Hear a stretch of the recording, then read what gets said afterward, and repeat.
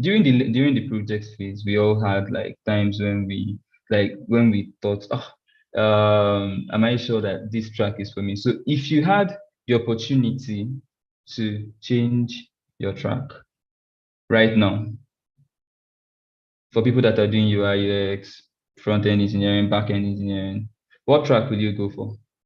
So let's see. If you had the opportunity to change your track, I know this morning I saw someone post something on WhatsApp where they were like, how can I, that they go to project phase and the guy wants to learn product design in 3 days, asking who can teach me how to do product design in 3 days.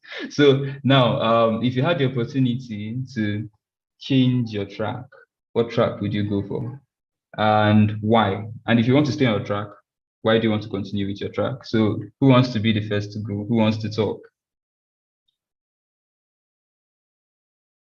Oh, also please, we also need you guys, everybody on this call, to go on your social media and tag at KodeCamp, follow KodeCamp on Twitter, on Instagram, on Facebook, on Truths, anywhere. Please go and tag KodeCamp, go and follow KodeCamp, like KodeCamp, talk about this day, tell people what is going on. We need the social media to be on our case, just like they are on P2B's case. You get it? So yeah, please share our social media, share our YouTube, go to Twitter, talk about KodeCamp. We really need that. So if you broke, you can't finish this training. No. What's that? How are we supposed to feel about that? We need people that are everybody. You have money in Jesus' name. Tech pays, don't worry. Tech is paying everybody's father. So now let's get down to business. So who wants to go first? Who wants to talk about if you had the opportunity to change your track, or do you want to change your track? Or let's say you had the opportunity to change tracks, what track will you go for? And if you're going to continue the track you're in, why will you want to continue in that track? So who wants to go first?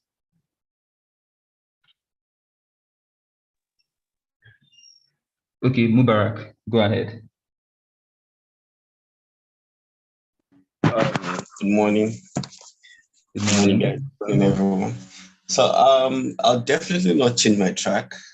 I'll still be on the front end part because I still have the goal to become a full stack developer. So I don't need to like change my track. I just want to follow, the full course of it, process by process, step by step. Nice. So, and it's something I've always wanted to do, be able to code and see, okay, this is what I've actually done. I appreciate the UI UX design part of it, but I like to get my hands, dirty, like, oh, this is the software that but actually coded out and it's working for everybody to see. Yeah. So I'll still stay on my front end track and keep moving on. Awesome. That's actually really cool. That's a really, really cool one. A lot of people want to get front end is really cool. I'm a front end engineer, so I can actually tell you guys. Back end people don't know what they are missing. So, Danny, what do you have to say? Danny, your hand is raised. All right, can you hear me? Yeah. Okay. I don't think I'll want to change my track because front end is definitely something I love doing. But if I were given the opportunity to, like kind of move into another track and, try out some things, I would like to, do UI UX because as a front end designer, you have to, know some principles of design. Let's say you don't have a designer to work with. You not knowing some concepts in designs and knowing how to design might give you issues. And then you now start struggling to, how to get design to implement and stuff like that. So if I had the opportunity, I'll go into UI UX a little bit, but my main focus is front end. Awesome, Danny. That's actually good. It's always good that front-end engineers understand website aesthetics and how to arrange some things because sometimes you don't really expect a UI UX person can give you all the designs, but you don't expect them to give you like a lot of mobile designs. And so when that time comes, you have to be smart and you have to be able to convert a full desktop site to a mobile responsive website without the help of a UI UX person. So a lot of things happen, crazy things are happening in this world. So that's actually awesome. All right, Abdullahi Anangi. Okay, please go ahead. All right, good morning, everyone. Good So morning. actually, if I'm given another chance, maybe to change my track, I would actually still go for UI UX because it's something Nice. that I actually chose like full mind. I want to do it. I want to see myself playing around with colors and Yeah. typography and spacing and alignment and everything. And then why I would still choose it is because I want to apply the same grit I worked. Sorry, I applied to get to this stage and the prayers, and I still want to meet my teammates, like the people we work in the final project. Those are amazing people that I actually mention anywhere and anytime. Those people are amazing. I want to meet them any day. Thank you. Yeah. Awesome, awesome. So I hear you talk about collaboration. So collaboration can never be emphasized in tech. Collaboration is awesome. It's one of the things that keeps us going and gets us to build beautiful, awesome products. So yeah, UI UX, beautiful track, lovely, lovely people. They get the best designs. Some websites, you go to some websites and you're amazed. You're blown away by the beauty people can make. And being able to see a developer, a front-end engineer that can get those things to work the way it was designed is bliss. It's everything that you can actually look for. All right, Alvan Ilo travels. Maybe Ingo book flight for us to Dubai. See, I want to travel, but I don't have dollars. So Alvan, please go ahead. Hello, good morning, everyone. Hi, good morning.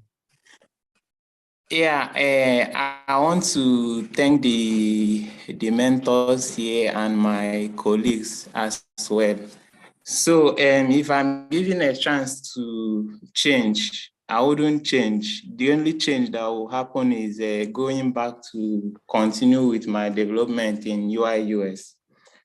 So I've been able to build a network of friends in UI UX, and I want to continue building on that. It doesn't mean that I don't have friends outside of UI UX. I have friends in front end, folks like Mubarak, KodeCamp, and a whole lot of them. So I learn from them, and if I ever have a chance to switch, I will go with front end first so that I can be able to understand the basics in front end too. But for now, I think it's a design all through the growth from the fundamentals which I've received from here, from the trainings and all that. So for me, it is a building upon that gains. So thank you. Yeah. That's actually awesome. So now I'm actually looking out for a back-end engineer that will come and speak and say something. How many tracks do we have here? And we have only UI UX and front-end people talking. Somebody should come and speak up for the back-end guys. Alvan, you can put down your hand. Thank you very much. Okay, Shegun, go ahead. Also, Phoebe's front-end though. Shegun, you can go ahead. All right, good morning. Good morning. Yeah, well, I just find it funny why people are just talking about UI, UX, front end, they don't want to leave. Well, UI, UX and front end they are cool. So, you need to know how these things works. You need to know what you to put in place for this thing to work eventually. So which means backend is the most important, because without backend, front end will just design, from UI UX will just design, and everything won't function. So you need to know how these things work at the backend. So me, I will still remain on the backend track because that's just the best. Oh Lord. Okay. So Shegun said that you don't know what you are talking. Awesome. That's good. Coach Smiles, I know I called you out on the chat, so please go ahead and tell us what you have in your mind. Hello, good morning. Sorry. Good I'm hearing morning. everybody are just like, appreciating how designs is nice, front end is nice, and stuff like that. Okay, Yeah. let me give you an instance. In a concept where you have an idea of an automobile machine, right? And then you do Uh-huh. the designs as per the designs. You now go and start working on the external part of how a car is supposed to look like. But after the engine, you're not going to need the engine to make the car work. Am I saying something that is like, it's the engine of the car that really matters. The car has to be fine, yes, for it to appeal to people. But if the engine is not there, the car is just a toy. I'm just saying, just in case. Like, Yeah. But I mean, so when you're doing car ads, you're not snapping the engine and putting on YouTube show. I mean, you don't see Range Rover putting their engine and then showing this is our engine. You yes, get the but point. then if they do that and the car doesn't move, it's not a car. Like, it's just the plain fact. The car is not a car. Awesome, Imagine awesome. having a nice design, but nothing in the background to actually make that design look like work. Right. Awesome. No problem. It's actually good. So I'm going to take the last person and then we can move to the next part of the closing of the ceremony. So V-Links, your hand is up. Go ahead, please. With smiles, nice. All right. Well, Yeah. the truth here is that both the back end, front end, and UI UX, they are all important. But then I think that without a design, I don't think you'll be able to come up with any work or any plan, because it all starts with a design. It's just like in the construction industry. That's one of the problems we're having in the construction. Some people just, maybe because they don't want to pay architects, they just embark in building, and at the end of everything, if a professional should come there, you know that an architect's hand is not actually in that work. So I think that before every other thing, that UI UX is very, very important, because I think it's the bedrock of whatever you are trying to even develop. So thank you.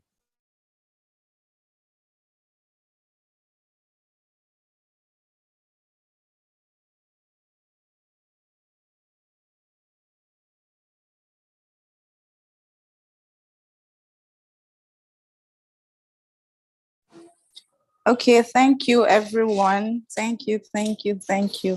How's it going, guys? It's track violence war this morning. All right.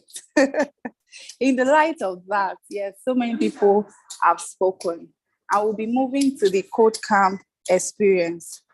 Just like yesterday, some of us came up and told us how CodeCamp has really, added to us, the challenges we faced, how we scale through. I'll be doing that again this morning. So can I have hands raised up?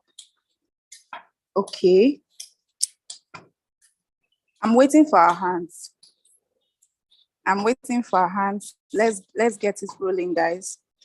UI UX, front end, back end. Okay. We'll be going with Alvan Elo Travels. I hope I pronounced that well. All right, Alvan, you can unmute. Let's hear from you. All right, thank you. About 4 months ago, when this cohort started, we started with the lesson on grades. And at that period, I thought maybe it is one of those welcome requirements and all that, but it turned out for me a lesson for life, for daily realities. For me, I think it's a story of transformation in design experience. For the first time, I am using Figma as a tool. I mean, I came into tech wanting to become a designer, and I've never known any of those tools until I came to KodeCamp.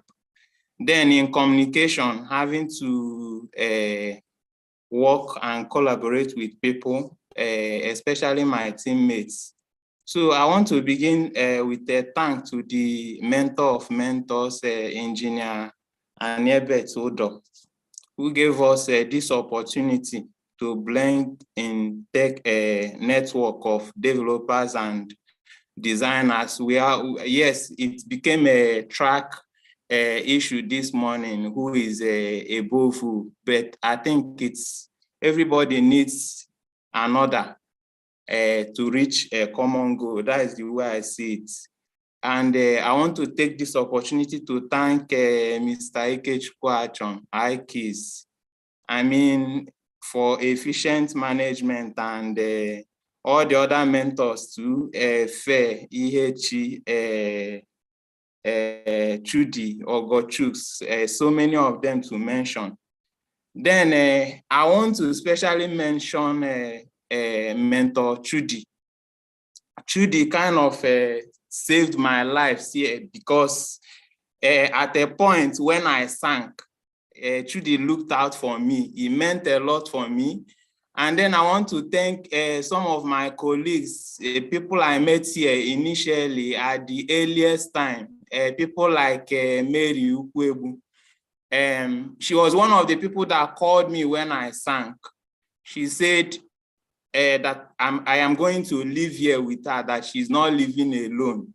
I didn't respond to that chat somehow because I felt the best response is to actually graduate with her, so to say. So I kept working. When Chudi reached out to me, I told him what the issues were. So for me, I think this project would have been dead for me without his intervention. So I appreciate that little touch of detail. It means so much to me personally. And then I've met a whole lot of persons here outside of design, especially my friends in front end. I will mention Mubarak again. I've really learned a lot from him and some of those noise makers in the random channel. I appreciate everybody. And I want to thank my teammates, especially Shandu, Mr. Rewan, Tolu, Caramel. There are so many of them to mention. I appreciate all of you. And those of them from the front end and back end who helped to implement our design. Let me not take everybody's time. I think it's worthwhile for me. And I think for me, KodeCamp is my number one. I've seen other platforms and I've seen what they are doing. But here the organization wooed me, the management and the mentors are streets, but then they are humane. So I thank everybody for this program and association. I will so much relive the memories. So thank you for this opportunity to express myself too. I appreciate. Thank you. Thank you, thank you, thank you. All the lifesavers, all the ships sinking, please don't sink again. No. All right, we'll move to Giovanni Bassi. Giovanni, let's have you. Hello, good morning. Good morning.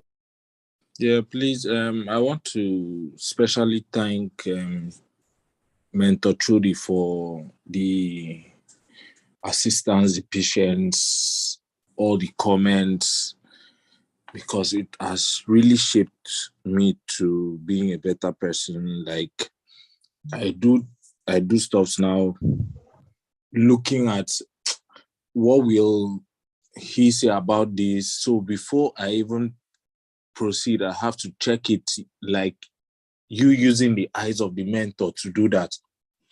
So he has been patient with us, not forgetting Mr. IKs for all his pressure.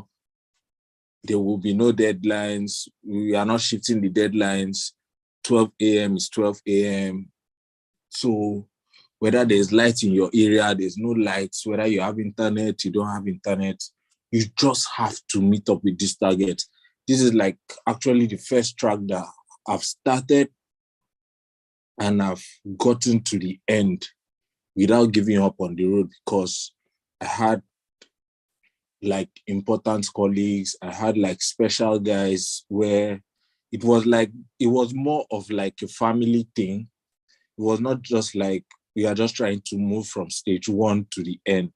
Everybody was always there for each other. If you send anybody a message that you have any challenge, they were always ready to listen to you. So big shout out to KodeCamp and my teammates. Shout out to my team lead, people like Simi, people like Flourish, Stanley, Beko. I had a whole lot of fun going through this whole process. So it was not really like I was going through school. It was more of like we were all learning together from each other. Everybody just contributes, and the whole process was seamless. So thank you very much. Thank you for that. So we'll be taking Oyebola Odeleye. Go ahead. 1 Good minute, morning. please. Thank you. Good morning. Good morning. Yes. First, I want to say thank you to the organizer of the KodeCamp program. It's a very rare privilege, and I want to say thank you. Then my own experience, starting with the first, when we got the acceptance link and we have to do the grit task, and the second one that followed, I was like wondering, is this the tech training we are coming into or some other self-development program training? But I found all those things to be helpful for me throughout the training program. And I must sincerely appreciate our mentor, that Savi. Savi was really wonderful. He took his time throughout the lecture, but at times, personally, as a student, I got angry on his behalf with some of the questions that people were asking. But he took his time to explain to everybody. In fact, somebody asked, like a 5-year-old will understand, and he will take his time to explain to everyone. Thank you very much. The experience has been wonderful. Now I can now sit down and write codes, and I will see the codes running by myself, which I could not have done before. So thank you very much. Thank you very much. Up next, we'll be calling, I call him my daddy because you don't see him. He's not at the forefront. He's always at the background, making sure KodeCamp is up and running. Can you join your virtual class together as I bring up Engineer Lawrence Akube? Thank you so much, sir. We love you.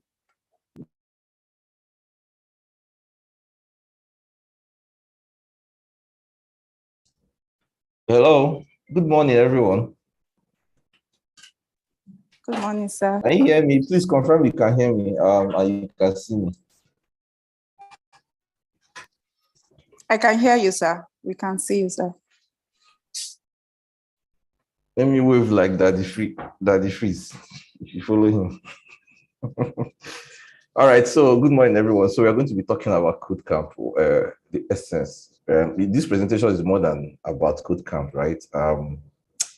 I'm going to probably put off my video. Of course, you know how strong our internet is. So thank you, Mole, for that introduction. Yeah, I prefer staying at the background and make sure things work. So I'll be going off the video now so that I will have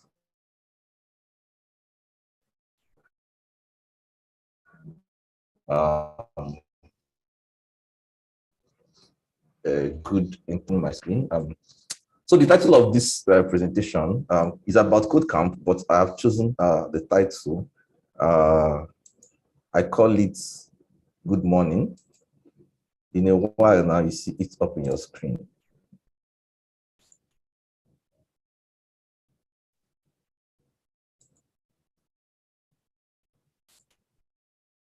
So someone who should help me confirm when you can see the screen.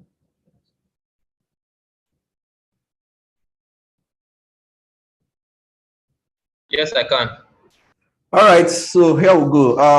So I'm here to tell you guys good morning. I normally like trying to get us involved in my presentation, and I want to probably ask just two people. I think probably I did this earlier.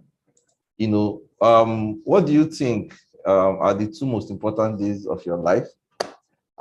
This is a question that is everyone needs to ask, right? I have an answer to this question, but just two people. Imol, if you can help me moderate this, just unmute two people, and I just want to get their answer. And you, on the course of the presentation this morning, you understand why this question has come up.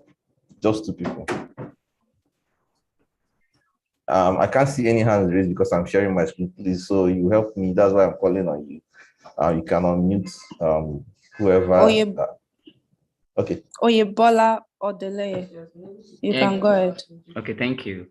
Well, for me, number one, I would say is the day I actually gain admission to school. Yes, because perhaps I've waited a while for it and it came. And number two, the day I finished from law school and I saw my results. So I know what effort I put into it. So those 2 days are very important for me. Thank you. Okay. So thank you very much. Is there another person? I think I will take two of you. Just one more person. Any other additional? You do trial. Thank you for the. No one's yet, sir. All right. So let me go ahead. So I think someone has raised hand. Iechi, go ahead. Okay, good morning, everyone. For me, there are so many important days, but let me break it down. I think one especially was when I got admission, because I stayed 8 years before I got it. I finished my WAEC in 2004 and then ended up getting into school in 2012. So those 8 years was God knows. But that was one of the very important days of my life. The second was the first time my dad, because I studied music, so the second was the first time my dad heard me sing on stage. He was there live, and I remember him crying. Then I think the recent one was when I started my website and when I got it running, that my mentor or my teacher was now giving corrections. I was blown out of my mind because I was telling myself, wait, I studied musical. I didn't do anything tech, but I can actually do this. So basically, if I'm going to bring it into three, those are the three most wonderful days of my life. Thank you. Okay. That's interesting. That's interesting. So I had three from EHO. I don't know whether any other person had. So okay, I think what I intend getting from this actually is I think from what I've gotten so far, it means that these days can change actually. So when you talk about most important days of my life, I think what I'm hearing is most important days so far. Because tomorrow, the guy that finished on law school, probably the day you say I do on the altar with your wife, you now adjust. Probably you change the first one and then you keep iterating.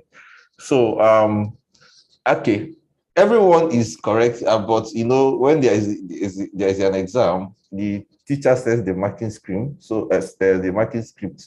So this is my own angle to it.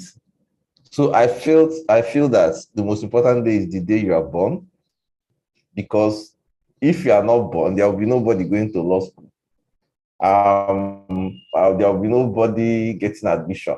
You'll probably be one of the trees by the roadside, because of course biologists, but they told us that we came from different species, going from becoming sea animal. Even though I don't believe that story, it can be the amphibian, it can be anything. So, but for the fact that you're a human being, that's why we're even having this discussion.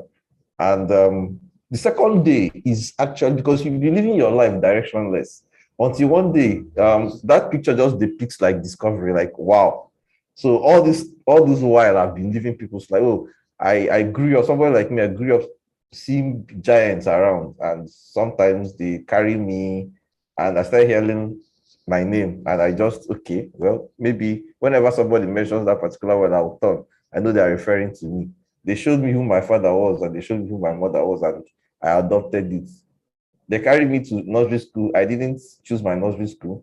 So at some point in your life, you grow to a point where you have to step in. where people don't make decisions for you again. But even when people are making the wrong decision as well, you don't still count it because sometimes you're moving in the right direction. But the time you actually discover, like, okay, this is what I really want to do, it's like you are sure nobody is, that will determine what you're going to be doing for the rest of your life. So it is very important. This particular one is something I want us to look at. Now, I showed this picture to show people what actually life is all about. You can define it in 3 processes: the design, the construction, and the finished product.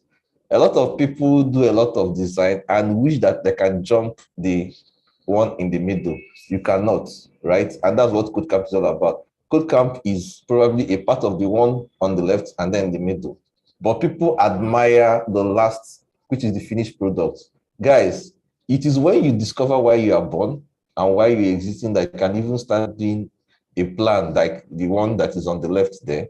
But it could only be a wishful thinking. You have dreams, but those dreams have to be translated to goals. And goals are like something like, let me give you an example. I want to be an author. It's vague. It's a dream. But if I say I want to write 2 books, it's a goal. To make it specific, I want to write 2 books, one on this topic and the other one on another topic. Now you're talking. But, oh, I want to be an author. It's not taking anywhere. You're like somebody that wants to go from step 1 to step 3. So now, we're actually going to be building a future. Now, again, interactive session. Who can tell me what's happening going on here? 2 people, quickly. I want participation. Just raise your hand. Imole, please help me when somebody raises his hand and call the person in. Okay, I see. Okay. Unmute yourself. What's happening? What's going on here? Immigration job test. Okay, so there's no need for the other hand. Thank you. I think that's the answer.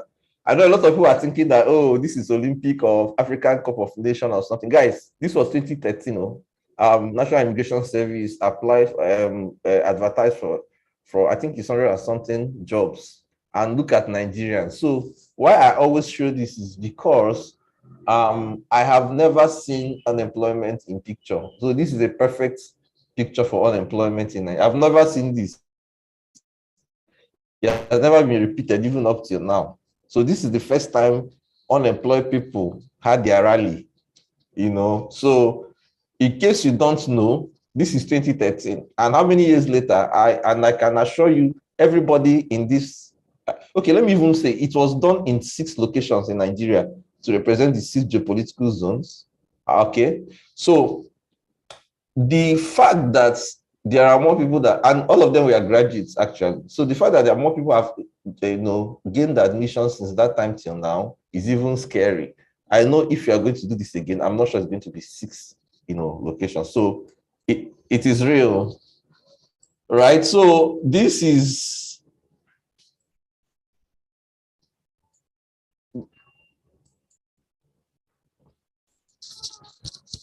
what happened on the same day. Okay, let me go to the next slide.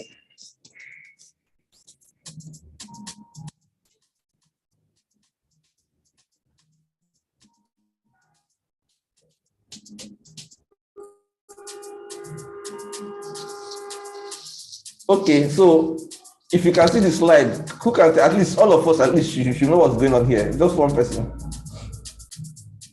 Oh, palliative. Okay, that is okay. That's enough. So, okay, so if you have never seen hunger in picture, that is exactly. So I have another one to show you.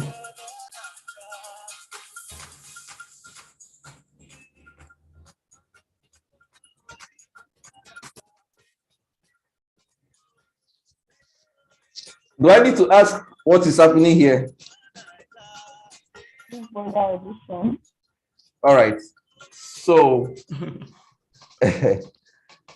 guys, let me tell you the truth. It is not easy out there. It is not easy out there. If you have not discovered why you are born, you follow the bandwagon.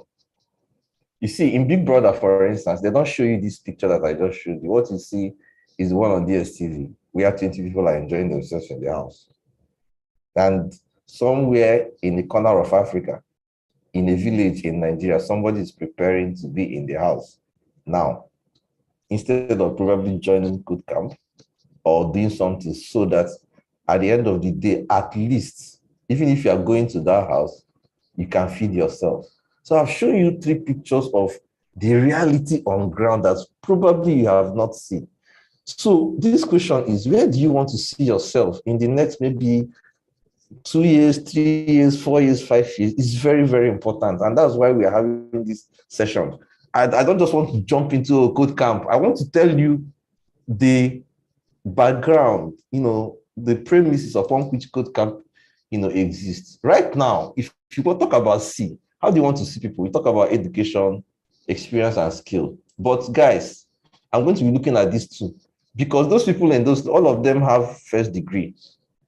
For the first picture I showed you, see, at some point, you're not going to be special anymore for just having a degree. Just note that, just write it down. If nobody has told you that, I'm sorry. I studied petroleum engineering. I thought, if you make a 2-1, a good 2-1, that on my interview, on the convocation that Shell and Chevron, they normally come, all the oil and gas company, they will come and do interview. They will employ you on that ground. My sister, up to today, I've not seen ground oil company to work in. And these things are not just the way they say it. So at the end of the day, it all boils down to skill. When you use your skill over time, it is called experience. It's as simple as that. And when people are talking about CV, I remember that we had a session yesterday about, what the guys look out for. See, the context of CV, let me add that perspective to this. CV is not a document you prepare when you're looking for a job. CV is, you sit down today and look at next 5 years. What do I want to put in that document? So when they say build your CV, it is not use a Microsoft Word or go to a cyber cafe to try to type in whatever you have done in, how many years you can never remember. No, building a CV is an action, is build. Build means, okay, in 2 years' time, I want to have 20 certificates in front end so that once I put it on Twitter, everybody will be like looking for me. And I start today to do it. So I want us to get that perspective about CV. Because sometimes you say, okay, when I look for a job, I'll go and dust up. What are you dusting up? I have heard that. So, and things are changing. So CV now is, in addition to your education, which every other person, has, what would you add? It is skill. So you need to start acquiring skill. So, you have seen in different places where we have talked about KodeCamp as building the skill economy. So you can see where all these things started. So that you guys, if you buy into the vision, not just as a learner, you know where we are going to, you know where all these things started. So now, if you want to hire a job to build a website, who are you going to hire? Is it a first-class graduate with a computer science, or somebody has 3 years experience in software development? It's again interactive. I think probably you can even chorus this answer. Do we need to call anybody to answer it? Okay, your hand is raised. Okay, go ahead, sir.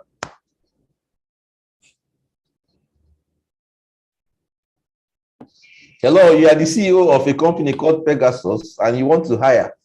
So who would you hire? Experience will matter in this situation. Okay, thank you. Thank you. That's I believe that a lot of us, I don't know any code. Okay, let me just give room for contrary opinion. Is there any code? I'm going to give like 5 seconds for somebody to raise hand. 5, 4, 3, 2, 1, and 0. No contrary opinion. So, guys, this is what is important now. Okay, so KodeCamp is not going to give you a degree. We are going to. Somebody has raised hand. Okay. Okay, come in. Sorry, I didn't see the hands. Hello. Sorry, the hand was there before. Okay, the hand was there. Okay, let me go ahead. So, guys, we are not interested That's why when you are applying for KodeCamp, so when I'm talking about KodeCamp, I'm going to be relating it to everything we have done without even telling you. We are not just interested. I saw someone talking about his finished law school. Fine. I didn't know that he did. When I was talking to guys from Abuja, someone, is it Port Harcourt? Yes. Someone talked about finishing from geoscience. I said, oh, welcome to the club, because I did my first degree, petroleum engineering, second petroleum geoscience. I said, how far are you interpreting seismic? The person was laughing, right? Guys, we are interested in the second one. You understand? Person that has the skill and probably want to build that skill, acquire the skill in KodeCamp 2.1, 2.0. I want to see those that have been in the first, the beginner in 2.1. They are now probably in the intermediate now. I want you guys to keep growing so that the experience will keep growing. What does your GitHub look like now? What is going to be looking like in the next 3 years or something? This is where, I'm looking at. Again, to portray this fact, it was back then, they told us earn a degree and get a job. It is now red. That's why I painted that in red. Now, the fact is that things have changed, and there are a lot of ways people can acquire education. Education is not schooling. So those that say education is a scam, it is not a scam. What we have done in KodeCamp 2.0 is educate. You are getting knowledge. So there are many ways: certification, training. Of course, we fall under training, self-learning. Things have changed, and people are now looking for those that even got their knowledge from these three and more. I don't know, it's not exhaustive. So now people are looking at, this logo you see here, you go online, these guys don't ask you to submit your first degree anymore. And even if you don't know any logo in the world, I think you are familiar with three there, talking about our industry. So right now, some of the companies are looking for the right top ingredient, which is get some skills and earn a living. And that is what KodeCamp is trying to do. Now I'm coming to KodeCamp. Let me tell you guys, we are trying to build the skill economy in Nigeria. That's why a lot of people are wondering why we are doing what we are doing. We want to do it in a different way. If we do Coursera and do Udemy and do, what are we doing differently? So you now understand the reason why we said it yesterday. Let me repeat it again. KodeCamp management, people that have been managing KodeCamp since February this year, anybody can dispute that fact. Since February this year, we have been having meetings every single night, not less than 1 hour, 30 minutes, every single night, 9 p.m. The mentors are here, the trainers are here. This is July, we're almost entering August. Since February this year, consistently, we don't have meetings on Saturdays and on Sundays. So when you talk about grit, you can now see why some of them are strict, because they don't sleep on your behalf, trying to organize these things. And that's why we are doing KodeCamp. See, there's an inscription here. Technology is far away, like technology has moved faster than our traditional curriculum. How many schools will you go to in Nigeria today and one particular faculty has a department that is handling blockchain? How many universities will you go to Nigeria today will have a part handling something like IoT?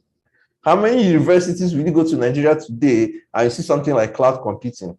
How many mechanical engineering departments in Nigeria today will you go and see them doing 3D, what they call additive manufacturing, 3D design and 3D printing?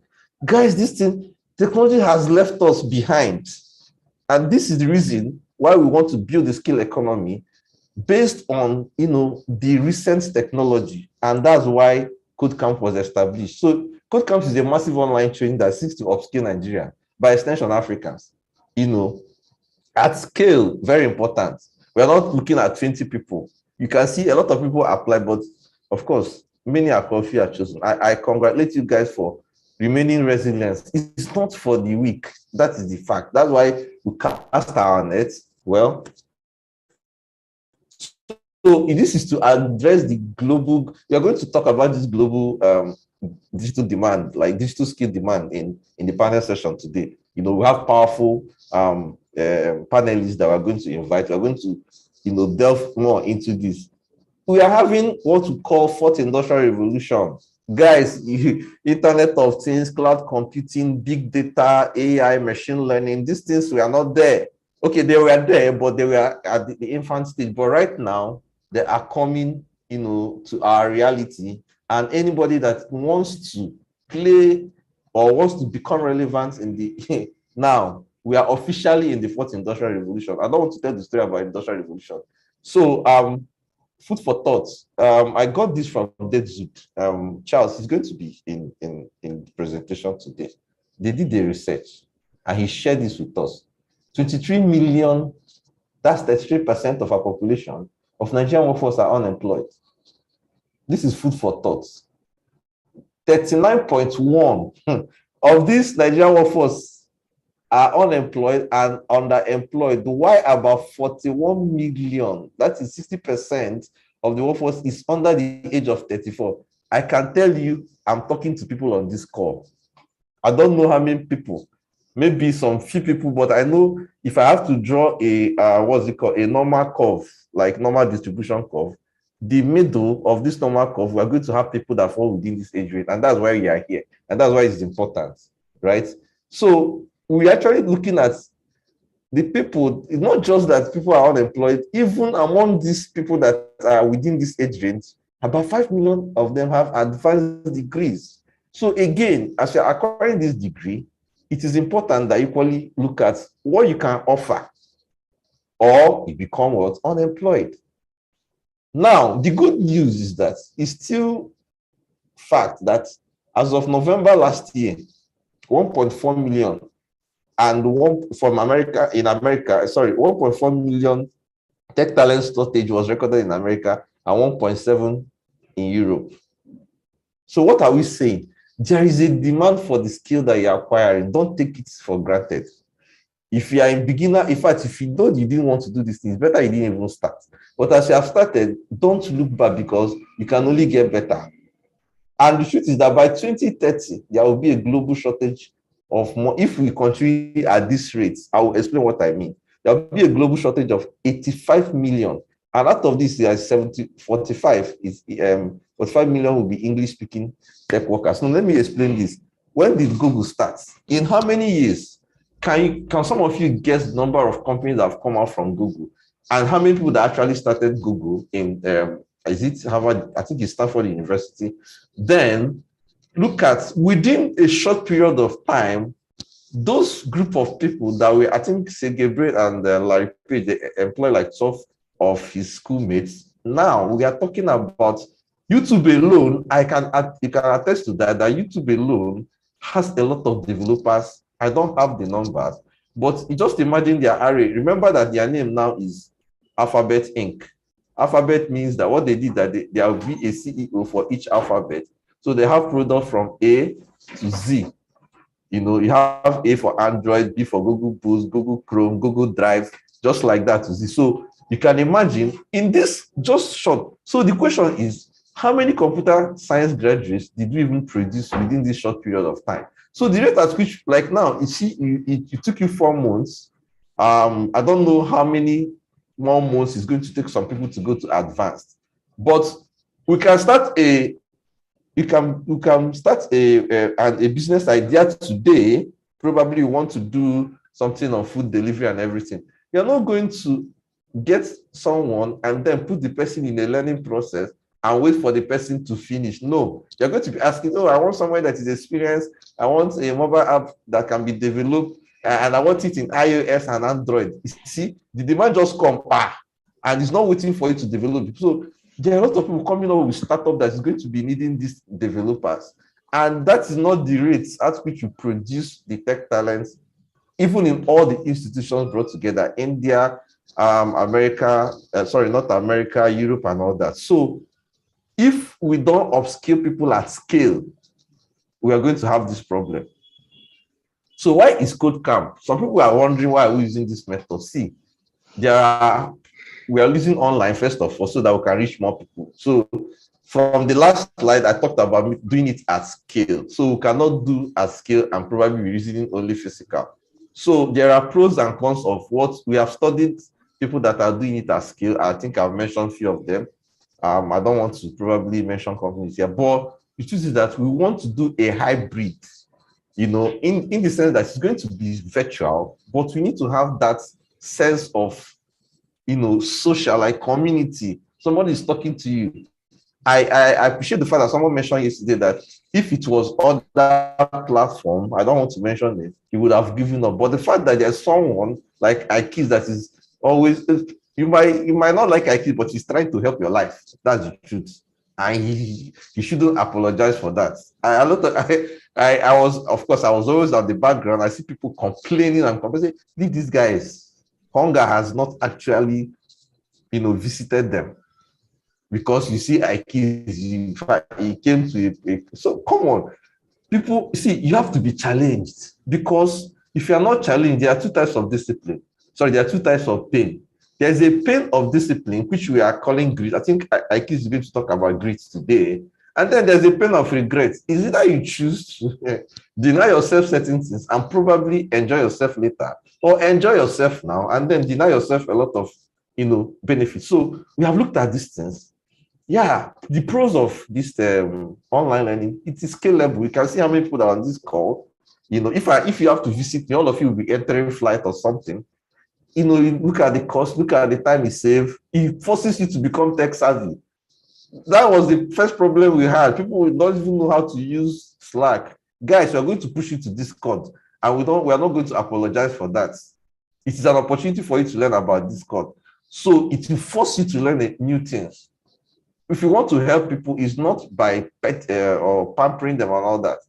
We are talking about flexibility, less competition, less intensive. But this time around, that's why I said we are going to combine. Look at the one on the left also. Improve time management, more accessible. See, you only need self-discipline to concentrate. Health issues, technical issues, expensive, lack of socializing. So bringing these two together, that's why we're having KodeCamp today, and that's the hybrid model that we are running. So for those that don't know, this is an opportunity for you to get to know. So first case we tested it last year with 3 tracks, UI, UX, mobile development, Android. So if you look at the right-hand side of this slide, you see you have experienced some of these things already. So what do we give you? Give 4 hours of lectures every day, learning materials, technical assistant, we grade and give you feedback. This thing requires resources, human efforts, teamwork experience, employability and personality development packages, which we are going to now be delving into immediately after this particular course for those that will join our community. You have access to experienced mentors, networking with amongst yourself. We are going to have program tomorrow. Don't stay in your house, come out. You don't know who you are going to meet tomorrow. Don't know whether that's the next guy that's going to probably be earning a job that will pay him $3,000 and above, So come out, build your portfolio. Of course, we talked about GitHub and all that. Of course, we are going to offer gift certificate for only those that merit it. Guys, we are not desperate to give certificates. Just know that we are not desperate to give certificates. What we are going to do is that even after now, if there are some people that are still in stage 4 or something and they are still interested, we'll reach out. So you can grow your own pace, but we're not going to dash you. We are going to help you. If you are still interested, we'll build you because we want you to service this job market that I just presented in the previous slide. So our traction so far, last time we had 3,000 people sign up. You can see a lot of countries. The map you see here is the demography of people. The thicker the color in the map, the more the people that signed up from the Lagos. Thumbs up to you guys, man. I feel like relocating to Lagos, you're always intimidating other people. You can see how they buy just on its own. Lagos took first, second, and third. In the first cohort, I think is equally having effect now. So this is what we had. In the last cohort, we have 3,000 plus people sign up, and we got 245. See, we are not desperate about graduating people. You can imagine the number of turn-ups. So 2022, we're expecting, you can see question mark there. I don't know. This year has not ended. Even beyond this, we might actually get people to the finishing line. So we are targeting 5,000 people to sign up. Sorry, that's novice and intermediate. So actually, we got 780 people that signed up for this. Of course, I don't know how many people are going to finish. So this is where I'm going to end this presentation. What are we going to get out of it? Because if you don't know where we are going, I've talked about where we are coming from. The next 2 slides is going to talk about where we are going. Guys, join us in this. I want us to look at spin-off. I looked at some presentations yesterday. That's why I came in and said, man, we're not actually be ending this, because I looked at there are possible spin-off startups. Spin-off is something that you chop off from KodeCamp 1.0. You can get some ideas and get people to actually work on it. While they are waiting for jobs, let them try and see if it's a startup that can sell. Okay. The second point you have there is project delivery. Some people can actually come to our platform when they know that we now have a community of developers. They can reach out to us. Okay, I want to develop a mobile app of this, and this. Okay, fine. You bring it to us. We put it together. You pay the people. We gather a team. You pay the people that will develop that, and then everybody is happy. The third point here is outsourcing of talent. I think Anebet hammered on this very well yesterday. You're going to hear some of our projected partners in this, people that are ready to take you guys. See, the blocker now is you people being serious. There is job, and they are going to talk to you today. This is real. I don't like motivational speeches. This is real. We are going to hear from them and what they require from you and why you need to. Guys, Nigeria is hard. Please help your family. The only thing your family needs now is your interest, your grit. And that's why we are putting this program. We are talking, you see, from yesterday, we talked about what the hiring managers are looking for. Now I'm talking about KodeCamp. I just talk about grit. So putting all these things together, we are purposeful about what we want to achieve. Then the next one is research and development. We have product developers in this cohort. We didn't have it in the last cohort. What does it mean? Somebody might just have an idea. Okay, the difference between this and the second one is the person has the idea, has the user story and all that. But there's some people, I just want this. Then you pay for both the research and the development. So the research is all about product development and all that, with the people that will actually give you the actual product. So this is more like consultancy. So we can take up those. You cannot push people away and say, no. Now that I know I have product managers, I put them into the team. This guy has this idea. He doesn't even know how to start. You pay product managers for that. Then freelancing. I don't need to. I think we had a discussion about this yesterday. So I'm not going to. So we are going to be looking for sponsorship. Guys, I know some of you are connected. I don't know who is listening to me. Some of you guys are connected. We are trying to build a proven track record that could attract the government to consider KodeCamp as a platform of choice to implement some of their programs as well. That is centered around skill development. We are not putting this off the table. We are looking out. The good thing is that we are not waiting for them. We have started. If they consider us, well, fine. So that's fine. Sponsorship from industry. Companies might want to use us to, use our reputation. We are building our reputation. We are building our track record, and we are building our credibility. They can use it also to do corporate social responsibility. Somebody can just close and say, the company said, you know what, I want to train 100 users. KodeCamp is a platform because we have actually built experience. We are not stopping anytime soon. Okay, so we have sponsorship for individual as well. We are open. Then we'll be actively applying for grants as well. And there's going to be a tuition, but like a special program where if people want to pay, probably want a masterclass, you want to have one-on-one with engineer Nebeto on a particular area, you might just say, okay, we're going to have a boot camp, because this is for people probably they are beyond the intermediate phase, and there's a job that came recently, and what that job requires is, I think I did iOS development, and do you know how much? $4,100 a month. So some people might want to go into machine learning, which Anebet is now an expert in. So these are kind of possibilities that we can see. Then special program and short courses are possible.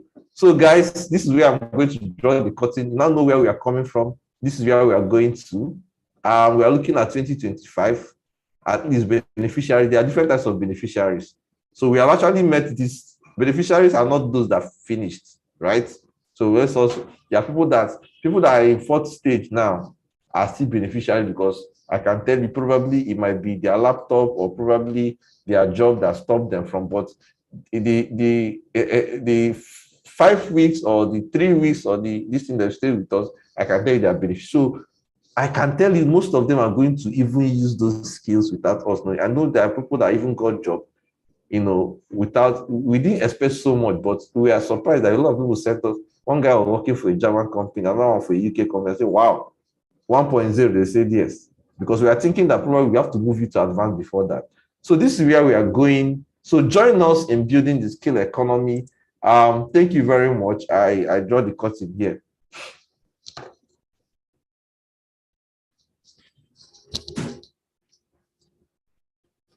Hello.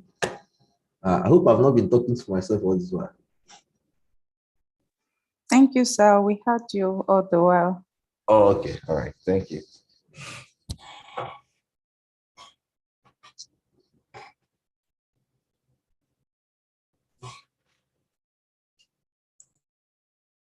Okay, people. Some people call him the Great Master, some people call him Headmaster. We are moving to none other than our I keys. I keys, the floor is yours. Thank you.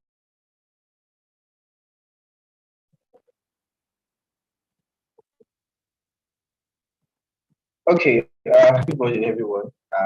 Please kindly confirm you can hear me, please. Can you hear me? Hear me? Can you hear me? Can you hear me? I can hear you.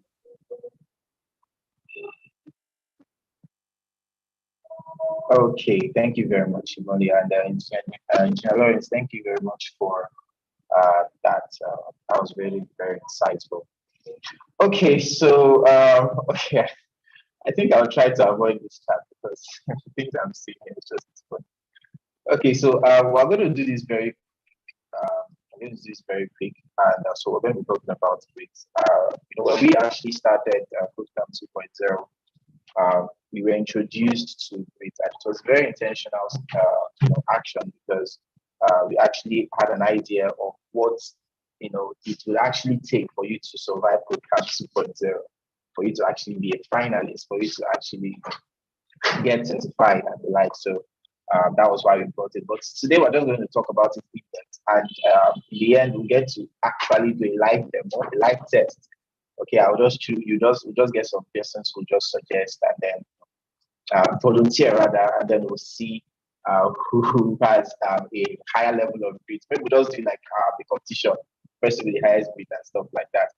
But I'll also, in the course of this presentation, I'll take two persons who want to share their personal experience as to how grit actually sustained them down and helped them to overcome challenges and of course become a finalist. So if you're going to be part of those persons, you can just once it's time, just raise your hand, just 2 persons. Okay, so not now. Okay, Ken, this hand's already raised. Okay, so let's do this quickly. Let's do this very quickly. So welcome to today's webinar session. My name is Kich Kwachom, and I'm privileged to be the program manager of KodeCamp, and I'm also a software developer at Codehouse in Eket, Akwa Ibom State. So Codehouse is actually a tech firm here in Eket, and it's Codehouse is actually the one powering KodeCamp. So the KodeCamp here is actually, because of what Codehouse. Okay, so let's move on. So what is grit? Okay, now the thing is, grit is one of the hottest concepts in psychology right now. Okay, researchers are currently studying about grit. They're actually studying about. I read a dissertation. I read some research. Okay, where researchers are studying how athletes, okay, can develop more mental toughness. Okay, they are studying how teachers can, foster grit in their students, and how people like you and me can actually build grit in our daily life. So actually learn how to do that much later in the presentation. So pardon me, I'm going to be a bit fast, but I'll try to be as clear as possible. Okay, so what is grit?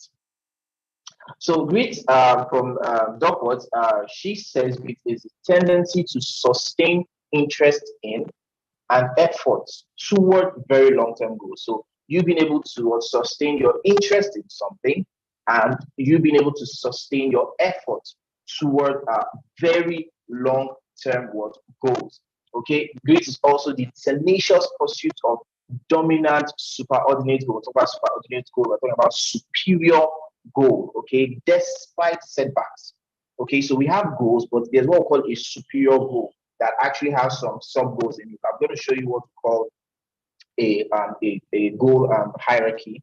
Okay, that so now I was talking with someone about grit, and the person was like, "Is grit the same as self-control?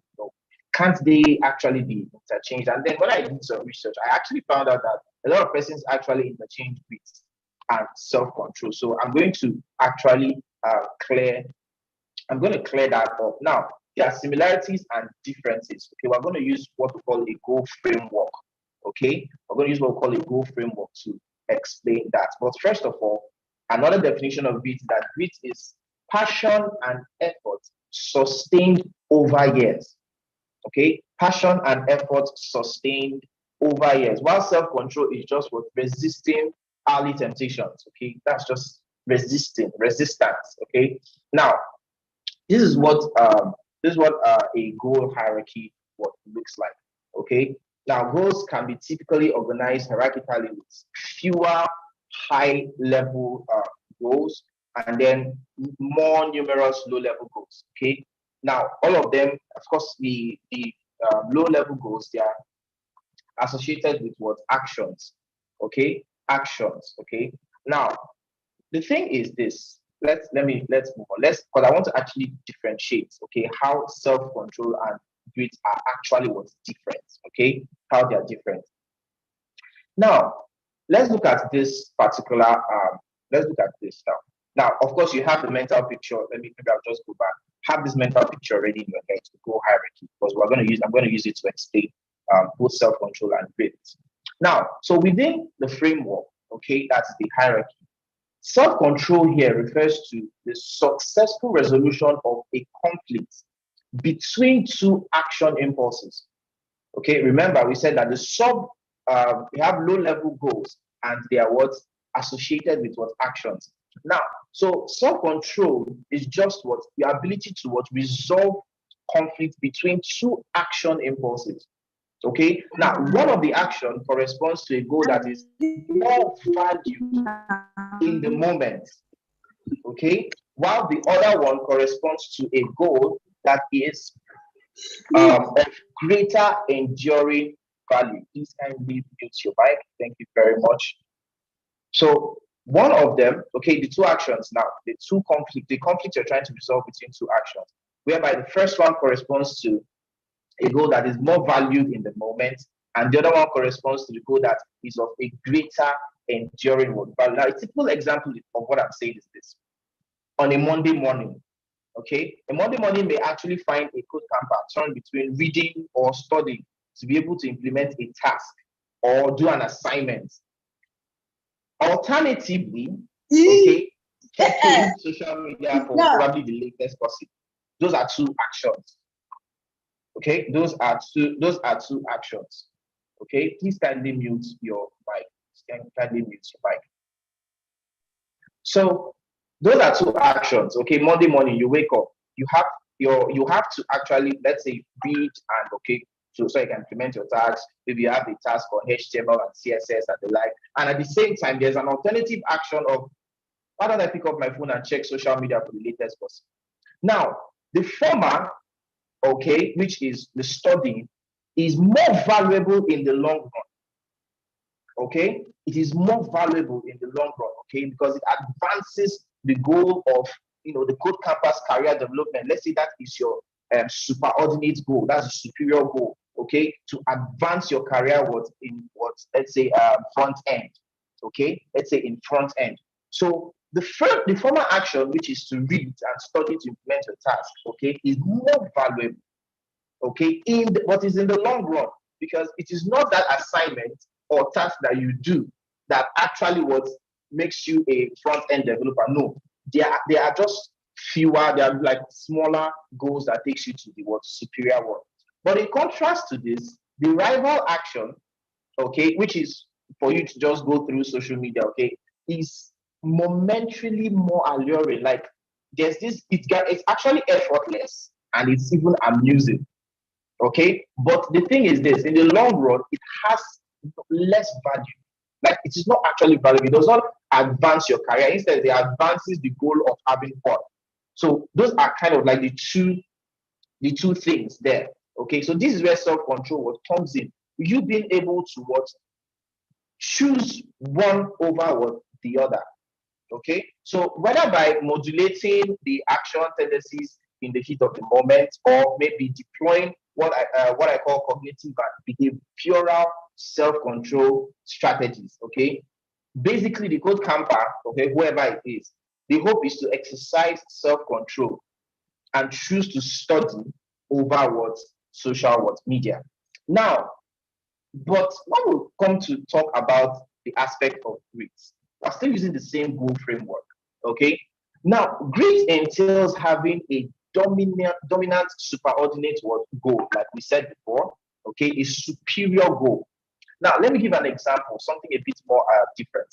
Now, let's say you have a goal to create a new software that revolutionizes the way wastes are being disposed. Okay, we have a team called Post the way that builds a website. So let's use that for an instance. Let's say that is a goal. Now, so you have that goal, okay, and you want to be tenacious. You're working towards it in the face of obstacles and setbacks. And of course, most times it can take you years, it can take you decades, it can take you months, it can take you longer time. So the superordinate goal now, okay, when you look at the diagram here in A, okay, it sits at the top of a well-organized goal hierarchy. So let's say the software is here. Now there are three other goals that kind of still helps you achieve that one, and then there are much smaller goals that still helps you to achieve the one above and the superordinate one. And then these boxes are the actions you need to take. Okay, the boxes are the actions you need to take. So the thing is this now. For people who have grit or grittier individuals, they are either able to actively suppress a rival superior goal. There could be a rival superior goal, which is this young man here, this other one, a rival superior goal. Okay, now, so they are able to suppress the rival superior goal, or they are consistent with like descriptions of eminent productive individuals. So people who have actually done these things, people who have actually gone far. So basically what I'm trying to say is this. Now when you look at this B here, this particular hierarchy. So look at this place where you have this red, where you have this image here. Okay, the circle and then crossover. Now, what someone with grit does is this. When faced with a setback, okay, when faced with a setback, the superordinate goal, okay, drives gritty individuals. The goal of building that software, it drives gritty individuals that when they are faced with setbacks, they find a way forward by either bringing up new lower order goals, okay, or actions when the current one is blocked. So let's say they have to take this action, okay, this particular action under here, but there is a blocker. So instead of giving up, okay, what do? They would find a way around it. They find a way, maybe a new action, okay, maybe a new action, or maybe some other lower goal that will still be in line with what they want to achieve. So you can see here there's a novel goal generated in response to a setback. Now I know, of course, for instance, let me give an instance. Let's say you have a grant you want to submit, a grant proposal, or a book, or an idea that was rejected. Now, yes, you may actually cry and the likes, but someone with grit, okay, moves to look for another person to fund. Maybe you did the first grant, you didn't get it. He tries another, he looks for another place that grant is doing that he can actually submit his grant proposal. Okay, maybe your book was rejected. You look for another printing press. Maybe the idea was rejected. He looks for someone else.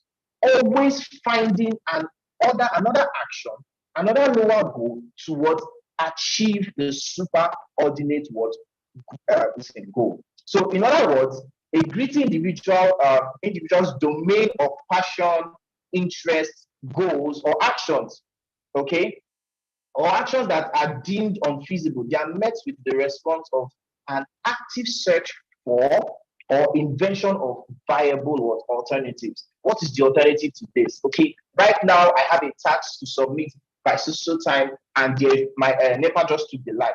What is the alternative to make sure that I submit? So instead of that setback and then I just relax and do something else, gritty individuals find a way out, because they are being driven by the goal. So how do you, let's move forward. How do you develop grit? Now, there are 6 ways I'm going to list out, of course, from research. Now, the first is pursue your interests. Okay, pursue your what interest, because if something doesn't fascinate you, it will be hard sticking to it. If something doesn't fascinate you, it will be hard for you to stick to it. Now, one way to actually do that is to ask yourself questions like, what did I spend my time doing as a kid? Okay, when you were a kid, what did you spend your time doing?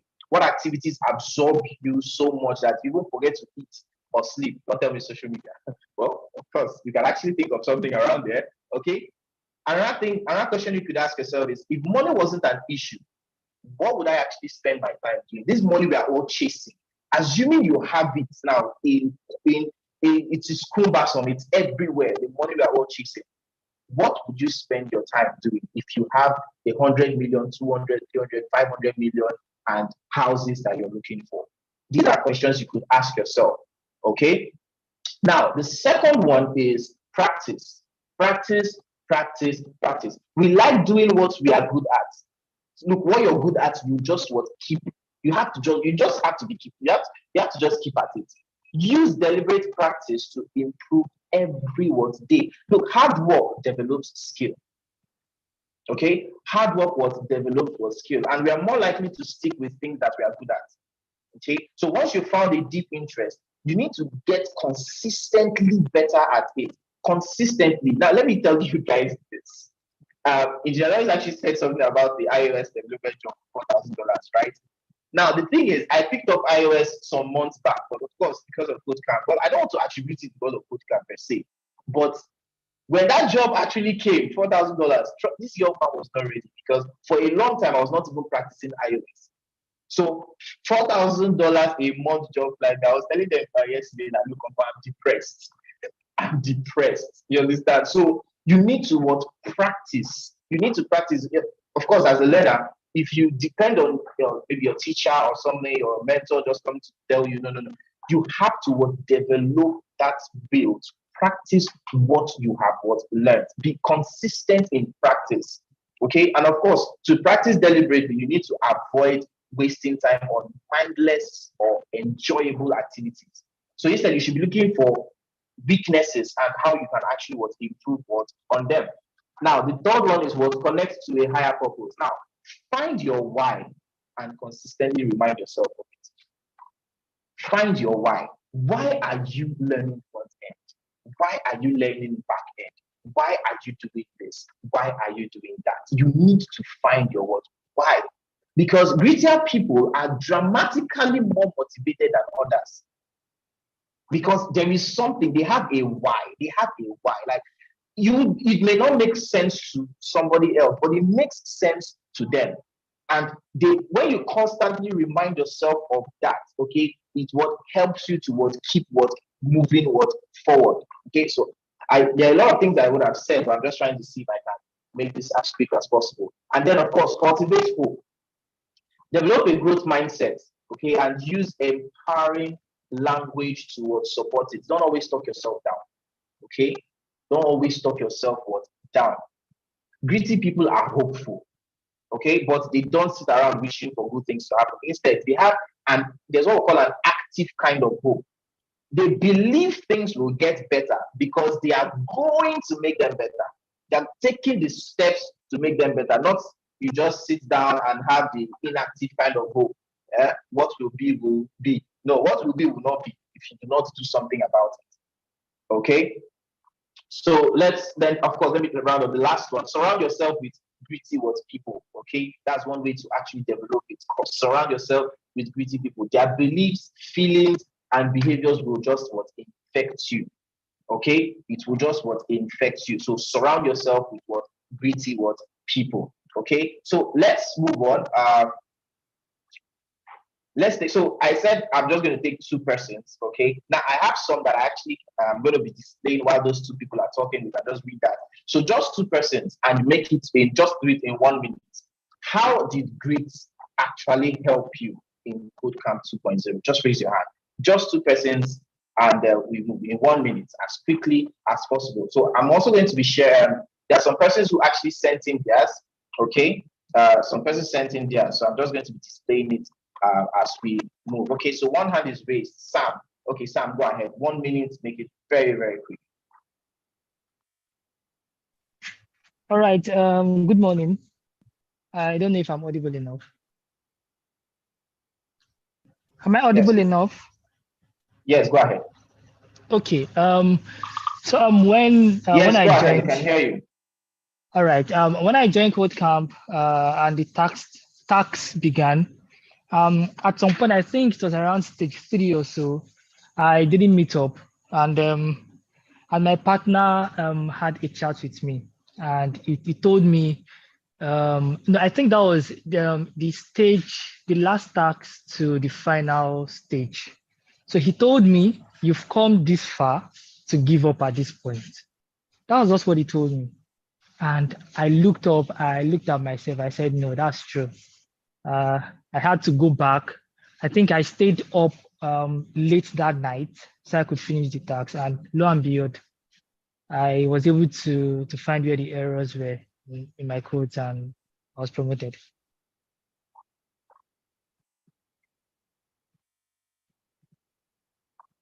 Okay, thank you very much. Okay, so the last person I said just to, and I think you famous raised their hand before Tobilola. So Tom, you can also drop it on the chat and then probably just read that out. Okay, so you famous. Yes, let's hear you. Okay, it's 12 on the dot. Good afternoon, everybody. I don't know if you can hear me. Hello, Yeah. can you hear me? Yes, I can hear you. Good afternoon. Okay, when I joined, yes, we can hear you. Good afternoon. Go ahead. Yeah, it was a bit it was a huge shift for me actually, because I wasn't into tech. I knew nothing about tech, and here I am trying to do digital marketing. And the beginning, we had to get our pairs and do some tasks and all of those stuff. And I actually felt frustrated though because of my pair at that time, because I got paired with somebody that was not putting in the same amount of energy the way I was, and it was a bit devastating then. And I remember talking to at Ikis, and it was like, that's the essence of actually finding a pair, is for you to be able to understand teamwork and the rest of the story. And I was like, okay, fine. I kept being the motivator and the one pushing my pair and all of the stuff. And along the line, he came along, and then we kept doing it. So I had some setbacks, issues like data, electricity, and all of those stuff. I almost gave up. I think somewhere around the second month when I had to move and things like that. But I would say I could make it this far because of grit. If I didn't have if I wanted to let the setbacks, all those setbacks hold me down, I don't think I would have been here. I would have, dropped out a long time ago. But here I am. So yeah, that's that.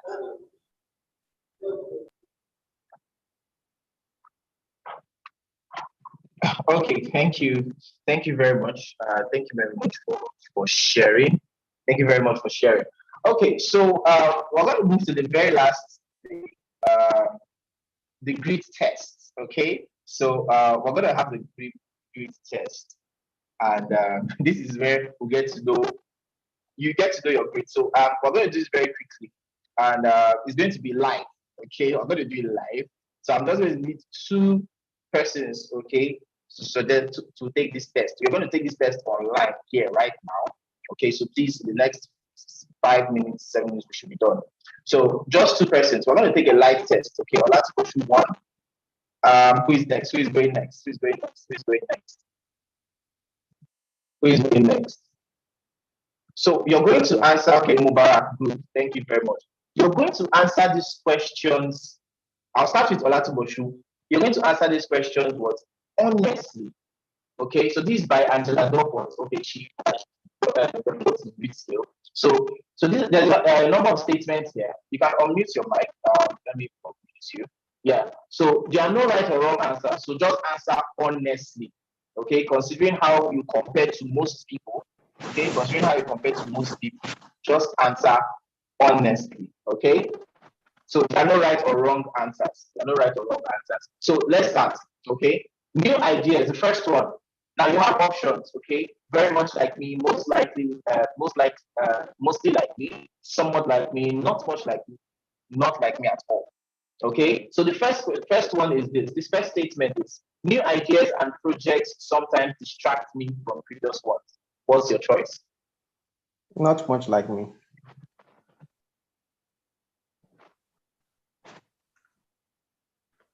Okay, setbacks don't discourage me. I don't give up. So mostly like me. Hello, are you there? Yes, I'm there. Mostly like me, okay. I often set a goal, but later choose to pursue a different one. Mostly like me.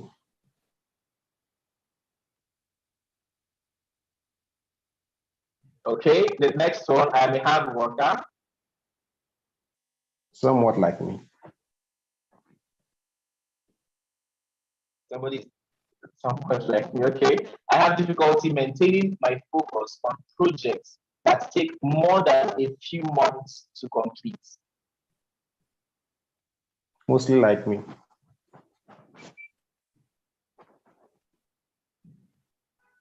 I finish whatever I begin. Mostly like me.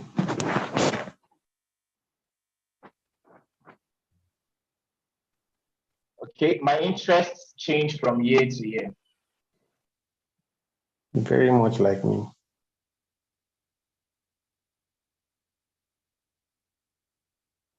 Okay, I am diligent. I never give up. Somewhat like me.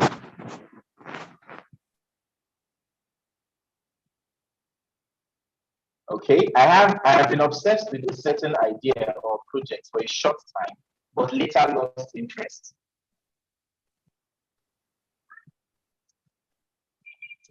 Mostly like me.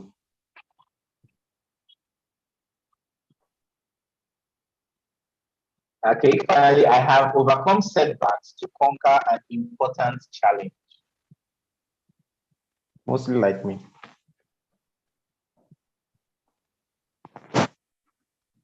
Mostly like me. Okay, so let's actually see your score. So you scored 2.90. Okay, now what this means, the actual, of course, you can see the cutoff is what 5. So you barely made it past that. So this actually is your level of grade. Of course, if you answered honestly.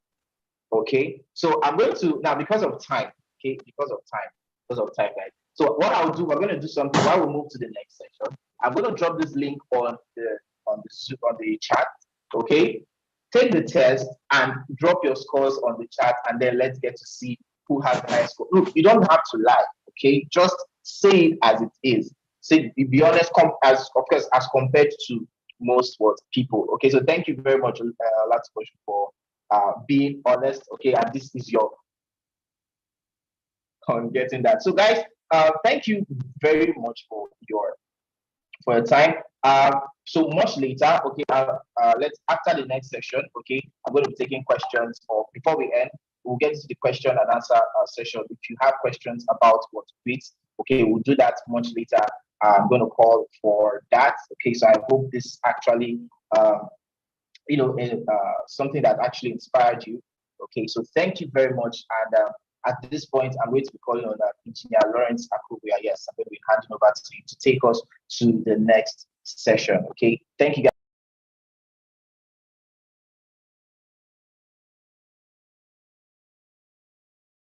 Okay, thank you, Ike, for that great presentation.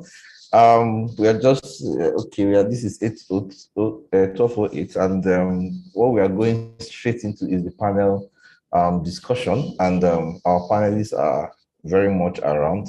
We really appreciate them. So without wasting much time, I'm going to just share my screen. Okay. So we have all right, I can share the screen. All right, thank you. So we're going to be looking at the topic is remote job placement for Nigerian tech talents, the challenges and the opportunities. So I'm actually going to be introducing our speakers and the moderator. I think this particular session, I'll bring my Oga in, Engineer Nebet Udo, who actually is the sponsor of KodeCamp, to handle this session. But before then, I would just like to introduce some of our speakers, right? So please, Ike, at this point, I would like to share my own screen. I hope I will be permitted to do that. Okay, thank you. Just a minute.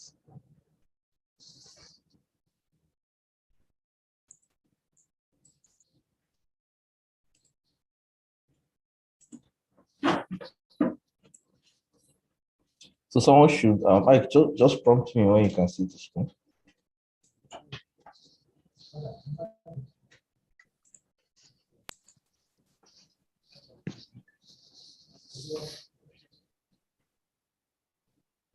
Okay, yeah, I can see the screen now. Okay, thank you. So the topic is remote job placement for Nigerian, of course, by extension, African tech talent. When we are looking beyond Nigeria, what are the challenges and opportunities? So the host for this, Engineer Nebet Udo and Engineer Lawrence, and this particular session is powered by Code House. And so let me start with just let me introduce Engineer Nebet Udo, who is going to actually anchor this. Engineer Nebet Udo is, I know him as an entrepreneur, is an engineer, a control systems engineer, philanthropist, of course. Sponsoring KodeCamp is not easy. And of course, he's a programmer. If you look at the array of program, I think a lot of us were shouting yesterday when he talked about he started coding since 1992 and all that. Yeah, it's real. Look at I think this is grit. Grit in the picture. Of course, Engineer went to University of Port Harcourt, as you can see there. He's still a control systems engineer for ExxonMobil. I'm going to be bringing him in to take this session. But before then, let me just go through some of our panelists. This is someone that everybody, I don't think I need introduction for my ASM, but for formality's sake, I'll just maybe go ahead. I think the most important introduction is that he's the CEO of Hotels.ng. Look at the number there, very intimidating. 13,000 hotels on the platform, and billions of bookings have been done. You see, the simpler your introduction is, the more impactful it is. So there are a lot of other things, FCMB board in Lagos. I don't need to go into all this. The second important introduction here is that he is the co-founder of HNG. And I think probably in the course of the panel discussion, maybe HNG will be mentioned, you get to know more about it. I know a lot of us that came into KodeCamp 1.0 probably enter HNG and didn't know the left from the right, and before they know what's happening, they have to. So you hear from the horse's mouth today. So I'm going to, I think Engineer will bring him, Engineer will bring all of them in. So another big giant in the house is Charles Semonbolu. Charles is the founder of TechQuest. Lagos Business School, Lawrence University, University of Nigeria, Harvard University, taking a lot of courses. I think talking about pioneers in this industry, you look at ROA there. ROA Hub is in UNN. That's the first hub that was integrated into the university system. See, if you look at Silicon Valley, what makes Silicon Valley what it is today, beyond the ideas and everything, is actually the presence of the higher institutions there. And I believe that it is visionary for Mr. Charles to have thought about this, and it's on record. It's one of the all these things we are doing now in Nigeria. These are the pioneers in the tech industry. Again, I put this one boldly. Is the director of partnership, innovation support network. He's a big player in the tech industry in Nigeria. The Innovation Support Network is an organization that has under its umbrella most of the hubs that in Nigeria. So for Charles to be the director of partnership, it means a lot. So they are going to be speaking to us. Engineer Sontomi Okoye, of course, the pictures speak for itself. He is the Chief Operating Officer of Bonitas Group, Managing Director of John Joe and Partners, Engineering Project Management Consultant as well. So he was in Slot-Bijay. These are people that left good paying jobs to pursue their ambition. And you can see when you talk about Bonitas Group, it goes from energy, agro solutions, media solutions, investment, ICT, engineering equipment, property limited, and the list goes on and on and on. I think this is clear. Jason thought it was equally a graduate of University of Port Harcourt as well. So we have Nsika Kata also, the CEO of Innovantis Limited. Innovantis, of course, look at the array of services that they render: design, development, consultancy, implementation. He has actually been in at the other side. He has experience in the banking sector. He was in Sterling Bank, Diamond Bank, and IT supervisor in Sidri before he started Innovantis as well. So he currently is the CEO of Innovantis, and he is one of our panelists. And we have Anyekan Udo, and Anyekan is the business director. Sorry, I'll correct that, of Cypher Crescent. Guys, let me tell you about Cypher Crescent. You will not hear of them, but we are talking about the tech giants in Nigeria. What comes out is Cypher Crescent. Cypher Crescent is a company that, okay, look at what they do: mathematical modeling, engineering software development, asset management, intervention, IT services and solution. Let me tell you what makes them different. These guys take everything from first principle physics and mathematics. This is the only company I know in Nigeria today that does this.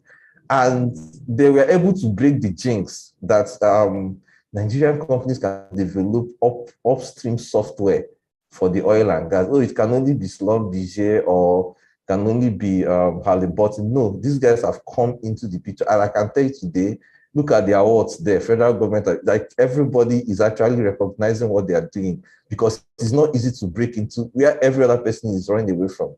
The flagship product is Sepal, and you have Sepal Suite, you have WRFM. WRFM means well reservoir management, meaning that you talk about the mathematics and physics of thermodynamics, fluid mechanics, and the rest of them, heat transfer and all that. So the good thing about it is that they are 100% Nigerian. Look at everything you're seeing from the first place. They've been able to demystify. So the important thing here is that Cypher Crescent is actually looking at our own area, and that's why they are here. So there's a recent development. You can look at the slide I'm showing now. You have Cypher Crescent Industry School. So they are now playing in the area of bridging the digital skill gap for professionals in the industry, the government, and the higher institutions. So they have software academy. Of course, very soon you guys are going to hear something like drone mechanics and engineering. These are things that you are going to be hearing about. So he is equally on the panel. So we are going to go straight into the discussion. So I'm going to bring in, sorry, I got a message from one of the panelists that something came up in Yang and she will not really be joining us. There is an important assignment that came up. She has a meeting. Of course, she was here yesterday, and we got a lot from her already. So my apologies. She might not really be joining us. So I'm bringing Engineer Anebes Odo to take it from here. Thank you very much. Okay. Thank you, Lawrence. That's a very good way to kick off this session. Again, I just want to thank our panelists for joining, Mark, Charles, Somto, Annie, and SICAC. So thank you. The introductions have already been done, but I would just like to just hear from each of you, kind of an opening salvo. But before you do that, for the code campers, those who have finished, one thing I want all of you to take note is that these people are people who have been in the industry. And when I say industry, I'm not just referring to the tech industry. I'm also referring to the industry of talent, sourcing talent. This is a big problem, and we are going to talk a lot about them. Of course, they don't need a lot of introduction, right? So these are people who have experience either as looking for talents or working with developers. In fact, a lot of them have been developers themselves. So this is an experienced panel, and I want you to listen. I want all of you to listen very carefully to what they have to say. There's a lot to be learned, from this session.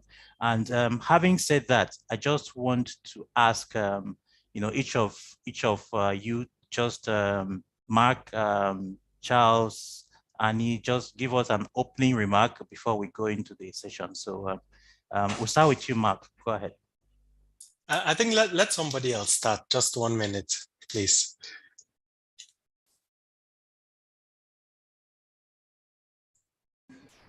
Sorry, Mark, I didn't get that. I said, is it possible for somebody else to start? Okay, I will just Oh, okay, Charles, go ahead. Charles, go ahead. Good afternoon, everyone. All protocols observed. I would say that I'm very happy to be on this panel, and I would say a lot of congratulations, first and foremost, to the Code House and KodeCamp team, but more importantly, to the many of you who have shown grit and gone through the 4 months of this program. The topic for today is, or should not be new to anybody here.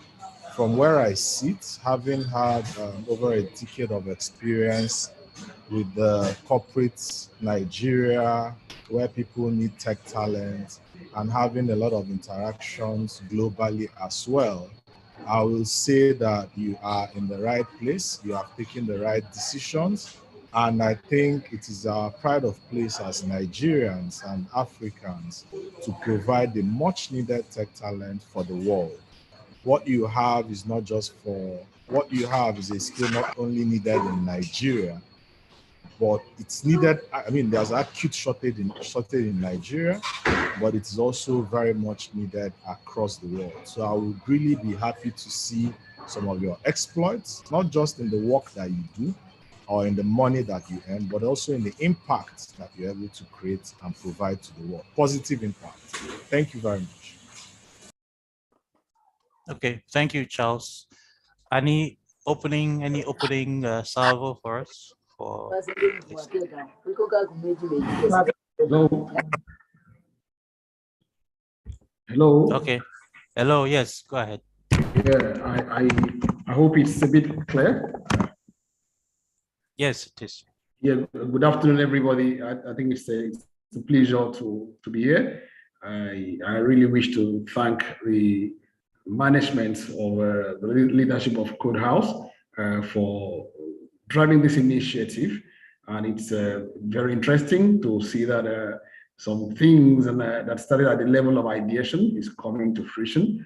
And like the last speaker just said, I think we are looking forward to making Nigeria, I mean, a very significant cluster for talent, to the world. I think it's pleasurable because I think 2 days ago, or was it yesterday, the National Assembly passed a startup bill, which I'm sure there's no need to feel that it will not be assented to by the president. And it is centered around tech development. It's centered around kickstarting Nigeria on the big scale as a tech hub globally, and seeing Code House, lead this initiative to ensuring that Nigeria gains the needed momentum, and not just Code House, seeing also the interest generated by Nigerians, especially the young ones, in keying into these opportunities.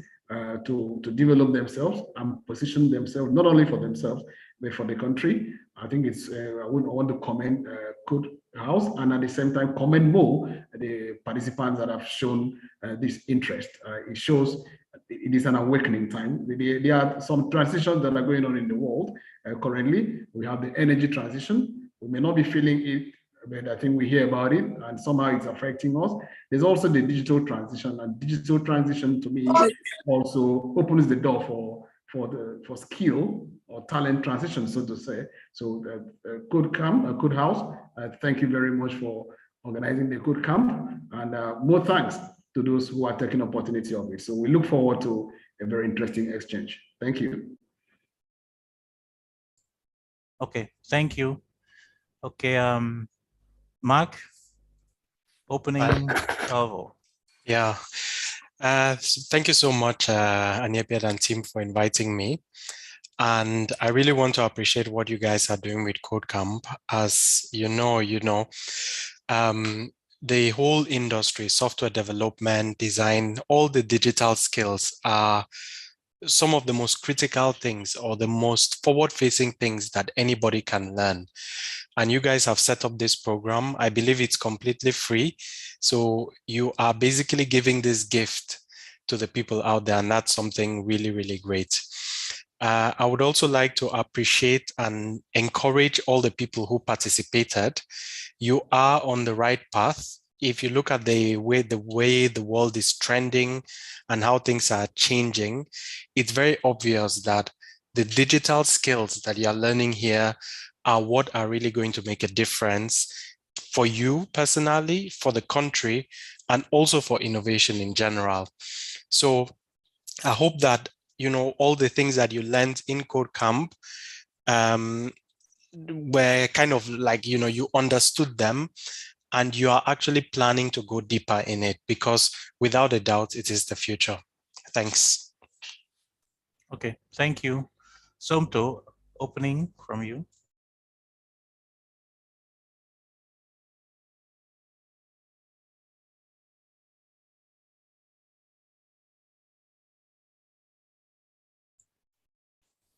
Okay, I think we'll just move on. Might be having some connection issues. So the topic on ground, and this is, I would say the germane topic right now, which is how do we get Nigerians, into remote, jobs. So we already have established this background. There are jobs. There is a huge demand for tech talent, and we need to provide this. And I know every one of you on this panel, you've in no small measure contributed towards that. So I want to start off, by hearing from each of you. What has been the challenges, or what have been the challenges you have had to deal with in even moving from ideation, an idea concept, to where you are now? I know, for example, Mark, you have HNG internship, which everybody knows HNG internship and how it has contributed. I know, Charles, you have Tech Quest, and the large number of people, you have kind of helped to bring into the tech scene. Annie, what Cypher Cryptons has been doing in training, and even the L&D. So I would like to hear from each of you, just quickly, what are the kind of challenges, and how does that point to what we can do, as we move on in future to make this process easier? So I would like to start this time with Annie, from the standpoint of Cypher Crescent, L&D, and so on. Yeah, thank you very much, Anibit. And I guess I can do without the video, or is it necessary? Should I come? Okay. You can go ahead. We can go ahead without the video. Okay, all right. Thank you very much, Anibit. Thank you, the other panelists, Mike, Somto, and co. I think it's an interesting evolution, like we can see, and nothing good comes very easy. It's been a very eventful journey in Cypher Crescent. I think it starts from having the energy in the mind to overcome the barriers in the mind. And I think for all of us here, at a certain time, there was that passion, and at certain times, there were certain hurdles in the mind to cross. I was trying to think, should I start? Should we start or should we not? What are the challenges? Sometimes, like I used to tell some friends, it's good you don't envision all the challenges. If you don't have the right kind of mind, it could deter you from starting. Coming from a Nigerian perspective, an environment like ours, which was not very tech-centric, turning out to drive a business that is centered on tech generally could be very challenging. One, selling tech products and services to people, there's that inertia. Wow, would it really work? Because you're selling it to people who are really yet to embrace what you are talking about. That's one part. Getting the right mindset, people to collaborate with you in the development of those ideas, challenging on its own, and getting the talent initially, I think was a challenge, because if you look at our education system, it was not very much geared towards innovation, tech development, and so to say, our curricula still basically very much theoretical or sometimes practicals that are not very much addressing the needs of the industry. So you find yourself challenged trying to get the right kind of talent to work with. That's one. One very key one, which I'm sure almost every entrepreneur, especially in the tech area, would have faced, is getting the finances. That's one area, because looking at maybe our banking system, as it were, nobody would want to fund what he or she doesn't understand. So you have an idea, you're passionate, you're fascinated about what you want to do, but how do you sell it at the level of ideation when sometimes you are even yet to prove the concept, or is yet to be largely embraced? How do you get people who are not enforced in those areas to fund you? It is a big challenge. And of course, the infrastructure to talk about, no need, really trying to emphasize how impactful is the power system, the internet system, and a whole lot of stuff, security. So all those things threaten the sustenance and even the development pace of every tech project in Nigeria. And there's also the social perception about, before now, the revolutions in technology had always happened without Africa, had always happened without Nigeria. And seeing Nigerians begin to play in the digital space, it comes with some doubts there in the market about, wow, why should I patronize a Nigerian tech talent or a Nigerian tech company for a service that they are not known for? So those are the challenges you need to build muscle, build the confidence, be gritty enough to overcome, and before you say yes, you are in business. They never end; they keep coming with some innovation, some creativity, and some belief in yourself, and seeing the future brighter than what other persons may see. I think it encourages you to keep on. Thank you. Okay, thank you. So I got some key points, awareness and the perception, funding, because a lot of people have difficulty, trusting, at local tech businesses and even talent. So that brings me to the question of, okay, what kind of challenges? And I want to, Mark, if you can come in here, in terms of filling this gap, I know you've done a lot of work with HNG internship and Zurich. So can you give us some insight into, these kinds of challenges that filling that gap, in the tech talent space? So do you mean that is how, can you clarify the question a little bit? Yeah, so what are the kind of challenges that you faced and some of the things you did in order to deal with them? So is it about hiring people, like how to hire or how to train people? hiring and training, but more around training, because training is really what you would do if you need if you need people at a certain level of skill and they are not available. I think that's really the question. So. Yeah. Yes, I mean, like obviously when we had Hotels NG, we needed a lot of talent as of that time. And we set up HNG in primarily to train talent.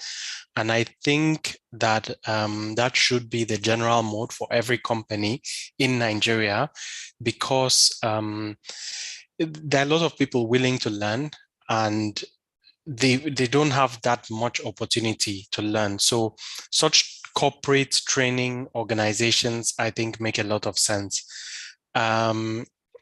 There is a lot of demand internationally, and this demand is only going to grow. So even the companies right now that are kind of satisfied with the level of skilled workers that they have, they are soon going to find out that those workers are going to leave. They're going to either start working abroad or they'll actually physically move abroad. So there is a need for constant pipeline, for constant training ongoing. In terms of the actual complication of training itself, there are a lot of people that want to learn, but people have very differing skills and people have very differing motivations, that intrinsic motivation. Some people can learn very easily in a particular way, some cannot learn very easily. So I do think that there is need for a wide diversity also of training methods and training organizations who all approach the problem in slightly different ways, so that people can always find the one that works best for them. And that's why, I'm very happy that, for example, KodeCamp exists. It's similar to a program like to our own program, Zuri, but there is no competition there. It's still, people have different styles. Some people prefer KodeCamp, some Zuri, some would want to do both, and it's all good, because in the end, it's all contributing back to this ecosystem from which we will all benefit from. Okay, thank you. I think that's also very insightful. So Charles, in your own experience, so we are now talking about filling a kind of skills gap, both for local placement and remote, right? We have a lot of Nigerians who are ready, and yet we have this large demand. So in your own experience, and what are your thoughts around the things we can do? How do we seize these opportunities? Okay, thank you very much. My experience in talent development may have started when I was an employee, but what happened in 2015 was a shock for me. So 2 years after I went into entrepreneurship, I suddenly discovered that as a local business in Nigeria, that wasn't a big corporate business. It was quite difficult to find people that had skills at the level I was used to. So when I was in paid employment, if I wanted to hire or there was hiring going on, the people available to choose from, they were usually at a certain level, and then there was a huge training budget and the company culture that enabled them to learn. Fast forward to 2 years after I left, it became clear that one needed to do something about it, and that was when TechQuest was founded. I think that was 2015. And the reason for that then was, maybe we need to get people to even start tech a bit earlier. I started quite early myself to get exposed to computers and the things around them. And we started with 6-year-olds up to 18. By 2018, it became clear that there was a crisis, and that crisis, like Mark just said, is only increasing by the minute. Because in 2018, it was a crisis, but not many people had it, but the whole world wasn't talking about it. Post-COVID, it became clear that if something isn't done, it will become a disaster, because COVID, of course, fast-tracked a lot of things, adoption of technology, and so many other things globally. And right now, the shortage is huge. And the challenges we faced is, first of all, the fast pace of technology moving and realizing that the basics remain as relevant and as important as can be. And I would implore, as a feedback to everyone here, is especially the learners, the people that just got introduced to tech, you all need to give back. It's not just KodeCamp, it's not just HNG, it's not just TechQuest. We all need to give back in little ways. Your cousins, your church members, your family, because if people have the basic literacy, that their access to technology, their open-mindedness become easier and can be accelerated faster. So having people who were graduates and not having any form of technical knowledge, starting with using a computer, was a major issue. And in places like Lagos, people tend to take that for granted, but we've had programs that have gone across different regions, and I realized that people are usually better off if they are exposed to technology earlier than later. That's one. Two is I want to talk about the area of female inclusion in technology. I do not know what your statistics are this year with KodeCamp 2.0. I know that the statistics for gender ratio for your program last year was impressive. But I have also noticed, either due to culture or whatever it may be, that women do love technology. Many get challenged into not going further with it. Some get intimidated, some just drop out for reasons best known to them. I think we need to encourage those. And some of the ways I'd suggest for those encouragement is in the way we communicate about technology, the examples we use, the images we use on the flyers, and there's a direct feedback. I got some backlash on one of the groups I shared the panel today for having 5 males on the panel. So we have struggled. Initially, we wanted to always have 50% representation of women. And in our programs, we've rarely, in very rare cases, maybe in 10% of the cases, have we ever achieved that, no matter how we've tried to skew the program. And the reason I say this is not just because everybody's shouting gender, but I may be biased. I have 3 girls to start with, but I've also come to find women in the workplace bringing a certain kind of flavor, intuition to the work that they do in tech. The third one I also wanted to talk about is has been extensively discussed today, but I'm going to elaborate. I think the word used today is grit. I like that word. I've not usually used it, but I'll use it going forward. I see a lot of people, if there's a scale of 1 to 10, they jump on a program like KodeCamp, they learn 2/10 because it's a starting program. If you're starting from 0 and you spend 4 months, you haven't become an expert. Okay? You need to also continue learning. You need to also be humble enough to listen, to learn, to continue to find mentors, to even change mentors to those that can mentor you to greater heights as you move along your career. Don't get all cocky because you can now write a few lines of code, because you can now do certain things on digital marketing. You need to keep learning. You're mostly far behind how much more you can learn. So I tend to see, or we've tended to see, a lot of people jumping on a program, do coding or whatever digital skills they learn in 1 year, and suddenly you can't talk to them, you can't advise them. And there are so many other things that come from technology, which is why for us, we've introduced what we call citizenship training from last year. And that's the 4th point, where people learn technology but lack the soft skills, the relationship skills, the communication skills for that technology to work well for them. And recently, we also see a lot of people that move from learning basic technology or core technology skills to working with different kinds of people from different backgrounds across different geographies. So when you come in and you explain to some guy that you're working with across the globe, and you come late for a meeting and say, Lagos traffic, or just try to be culturally aware, and also communicate properly. That's my fourth point.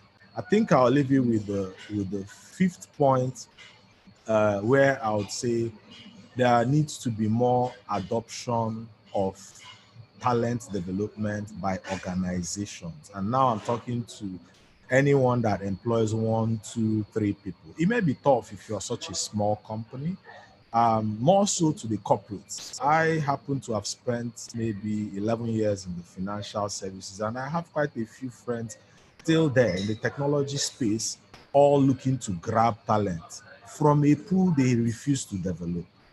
So please, if you're here and you're listening, or you have friends and colleagues, you need to advise them that we need to continue to contribute to development so that we can take out. And that is why what is happening today is wonderful. I had a meeting, I had to move it, and I said I must be here because I know KodeCamp, the passion, the people, and the work that they do, and the keyword, which is quality. And I think that they are doing too little, not because they are not trying, but because there's a huge opportunity and a huge talent pool. So I need to say this again: corporates and people that have companies, people that have capital, please give back. Don't keep handing out money. Try and see how you can teach people how to fish. And one way to do that is by empowering people with digital skills. A lot of people, we are talking about maybe 41% thereabouts unemployment rate in Nigeria today. Most of the people that are unemployed, that have zero to do, is because they lack digital skills. Because if they knew even as little as digital marketing, there's no week I do not get at least 5 people telling me, please, can somebody handle my page? And even if you're earning 50K from that a month, you have moved away from the unemployment pool. And maybe tomorrow you have 10 people that are doing that and paying you 50K a month. You're beginning to earn much more than a lot of people that even have full-time work. So the more, the merrier. And I like what Mark said, there's no competition. This is a pool that all of us need to come together to support. Unfortunately, today it is not so, but I believe that gradually many more people will continue coming on board. Thank you very much.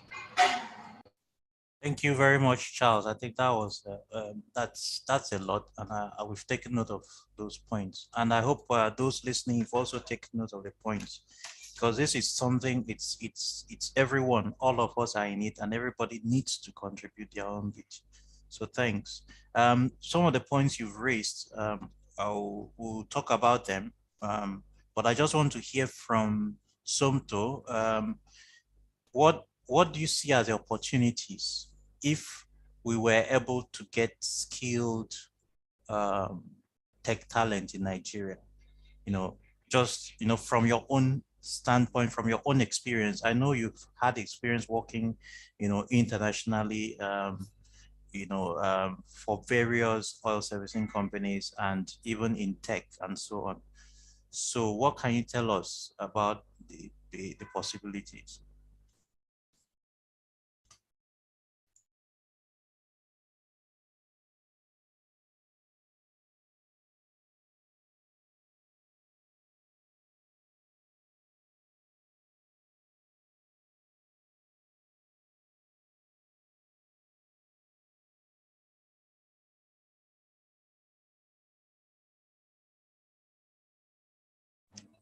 Hello? Yes, I can hear you. Go ahead.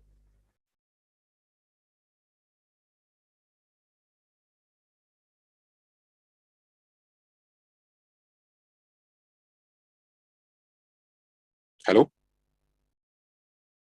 Hello? Yes, we can hear you. Go ahead. Okay. Please ask the question again. Let me. Yeah, the question was, what are the opportunities, for young talents who have been upskilled? And, you have some knowledge, you've been in the field and you've been in international positions.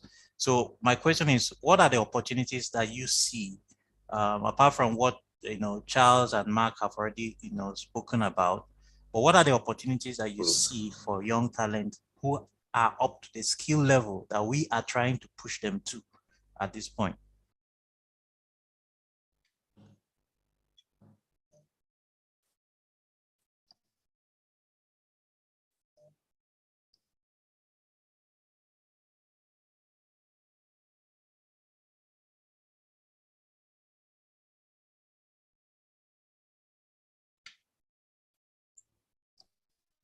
Hello.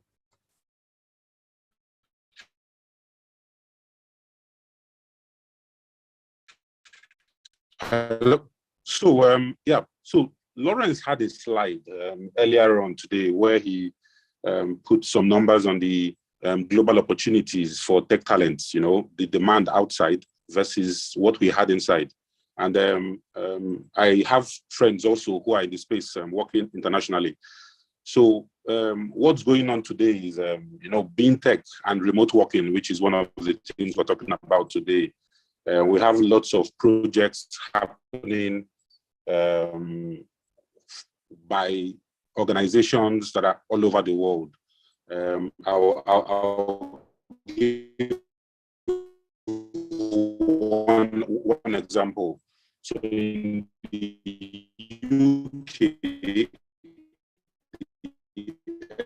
NHS is trying to update or have her medical records to be off one system rather than the various clinics that they have.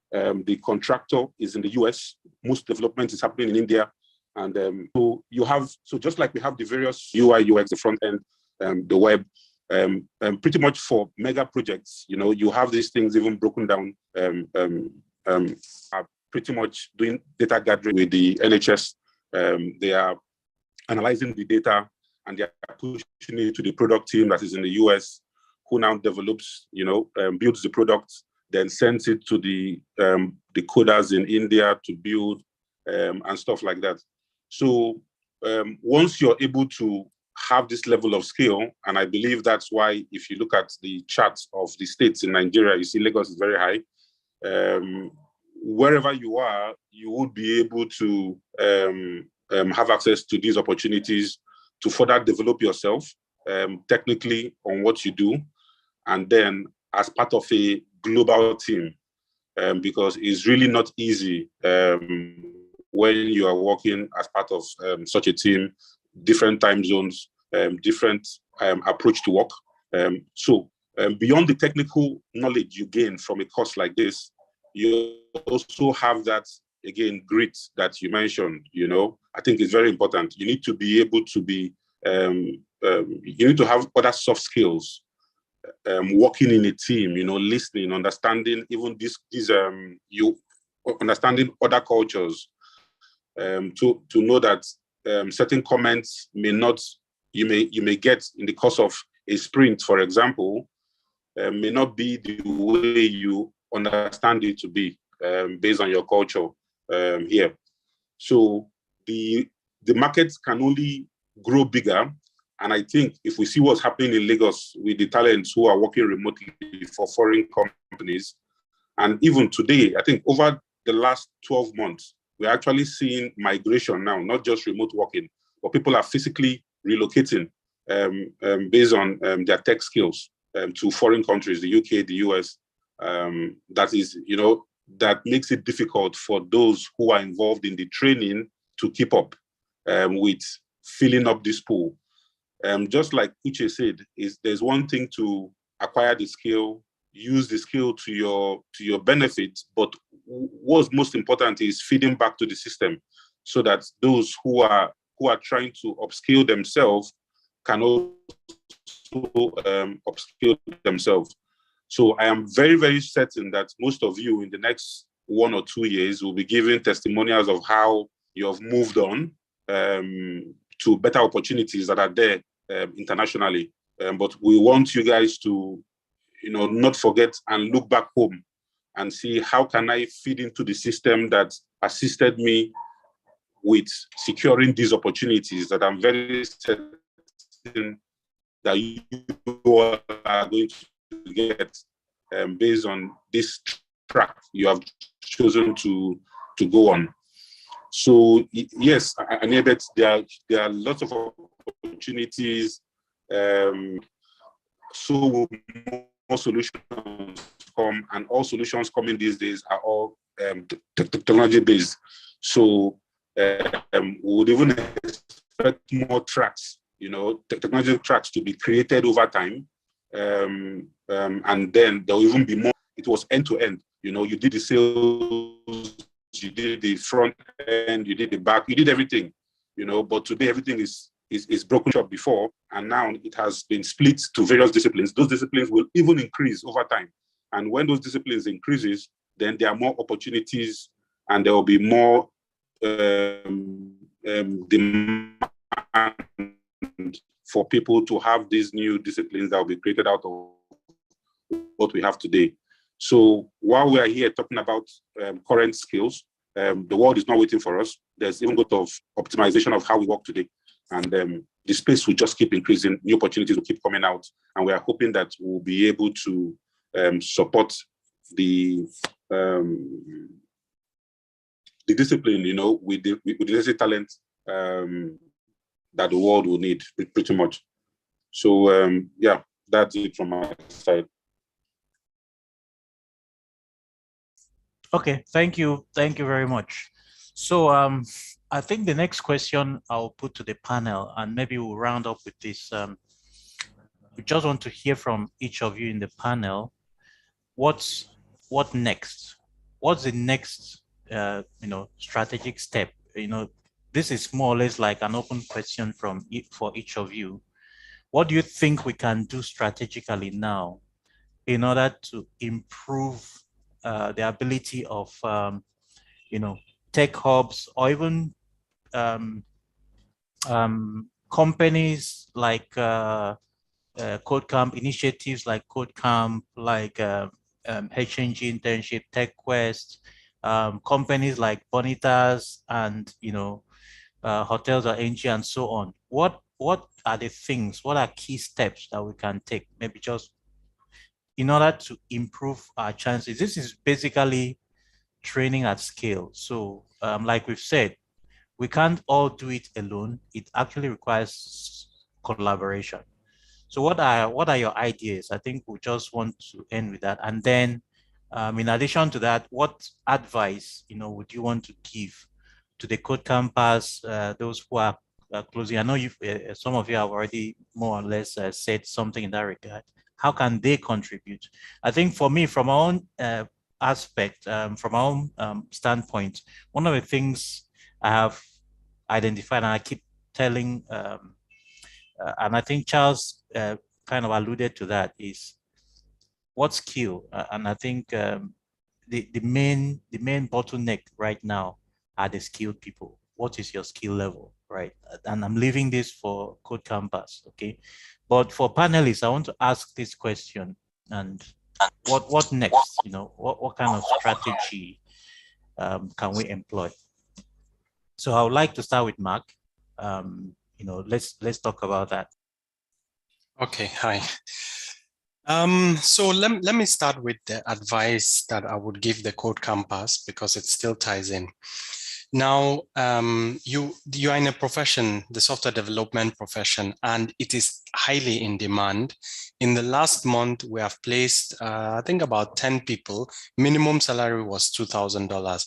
At current exchange rate, that is what, 1.2 million, most 1.3 million naira per month. And most of them are people with about 2 years experience. So in 2 years from now, you could be entering a job. For those who are absolute beginners, those who are not, they could, if you have done 6 months, 18 months from now, you could be entering a job where you're earning 1.2 million naira every month. And that is starting, that's entry level, not a very complicated thing. However, the people who we were able to place, the people who could get those jobs, were the people who actually coded and learned for 18 straight months or 24 straight months. Those who would code once every 3 days or something and do a little bit, they were not able to pass the entrance exams. This is pure merit. There is no help. You can't help anybody into a coding job. It's a pure merit thing. So the primary thing that everybody in KodeCamp has to do is that you have to code 6, 7, 8 hours per day for the next 24 months. You need to be so passionate about this thing, whether it's digital marketing, coding, whatever. You need to do it for that amount of time. And you need to do it with somebody that can mentor you. Because if you do it by yourself, you could keep installing WordPress sites over and over every day. It doesn't really help you. If you do it with somebody that is pushing you, that is challenging you every single day for 18 months, there is no way, like it's almost guaranteed. It's almost guaranteed that you are going to end up getting that job. So this now ties into the second part, which is, this is a relationship between people that are actually trying to train you and you trying to learn. This relationship works when you recognize, as a code camper or a learner, you recognize, I need somebody to mentor me. And so the other person says, I'm willing to mentor you. And you create some kind of symbiotic relationship where you could talk to the person. You, for example, you could talk to Aniabiad and say, what project do you have? Tell me what project you want to build. I'm going to be with you and I'm going to build it. Just give me a stipend. Let me take care of, let me be able to pay my bills and so on. But make sure that I'm getting the experience and make sure that you're mentoring me. You have that kind of relationship and he gains value because he gets his products built. And at the end of it, you have gained value because you have actually become very good. This is the type of relationship I often do with people that are working at Hotels NG, where I teach them, I push them, I make them learn, and then I make sure that they end up somewhere good. If on another alternative to this, well, the primary thing I would always say is, as a learner, be willing to discount now. Don't do 3 months of KodeCamp and then you go and sit down at home and say that you're waiting to be earning 1.2 million and you're not coming out if they don't pay you that kind of money. You are not worth that kind of money. You sit at home for 18 months, you'll still not be worth that kind of money. There's a certain sacrifice that you have to do at the beginning that now builds up. The knowledge that you gain early in your career compounds over the lifetime of your career. And your focus right now should be on gaining that knowledge. So I feel like, first of all, that symbiotic relationship should be clear, and the people that are learning should be willing to sacrifice. And the people that are training should be willing to take those people on and put them on projects. And those projects should be the one that can now finance those training things. It's not always possible to scale to that level that you have enough projects to finance it. So where that isn't possible, then there should be some kind of commitment, some kind of monetary commitment, I would even say, between the training organization and the people, so that the trainer continues wanting to train the people, and the people know that they are doing this for a reason, and they are going to end up somewhere, that they are going to that they are going to actually get something. Ultimately, a lot of people are doing this training thing out of passion because there's really very little money to be gained from it and very little benefit. And that's why I think that when that apprenticeship type relationship comes into being and is being executed properly, then it is something that can now end up being beneficial to both parties. So that's my thought around this and how it can help. Thanks so much. Okay, thanks, Mark. Very good advice. So, Charles, your turn, but I want you to also speak a little bit about, when you're answering that second piece about what next, how do you go forward? Maybe talk a little bit about some of the challenges we have, including things like funding and even the government policy and enabling environment. So I would like you to just chip in a little bit about that as you respond. Okay, I feel set up because, the last 2 years I've tried to avoid the tales of woe about Nigeria. And the question you asked kind of railroads me into talking about it. And I'm going to talk about it because it's also important to show understanding. I have in the past several years had to work with people from different backgrounds, and I'm sure like most of us, and I'm sure also like many of the trainees in this room today, it does get tough. I have talked to people where I find out that they come out every day hungry but willing to learn. In fact, some of the ones that left close to tears in my eyes were the students at the University of Nigeria walking into day in, day out, and eventually finding out that they sleep there wherever they find space, not necessarily because they can work for 24 hours, but because it was more comfortable than their hostels, and the conveniences were clean, and sometimes there was food to eat. They made good friends, and of course the, the, the companionship and the support that they got from being there with their peers and people that wanted to do things like that. So I will say that from a government standpoint, it's actually horrible also on the fact that the schools are on strike on one part, but on the other side, I think is a huge, huge opportunity.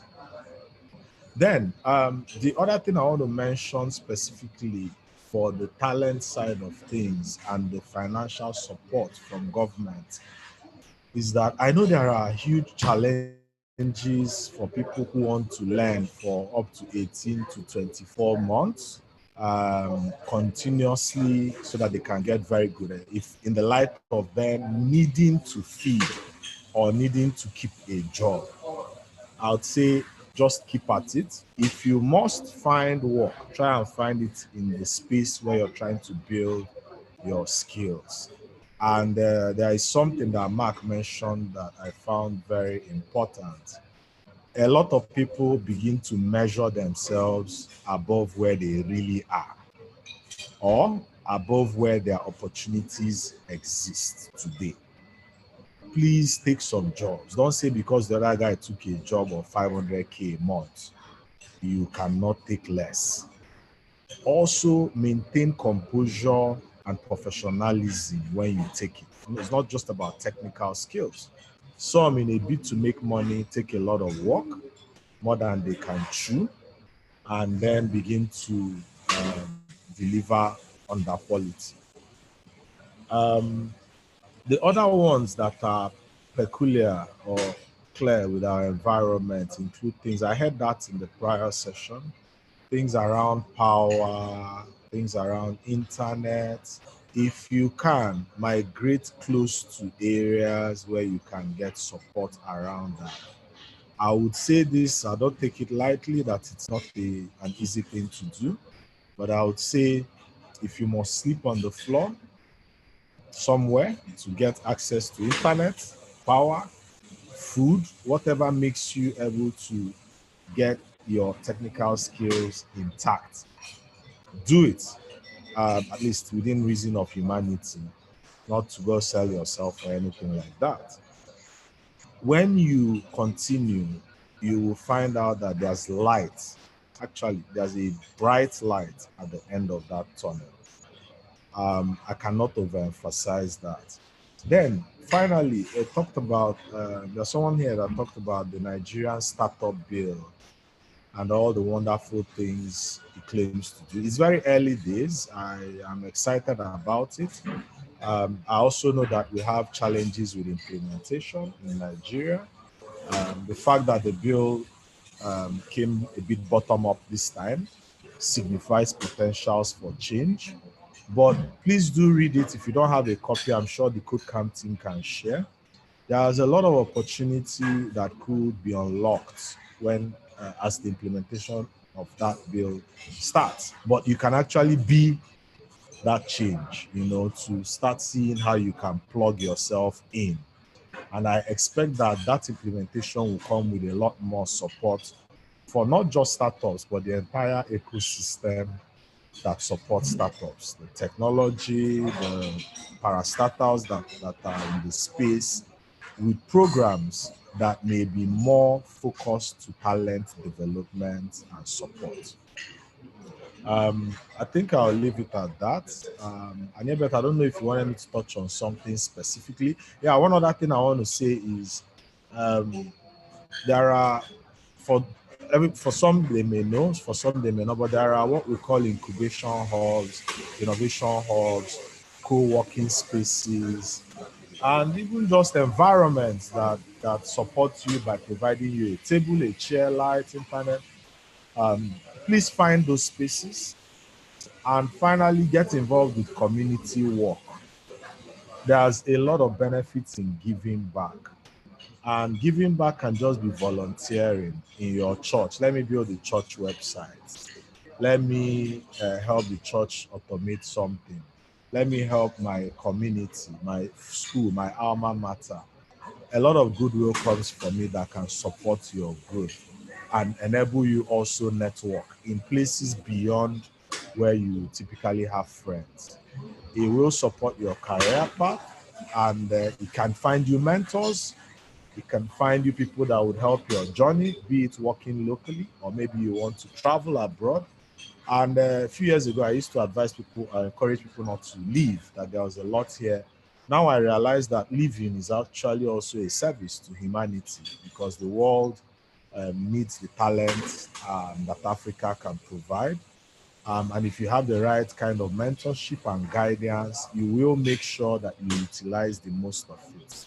And on that point also, I want to remind us of many of our footballers and a lot of highly skilled or highly talented people who pursued careers and enjoyed a lot of benefits, including bankers, who I have a few friends. They earn a lot. And remember, as you begin to earn those jumbo figures reeled out by Mark, that you should also have some financial knowledge to be able to save, to be able to invest, to be able to plan for the future. Thank you very much. Okay, thank you, Charles. Thank you. Annie, I would like you to come in at this point, and I just want you to talk about, in addition to the initial question around what next, what can we do? I would like you to focus in your answer on what you think, from the industry standpoint, from the standpoint of talent, getting talents, from the standpoint of training. Is there any disruptive changes that we can make, to raise the bar, in this particular regard? All right. Thank you very much. I wouldn't know if that would be disruptive, but I know there's never an end to what we can do to encouraging an idea, to promoting an idea. So I would like to acknowledge what Charles and Mark have said about the campus, recognizing the need for continuous self-development. And just before I move into what we can do, I would like to add there that the campus, I would like to see them form some meaningful networking collaboration among themselves when you live here. You're just ending a phase, not that you are living, you don't want to leave behind what you've done. You don't want to leave behind the relationships you formed. There could be some of the basics you need to progress. I would like you to network amongst yourselves. You could form small groups to search for opportunities. These opportunities need not necessarily be opportunity for you to work. They could be, like they say, opportunity for you to source for resources. There could be challenges in terms of maybe power, internet. Maybe you are looking at one person being able to achieve that. Maybe my being able to get a generating set, me being able to get fuel. So who tells you that there could not be shared resources, where one person probably owns a generator, the others could contribute money for petrol once in a while. Like if you collaborate also to, somebody talked about some kind of volunteer services, maybe for a community you're building a facility, a project for a facility, a digital facility. Others could work with you, and that opportunity need not be paid, but you come together to bring in the best of your ideas, and by so doing, you're sharpening yourself. So you need to also recognize that as young people, we exist in a time where distraction is so much. So people need to personally be able to set their personal priorities and focus on them. So Anebet, you on what we should do. I think before now you mentioned how do we address the perennial challenges, the challenges among us. For example, maybe financing funding, like I'm talking about. Yeah, there are some funds somewhere where maybe me looking alone, I may not be able to see, but we're looking with all our eyes, we may be able to see. So this also still comes from a kind of corporate collaboration where we could come together, you bring your area of strength, complement with my area of strength, and we may make a better painting of a picture to somebody who is willing, or maybe a bit more, or an organization who is a bit more skeptical to fund a project. But if he sees, a measure of resources, of ideas, probably the risk, or whatever risk the person is seeing, or the picture that is not clear to him, may become more elaborate. So I would recommend that as we are connecting to talk, it shouldn't end here. We should be sharing ideas from time to time, pinpointing the challenges and people sharing ideas. One idea stand alone may not work, but one different ideas put together may become ideas that can really work. And like what we do in Safra Crescent, deliberately, our CSR is focused towards knowledge sharing. We collaborate with the schools. Once in a while we bring in people on internship, IT and all that. So when you come, it's not like the regular IT you do. We give you some digital project and set up, a systemic mentorship program where you are monitored even after you leave, and you continue to mentor you for some time and see how you are able to apply what you learned in your practical school projects. So one other one is, I know we're trying to make effort on our own. Charles talked about, he doesn't want to go into the Nigerian problem. I think the problems to us is a solution. I think it's our opportunities. I think there was no error. We being Nigerians and finding ourselves at this time here. One of the things we can do is to continue to point out the fact that we need to integrate the digital learning from the school. How our curriculum, like how the curricula are not addressing the needs, global industry need of our time. And if we continue to shy away and be on the side of complaining, it may not be good, but there's also that probability that we talk and we're not being listened to. But you will not be listened to if you don't talk at all. So we keep talking, we keep using any opportunities, writing, collaborating, forming alliances with these schools to ensure that we point these facts out. And by the time they see the difference in those who come to maybe the code campus, who had an experience in KodeCamp, what they do, they will encourage their peers in school, and they would also be, that would serve as a positive challenge to their school environment, the lecturers and all that. So all this is a build up to an advocacy championed by us, either speaking directly, acting directly, or through our interns, our attaches, our campus. In forums that we find ourselves, we continue to ensure that this is done. So some of them are beginning to be responsive to this, and there's a general acknowledgement that what we do right now in the schools are not what we should. So it would get to a time that I'm very sure that they will hearken to the call for the changes that is quite required. So as tech entrepreneurs, we should collaborate. We should be able to influence the policymaker, like the startup bill that is coming up. It doesn't come up because the lawmakers wanted to make it, but because there's a pressure, there's a youth pressure.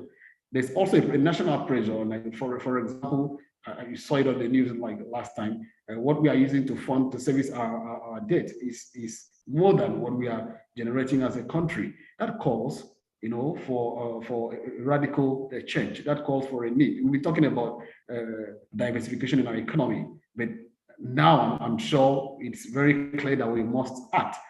So that bill tends to position Nigeria not to be left behind in the ongoing fourth industrial revolution. So we should find ourselves as those who sensitize the system, who shape or influence policies wherever we find ourselves. So I think to that extent, we may help the ecosystem, we may help the larger society, and we should be able to now shorten the gap for this skill acquisition than what we are currently having.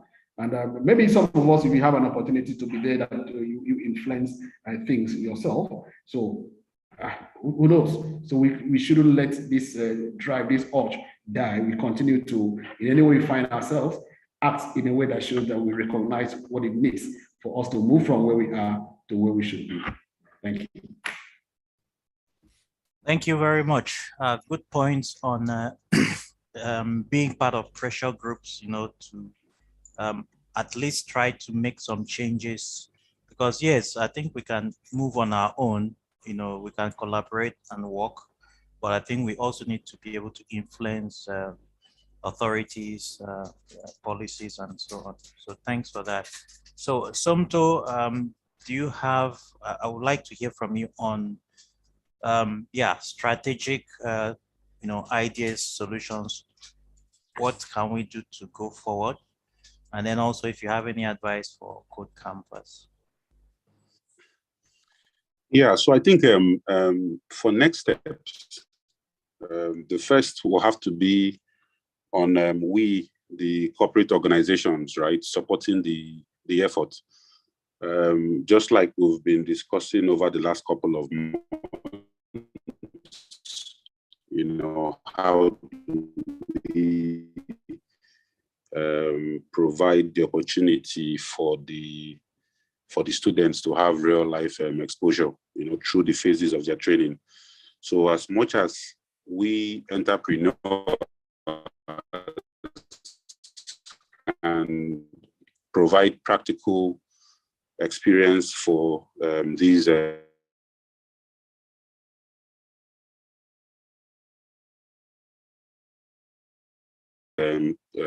coders, the next closing ceremony we have, feedback within KodeCamp 3.0 plan, and implement, so that in 3.0 we can be saying we're able to introduce this into the program. On my own side, personally, I looked at the number. I think, like Laura said, Lagos was really standing out. The line was really very long. So we operate basically, our tech business operates from Anambra State. It was a very difficult decision to convince my partners, because we know the talents are in Lagos. But we've gone against the tide to set up, and we're trying to grow the local talent base here. So I would like to personally take it on myself to see how by 3.0, hopefully, we can do some local outreach here to grow the number. We'll provide for them. We heard about some of the challenges they normally face, like the internet light facilities, provide the facilities, and see how we can encourage the local talents, because at the end of the day, it's about growing the talent base, and we'd like to see it high across all the states. If those lines can double in all the states by 3.0, I think that impact will be more felt, within the entire country, to have a stronger impact in the entire country if the lines grow up across all the states versus just one going up. It means that we are everywhere. It means that our voices can be heard, our impact can be felt. Nigeria today, I think part of the problems we have is that we are so far back in terms of technology. And as the world goes further away, we find it difficult to get close. So if we can increase that number, across the country based on what we are seeing from the data from 2.0, I think that will go a long way to achieving the objective of training at this level that KodeCamp has made its mission. So we will try as an organization to do that. And then when they said when two or more are gathered, right, there's more force. I believe in networking. I believe in like minds coming together. So probably driven by Code House, could the organizations who are involved today, could we sit down and create some and to create more structure to what to the objective of what KodeCamp is trying to do, so that we can leverage on our different strengths to build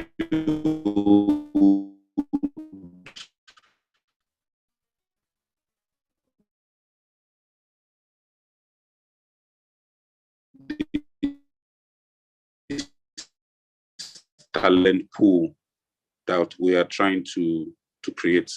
So if we come together, where these things are being discussed, I know that the sponsors or the supporters of the program,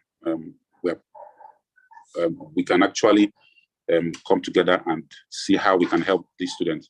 For extensive, there's nothing like on-the-job training. For all the coding you're doing, you would not develop as fast where you have that, where you're in the right environment with the mentors and with the exposure. Each project normally has its own technical challenges. They're not all the same. So so as the projects come, what we're trying to do here is we are trying to create a product basket, based on our discussions that we've had earlier in the year. What we're trying to do here is to have a basket of products that we can now work with your team to see how the students have something that they're always that are always working on, because this is really important in their development. So we will need to put action, into the things we want to happen next, so that by 3.0 we have something positive to tell the world, which again will spur us to something even better in 4.0. Because the more you do, the more you get. The more you improve, then the better it will become. So let's plan for the next improvements and then go for it. So for 3.0, this is the story we want to tell. And then let's go ahead and do what we need to do to tell that story. Thank you. Okay, thanks, Somto. So I think we've more or less come to the end of our time contract. I just want to round up these discussions and really thank the panelists for the insight. These are people who are speaking from experience in terms of talents, tech talents, and being able to fill the skill gap that we have currently. So thank you very much. Before I go, I just want to acknowledge a couple of people who have actually joined this call. I'll just mention some of them because these are people who have supported KodeCamp. I want to acknowledge Etiomo Ekbe. I want to acknowledge also some, there's this lady who has just come to watch you guys at KodeCamp. Her name is Shola. She's here, and maybe the next time we have something, she'll talk to us as well. A couple of others who have joined, who have supported KodeCamp. I want to say thank you to all of you. So you all should say thank you, because we've already talked about the challenges that we've had with being able to do what we are doing now. We know we have to do it. If we don't do it, we will not narrow the skill gap. And that is what Sunto just talked about. the rest of the world continues to accelerate ahead of us. If we do not do something different, we have to train at scale. And for me, I think one of the key things I have picked up in this discussion is the aspect of collaboration, right? All of the corporate bodies that are involved in this, I think we need to all come together. Like Mark said, there is not really a competition. The gap is too huge. We have not gotten to a point where we are talking about competing. I don't think there is any, company or boot camp or whatever in Nigeria right now, or even the world over, that can feel, that skill gap. 3.2 million tech required. That's a skill required as of today. And we are looking at a growth that would get to 85 million in the next 10 years. I don't even know how we will feel that, but a huge chunk of it is available, and we need to work together, right? We need to all work together. Creating this whole pipeline, I see it as a pipeline, right? And the pipeline starts from what KodeCamp is doing currently. Similar to what TechQuest is doing. We bring in people, a large number of people, 5,000, 10,000, and they come in as beginners. And then when you are done with beginners, we move on to intermediate, where your skill level is a bit more. And then from there, we move on to maybe internship. Like Mark said, you can't value yourself so high at that point because your skill level hasn't even gotten to that point. But you do need to up your skill. And for you to up your skill, it means that you need to take some work that maybe you may not get so well paid as you would like. But sometimes it's not always about the material cash. There are immaterial value, or there is immaterial value that you get as well. And that is your knowledge and your experience and your skill. And that skill, the value in future will exponentially increase. And so once that is done, the next thing is to have internships, upskill yourself. Mark has mentioned it, keep doing it for 24 months. If I use that as a rule of thumb, right? If it doesn't matter if it's coding or digital marketing or design or product management or CAD, whatever you are doing, keep doing it. You cannot become good if you don't do it for a long time, consistently.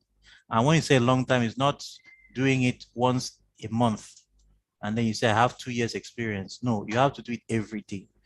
And then at that point, we can now talk about job placement, local job placement, remote. By the way, when we say remote, we are not really speaking about, you could actually do remote and the company is in Africa. It could be in Asia. It could be anywhere else. So it's not always in the West.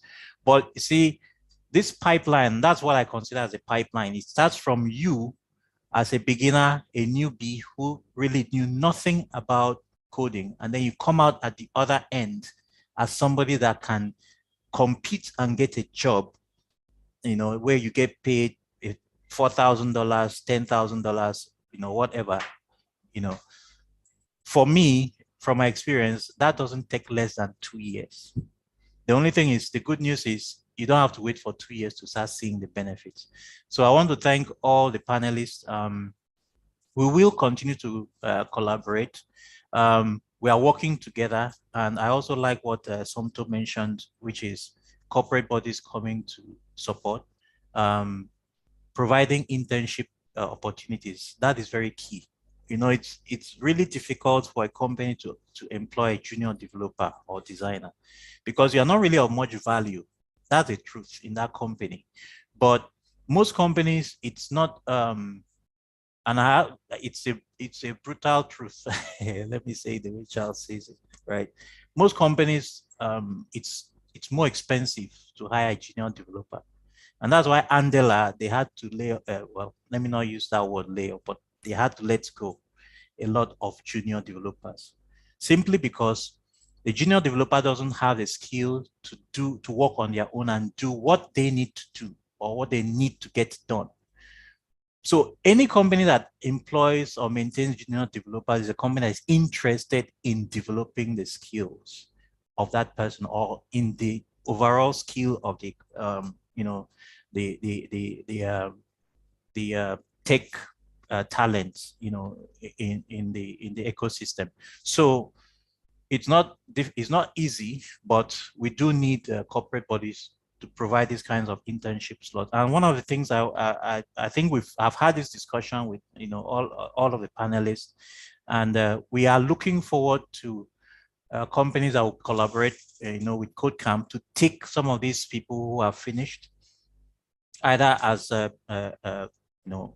intermediates or beginners, and give them some internship slots so that they continue to improve their skills. So it's something that we'll keep working on. And I want to thank every one of you who has joined this panel. Mark, Somto, Annie, Charles, thank you for coming. Please, and the others too, Shola, thank you. I can see Shola has made a lot of comments on the chat. Thank you as well. Idiomo, thanks for your support. And everybody else, please, if I haven't mentioned you, it's okay to raise up your hand for recognition. There's a lot of people on the chat, and I'm not seeing full names, so it's difficult for me to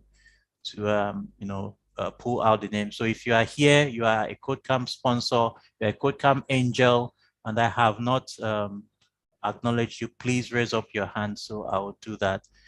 In the meantime, please just stay behind for a couple of minutes, maybe another 30 minutes or another hour, just to look at what our KodeCamp finalists have done. A lot of them have done absolutely amazing work. And I would like you guys, I would like you all to look at them, see and see the potential. These are people who, some of them are like beginners. They never knew anything about coding.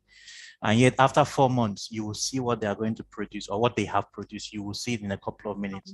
So just, give us that time, another 30 minutes of your time, or 45 minutes, just to look at the project presentations. So having said that, thank you very much. Ike, over to you. Let's quickly get into the project presentations. Thanks. Okay, thank you very much, Engineer Betudo, and thank you to all the panelists for your insights. At least I, for one, I know I've actually picked up more than a few things. So thank you very much. Okay, so we're going to go straight into the project presentations. Okay. So team e-commerce, I hope you're ready. You're going to start, and then we'll have dispose, and then we'll have get techie. Okay, so team e-commerce, while you're preparing, let's just do a flash of what we actually had yesterday, some of the projects that were demoed yesterday. Okay, so I'm just gonna do that very quickly, very quickly. So just like Engineer Nebet said, for you all to be able to see what the learners were able to come up with. Please confirm you can see my screen. Okay. Yeah, so this is one of the projects called a travel guide, where you can explore the world of new experiences and new adventures. Okay, so this just for, if you want to actually travel to any place of your choice, okay, and you need a guide, you need someone to be able to, help you navigate and, to the very cool places around that location. Okay, that is the solution that this provides. So I'm just going to display it for us just briefly. So this was one of the projects that the KodeCamp has in the beginner level track, which comprises of the UI UX, the front end, then the back end, which is Python. Yes, so just a very quick overview, and then we'll move to the next one. So team e-commerce, please make sure you are actually ready. We're calling on you soon. Okay, so that's that. Let me just move on, and we have another one. Okay, so this is Code Blog. This is a blog website for KodeCamp, okay, that the team actually came up with. Still comprised of the UI UX front end, and the back end. Of course, the back end for this was Python also. And so just to demo that for us to see what they were able to come up with, and then so we have categories and the likes, and then we have the community. Okay, so the next one, Yeah, Kimberly Hotel. So this is a hotel management system. Yeah, this is a hotel management system. So where you can actually view the rooms of the hotel. So the hotel name is Kimberly Hotels, where you can see their services. They have a fitness center and the likes. And of course, these are the rooms and suites. You get to see the one that's available and the price and the like. So also UI UX front end, and we have the back end, okay, which is Python. So of course, an admin can actually log in, and then so that's actually because it has an admin back end. Okay, so this is the dashboard. Okay, this is a dashboard for the admin. You can actually see new bookings, scheduled rooms, check-ins, checkouts. So basically, analytics, regarding and information regarding the hotel. So you can see the list of bookings. This for you to actually book for someone who actually just comes to the hotel. Probably you book online. You want to book directly. That can actually be done here. You can see the guests. You can see employees. And of course, it's settings and likes. You can edit profile, and you can also log out. So that's for the HMS. And yeah, so okay, I'm gonna leave this one. This is going to be demoed soon. Yeah, so we have Crystal Events. Okay, this is an events management website where you can actually hire the best hands for your event. Okay, you can actually book an event and the likes. So that's basically what this particular one is about. So I'm just going to run that through. Apologies if I am too fast. Okay, trying to meet up with time. Okay, so that is that. And then okay, so that I think so. Yeah, we have one more. Okay, second to the last one. So this is Get Talent, Team Get Talent. So they came up with they're able to build a talent, a website where recruiters can actually hire talents. Okay, so that is what this particular project is about. So you can actually see recruits, people you want to actually maybe hire. You can get to see them, their name, the track, their strengths. So this is PHP Django, their location and the likes. You can also view the profile of that particular person. Of course, you can send a message and the like. So that's just me trying to make this as quick as possible. And then I think the last but not the least was so yeah, the PMS. Okay, so Helium. So they were able to.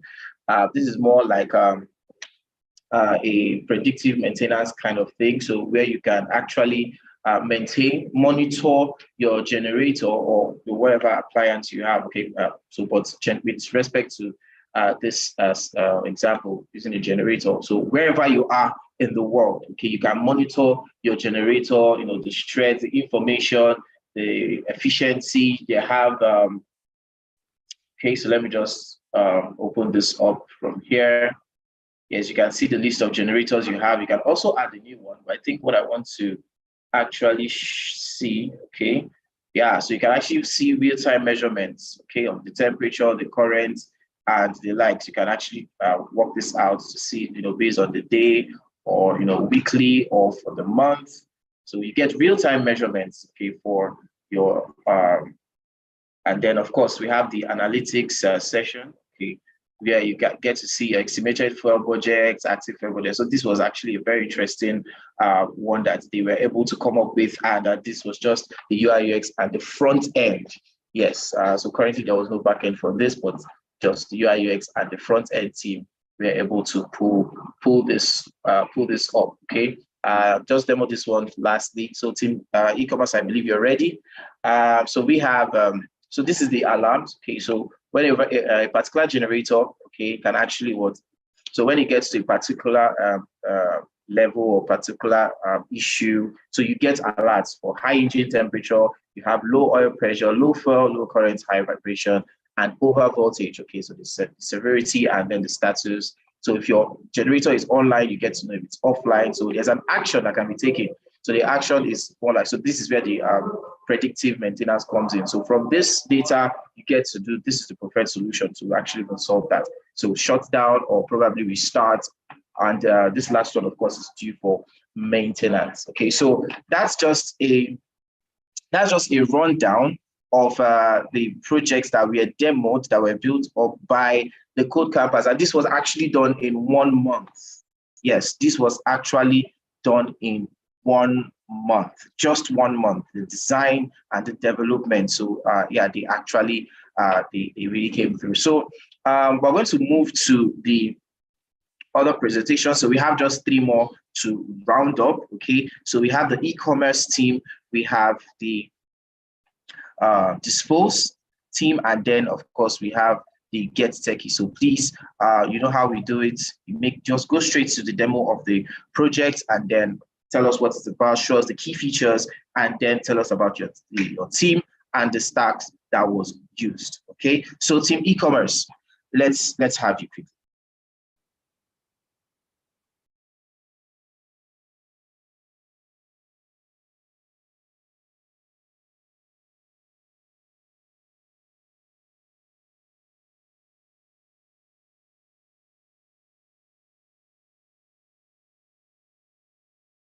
Okay, so it seems that team e-commerce are not prepared. Okay, so team Dispose, if you are ready, please just take it up while team e-commerce sort out the whatever challenge they are having.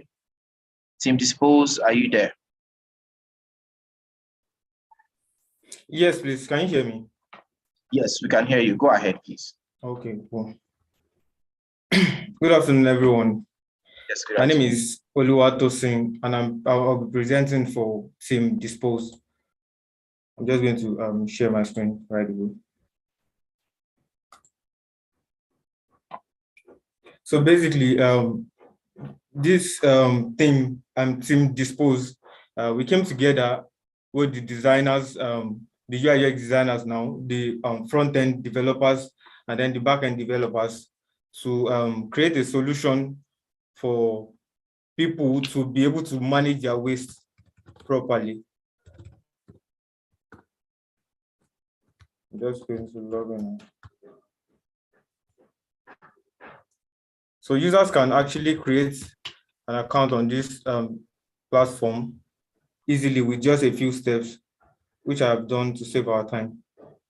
So here is the landing page, and we can see the compelling copy here, right here for first-time users, and also that is a copy that is reassuring enough for existing users as well. So the primary purpose of this product actually is to create a digital solution whereby people can request for pickup of their waste so that it can be disposed properly.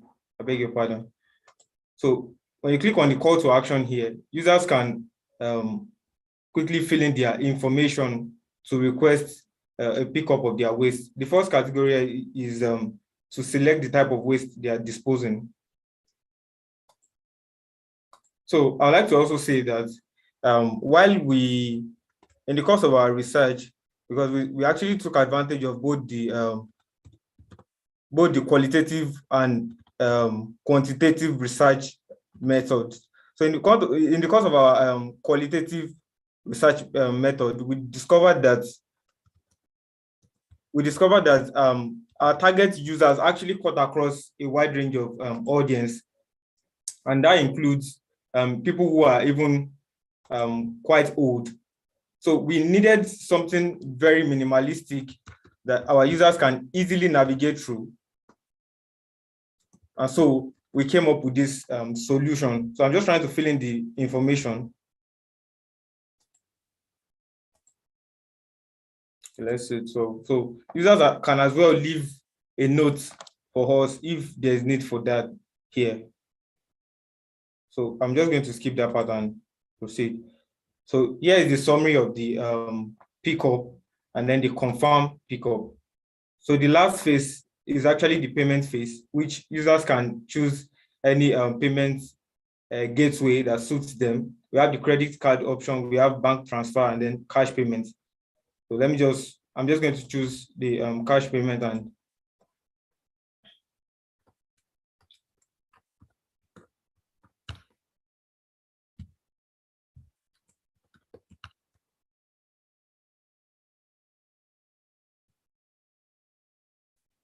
So,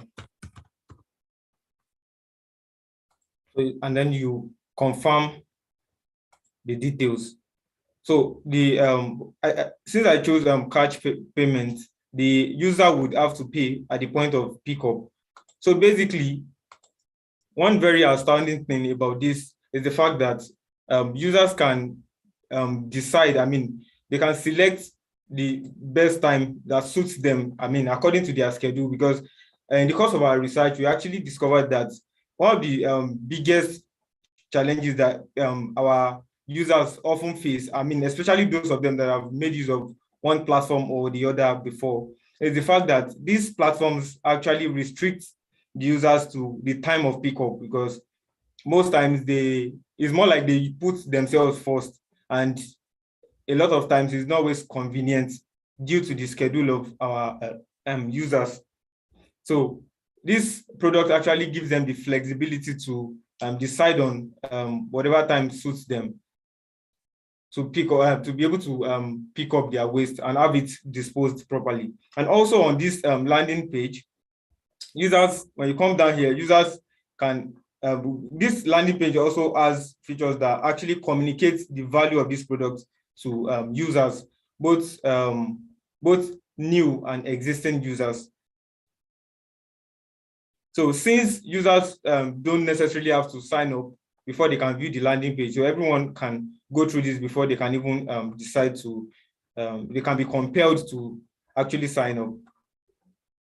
So very quickly without making, okay. And something very unique also is the fact that this landing page actually has contents that enlighten the users and sensitize them about the kind of waste they generate and how best they can separate them. And I also like to quickly say that while we were conducting the user research, we figured out that users actually desire to, purchase items that can help them to properly manage their waste. And so we came up with this also, where a shop section where users can actually purchase items. And they're in 3 categories, as you can see. We have the containers, we have the bag, then the dumpsters. So depending on the kind of waste they generate, either for commercial purpose or whatever, they can find items that actually suits them. And of course, they can proceed to, make purchase of such items. So also, one last thing before I go to the theme introduction is the notification feature. We cannot, we cannot take out the fact that from time to time, there might be need to, communicate with our users as to how they'll be changing, there may be possible change in mode of operation due to circumstances that are beyond our control. For instance, now, this very first notification we are seeing right here talks about COVID-19 and how we will be unavoidably inactive for a particular period of time. Pardon me, please. So, yeah, users can be aware that, okay, they won't be coming from so time to so time because of circumstances that are actually beyond their control. And they can be rest assured that after that is over, we would be back to operation. So that's that about that. And to the team introduction.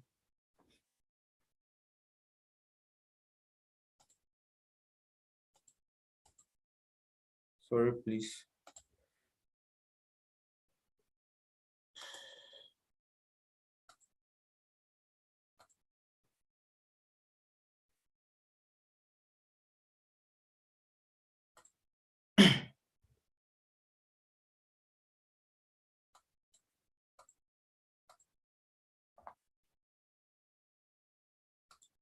Please follow me. I'm trying to. Okay, so while you're working on that, so then any feedback? Do we have any feedback for Team Dispose? Maybe you can just raise your hand while you just hold on that. Hold on that, please. Okay. So any feedback from with regards the demo? Do we have any feedback maybe from the panelists who are still available? Maybe just do that quickly. Any feedback?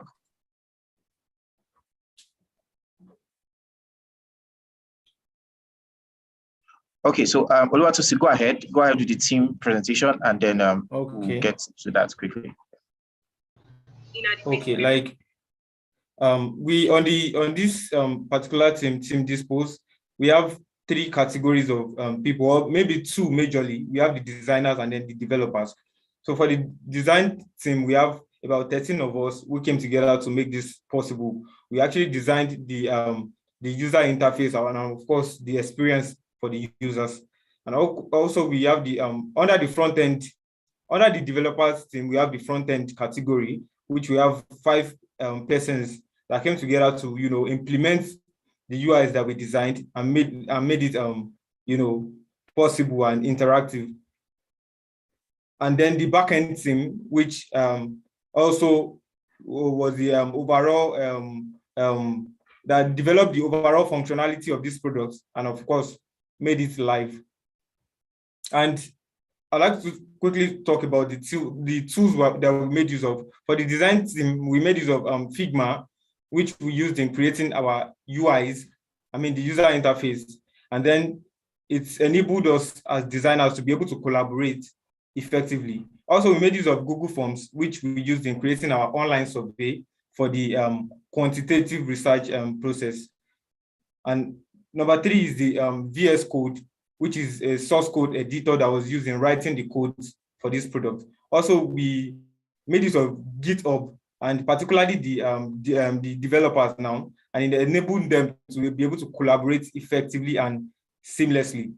Also, we have Bootstrap, which is a Press CSS style used in the implementation of the design by the front-end developers. Also, we have Django, which is a web framework that creates views for the templates and files. Okay, thank you very much. Thank you very much, team Dispose. Thank you very much.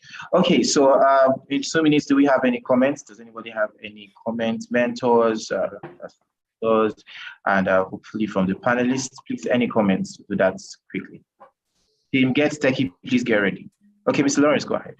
Yeah, so I want to commend them. I like the design. I like the color combination that they use, and I like the presentation as well. Because of time, we might not have to go deep into our observations as well. So I think kudos to the team that came up with this idea.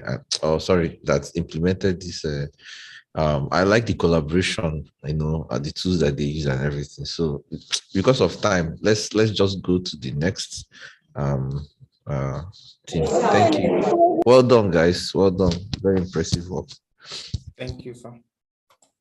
Okay, thank you very much, Team Dispose. Thank you very much. Okay, so let's move on to Team Get Techie.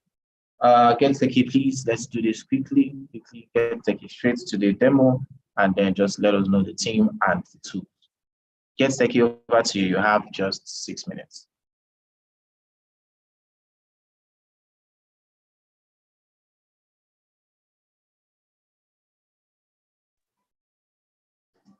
Hi, everyone. Good afternoon. Can you hear me? Yeah, good afternoon. We can hear you.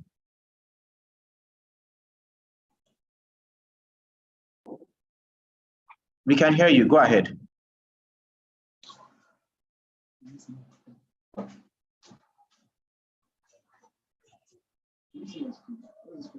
Can you see my screen? Yes, we can see your screen. Go ahead. All right. So you're welcome to KodeCamp Get Techie. This is a team that consisted of UI UX designers, back-end designers, and Android developers. We worked together to create an amazing platform where users can search for courses, get answers to tech-related questions, and also get resources to take courses. Now, in the project, we used different tech softwares such as Figma for designing, prototyping, and testing out of the interfaces. We use Slack for communication. We use FigJam. We also use Google Docs, Kotlin. The developers use Git.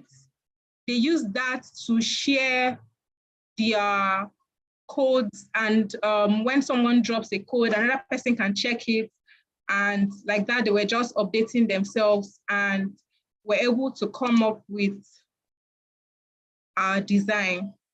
Now, let me take you through the project overview.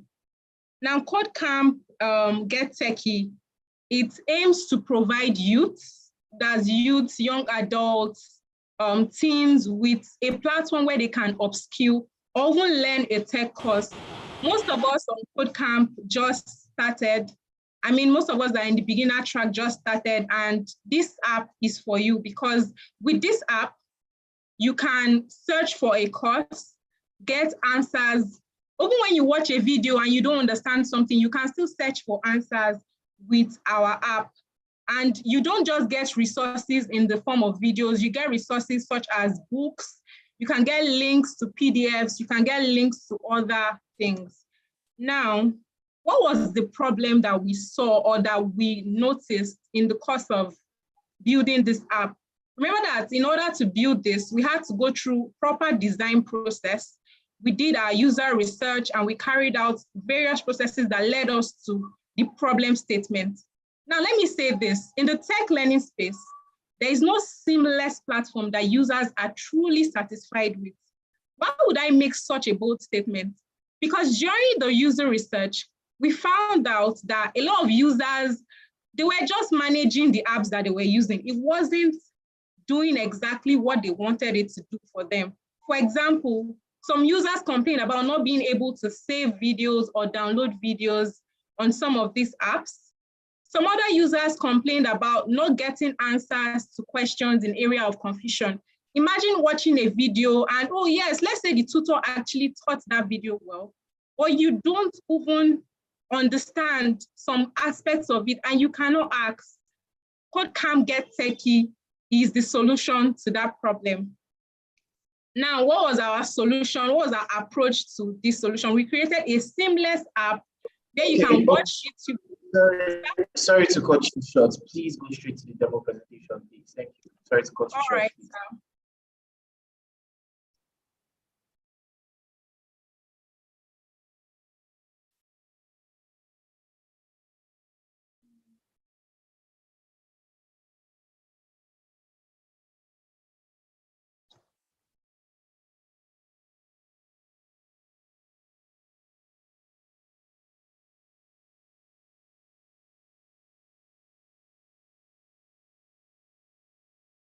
So you're welcome to KodeCamp Get Techie. We are learning, you can learn everywhere, wherever you are. The app is global, and you can also develop yourself and find the best online courses that are related to tech.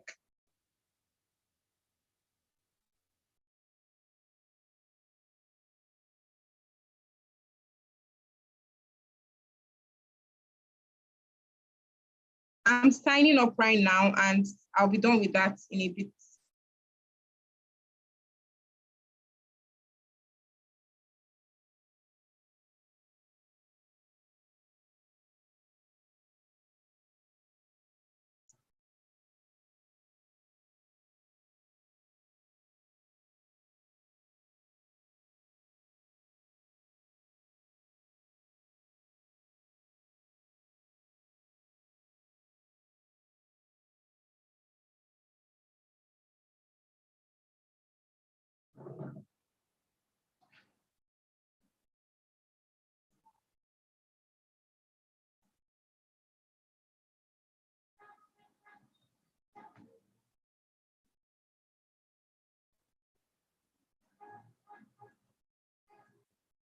Now, on signing up, you would notice that there is this interface where I can choose the areas of tech that I am interested in, and the app automatically creates a home screen that is fitted to this.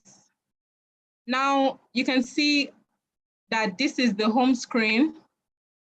On the home screen, you have popular courses, top-rated courses, and you also have recommended courses based on the tech courses that you chose in the beginning of the app. Remember that the aim of this app is to be able to watch videos and also get answers to tech-related questions. So imagine I click on this web development, for example, I get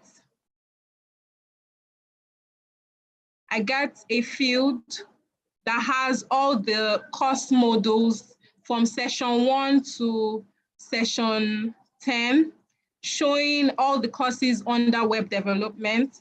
I can decide to watch session 1, and a YouTube embedded video can play where you have, this is one of KodeCamp's videos from YouTube. So this app is designed by KodeCampers for KodeCampers, and we hope that we've been able to solve most of the problems that users face when they go through apps.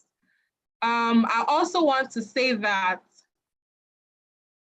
I also want to go back to my presentation slide just to show you that we also have future implementations that we plan to make in the app. Because of the time constraints and the availability of resources, we could not implement each and every idea that we had for this app. We had an idea to create a KodeCamp community, and we still plan on doing that. We also have an idea to create a transcript feature where people can get interpretation. I mean, if the app is global, that means you can have someone from Japan watching a KodeCamp video. And I mean, if they don't understand English, it's going to be good if they can get a transcript interpretation. You can also ask mentors questions, and it's going to be like a live chat. So these are the things that we hope to implement in the nearest future. So the app is not done yet. We still have a lot of great ideas to put in. Thank you for your time. Okay, thank you very much, Team Get Techie. Thank you for that presentation.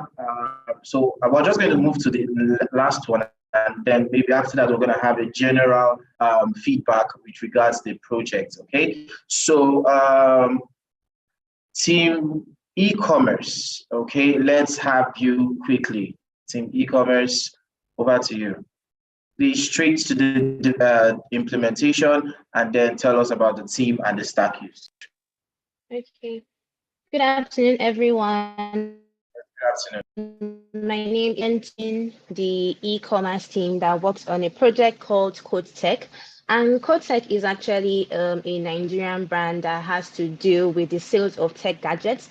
And because one of their strong values is communication, they actually want to bridge the communication gap between the users and the functions they would actually like to carry out using the tech gadgets. So here is actually our the website we've created for the KodeTech. We created this website with the users in mind to ensure that they are actually able to carry out their functions and just interact with the tech gadgets. So here we have the landing page, and this shows a slideshow. We have our various categories recommended for you, best deals on Apple products, and we also see that the website says that it's easy to shop, there's flexible payment, and there's also swift delivery. So now we're actually going to check the carts here. When we check the carts, a user that has not yet been authenticated, we will see that the user does not have anything in their cart and they can't add items to carts. So now we're going to go to the sign up. Here we'll actually be able to see that the users can actually create their accounts via different methods, and they can also log in. So now we're actually going to log in so we can interact with the website. So when we log in, when the user logs in, they will be taken back to the landing page. Here they will be able to actually interact with the website in a more seamless experience. So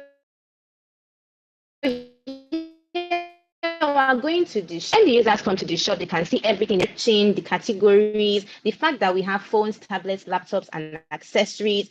And here we're just going to add certain items to our cart. When we add our items to cart, we see a pop-up that tells us that item has been added to cart. And now we can actually also click on the images. When the user clicks on images, they will actually be directed to a page that shows them the description, the product description of the exact product they've actually picked. The users can pick the quantity, the color, they can add to cart. They also get to see the product information, and they can also see certain similar products that they can interact with. So now we're actually just going to go back to the shop so we can see the different categories. When the user clicks on phones, the slideshow just shows them everything about different brands of phones, and here they can just pick any brand they would like to interact with. When they click on laptops, they can also see different brands of laptops and they can interact with that. And there's also a toggle here that the users can actually use to ensure that they can streamline or just they can just actually pick and just streamline the actual price range they would actually like to use to place an order. So now we're actually going to be going to our cart where we've actually selected our items. So here we can see that we have our products here that we've selected. We have our unit price, quantity, and all of that. So we see that there's the product name, and the users can actually, they can increase the pieces, the amount of quantity that they would like to get. They can also remove the particular items that they would like to. So here we're just going to check out. When the user clicks on checkout, it takes them to the checkout page, and here they can just input their details. And here we see there is the billing address. So here, where in the billing address here, the user can actually fill in the address that where they would actually like to be billed. And we can also see that there's also a feature below here that says that the user can actually also use their billing address as their shipping address, meaning that they don't need to actually fill in this information again. So in the billing address, every detail of the user is actually implemented here. They can actually input their names and everything about this, and they can also save this information to be used for next time. Then we have our various payment options here and our shipping method. So now we're just going to proceed to check out. So when the user tries to check out, there will be a pop-up that will just take them directly to the payment channel. And in the payment channel, they can just actually proceed. And when the payment does not go through, there will be a pop-up that will tell the users that they cannot actually make payments at this particular point in time. So moving on, we're actually going to be going to the track your order feature. Here we can see that when the user has actually placed an order, there is a feature that allows them to track their orders here. So when the user has placed an order, they can come here and see exactly where their delivery is, their product is at every point in time until it actually gets to them. From there, we can also go to the return policy. So there can also be an instance where maybe the user actually places an order and they have a bad experience with a product. So here they can actually check, they can actually come to the return policy page here, and they can actually make their returns and get refunds. Then we also have our frequently asked questions page. Here, basically, this just shows the users that they can actually interact with the questions that are there if they're finding it difficult to interact or just understand basically what the website is about. Then we have help center. Help center, basically you actually need about a particular implementation. You can find here how to place an order. You can find here about returns and refunds,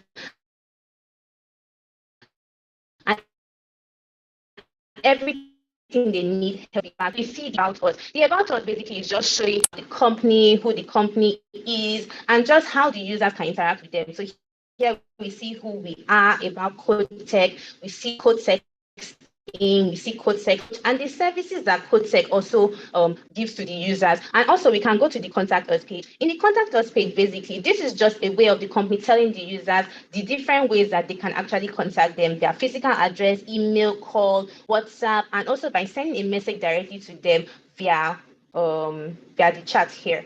So here we're actually going to move on to the admin sign up. So all of this I've shown you is just basically the way the user as a customer can interact with the website. So now we're actually going to go to the admin login. When the admin logs in, they need an admin key, meaning that the user cannot actually, even if they mistakenly go to that particular feature, they actually cannot log in. So when the admin logs in, the admin is taken to a dashboard that just welcomes them and shows them the entire preview of how the website has been faring. So here we see total orders, total visits, total users, and active users. From our total visits, total users, and active users, we see that actually this is real data, basically, of everybody that has interacted with this website, and it is not dummy data, it is real data. So here we also have different sections and an analytics that shows the admin, basically the sales that have taken place per particular month. So the admin can know how the website is faring.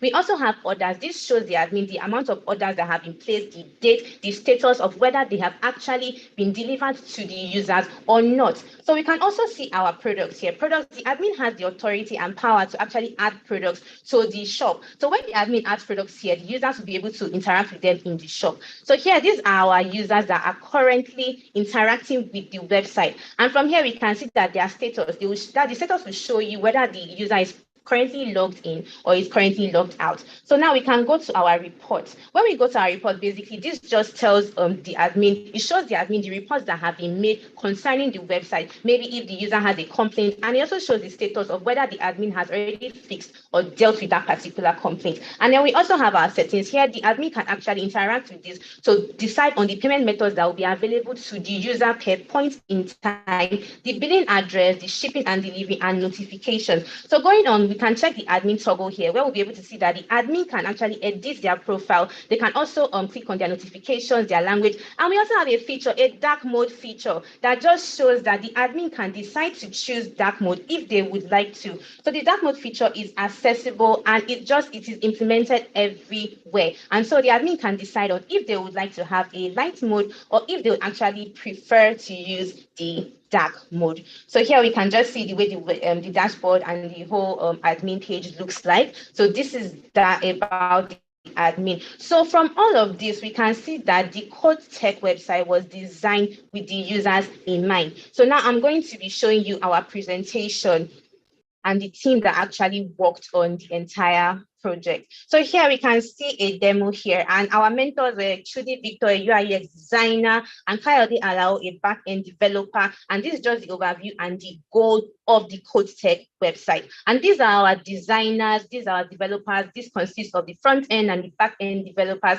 And this is just the designer's tech stack, all the tools that were used in the process of this, and also the developers tech stack as well. And basically, these are problem statement. From this, we can see that we have actually touched on every problem statement, ensuring that the available payment methods, they have actually been increased. There's transfer, there's cash, there's payment via credit cards, debit cards, PayPal. Also, when it comes to delivery issue, we ensure that we have different delivery methods such as UPS, DHL, FedEx, courier. We also ensure that our interface is actually easy for the user to interact with. We employ various design principles to ensure that we use simple text and microcopy so that the user will not be confused when performing their basic functions. And when it comes to the quality of products delivered and the proper product description, we ensure. Okay, this is the information architecture. Thank you. So in all of this, Okay, thank you very much, Flo. You are flowing. Okay, thank you very much. I think I even had to mute you. Okay, thank you very much. That was a very interesting presentation, and so I think we're just going to have a generic feedback with respect to the projects, of course, with respect to e-commerce, and then of course every other project that we have actually seen. Okay, so I'll start with Engineer Lawrence Akube. Please go ahead. Yeah, I felt that probably we have lost whenever it's happened yesterday, whenever we have a presentation like this, probably we lose track of time. Wow. So I will make the same comment I made yesterday. What was his name? Was it Toby? Right? Ikes. Yeah, I think so. Yeah, I think so. I can't really remember the name, but I think that should be him. Yeah. Okay. So I think these are our statistics. Okay. Yes, tell me here. Tell me, okay, yeah, please, these people, you need to identify them because we're going to shoot video and I don't need any, we have a lot of professionals here, even beyond the coding and the UI/UX design. Presentation is on a different level. You understand? Not taking away the input from the team. I'm going to talk about the previous team that presented. Like, within a short time, you guys are able to come up with this. I'm actually very fulfilled with what I'm seeing. Like this e-commerce, it shows grit also. People going this in depth, with this short time. I know that if we have enough time, we'll do. I think I'm having confidence that at least basic projects can be done, even with the small knowledge we got, right? And I can advise us to, keep up with this project even beyond the whole closing ceremony, to look at it. I'm really impressed. So I'm going to just step down for now to allow other people make their comments. So good job, guys. Like I'm happy with what I am seeing here. And to all the mentors that actually took these people through, I've not forgotten you. We know how we see now. We know how we meet. We know where we meet, and yeah. So thank you. Thank you very much, Engineer Lawrence. Yeah, so like you rightly said, it was really an interesting presentation. So yeah, we CodeCamp can actually say we're proud of you all, seeing what you guys have done in just 1 month. Yeah, in just 1 month. So good one, good one. So I'll just maybe just one. Any other person want to say some? Just one comment, and then we move on. Just one. Any hand raised? Just one.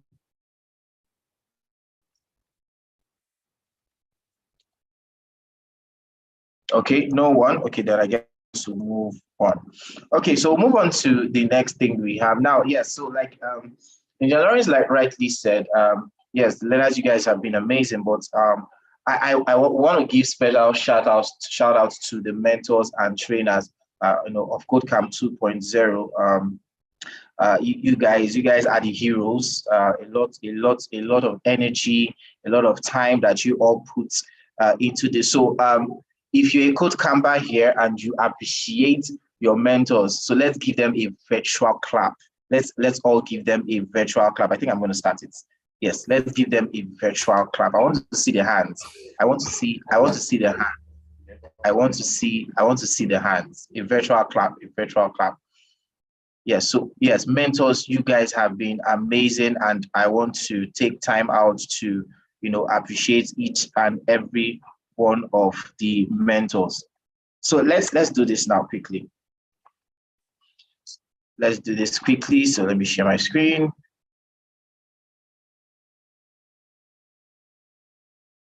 Okay, so yeah, so let's for you to meet our trainers and mentors. Of course, some of you who are in maybe one track, I know some of the mentors you may see, you'll be like, okay, sorry, was this person actually in CodeCamp? Yes, they were. So let's meet up. So this is my special appreciation on behalf of myself and the CodeCamp team. Telling the mentors, we love you. Thank you for your dedication to making sure that these learners were able to come up and take their career forward. So yes, so first of all, of course, the front-end web development track. Okay, for the beginner level, we had Ogochukwu Imoleayo. Okay, and we had Akim Bobola. Yes, so I know that there are people who will be gingery right now. Yes, so thank you guys so much. You guys were really, really amazing. For some of you who did not know, okay, likes of Imoleayo and Akim Bobola, they were actually learners in 1.0. But they transitioned into becoming mentors, and seriously, that for me is one of the best decisions we have made, because they have been very, very, very impactful. So we love you, and we thank you. Yes, and then of course the UI UX track for the beginner level.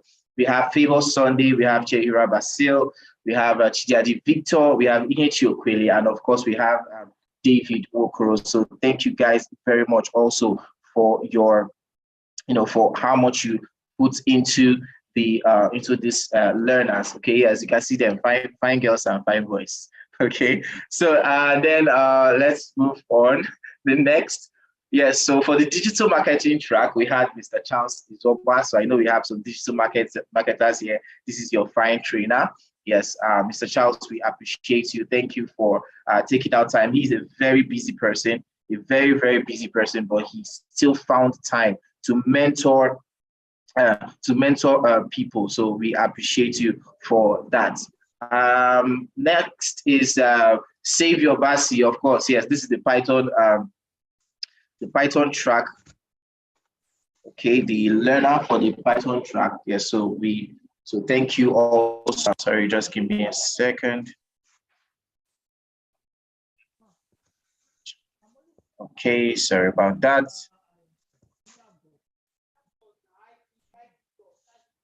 I've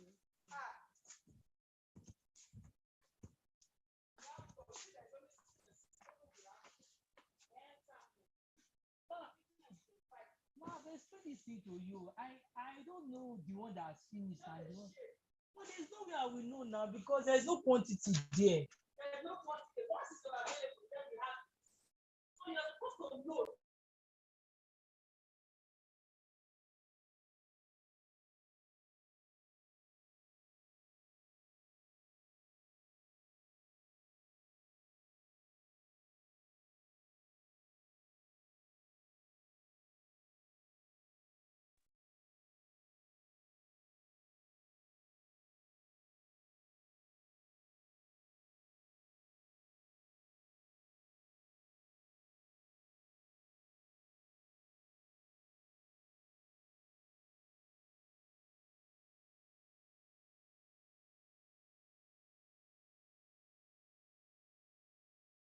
Okay, so please confirm you can hear me. Sorry about that.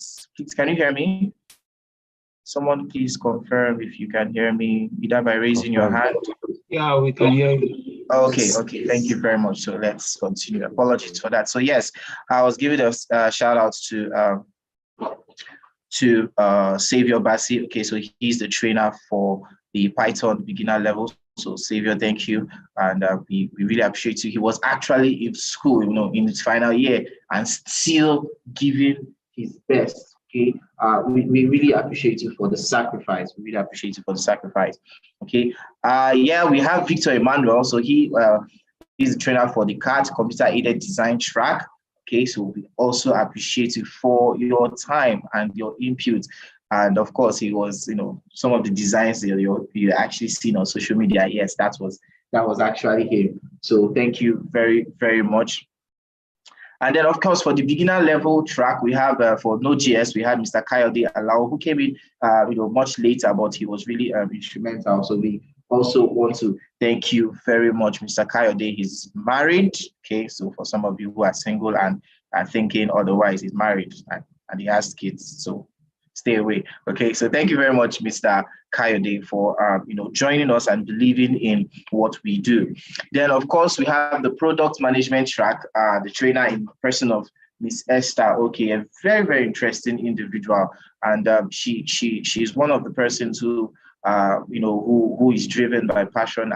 One of the things I admire and I'm grateful for was how she, took KodeCamp as hers, the engagements and everything. So I really, really appreciate you, and I'm very sure that your students, okay, your own KodeCampers, your product management KodeCampers, okay, I'm very sure they appreciate you also. And then for the IoT track, we have the likes of the Song Edit and Sunday Mba. We also appreciate you for your input. And then okay. Okay, so and then myself, my humble self, okay, yeah, so by privilege, okay, I actually taught the beginner and the intermediate level for Android, okay, and of course your humble program manager. So thanks to me, right? Yeah, thanks to me. Okay, so and then so for the UI UX track, that's for the intermediate level. We have the likes of Boma, Ajina Ovu, we have Believe Joseph, and we have Helen Chirike. So thank you guys. Three of you were really a force, in the intermediate level. Thank you so much for your input and the dedication to making sure that these the learners actually what we are impacted. Okay, someone is asking if I'm married. All right, you'll get that information much later. Okay, and then for okay, so this is a bit slight error. Okay, so this is favor of Vivian. Okay, so she is a React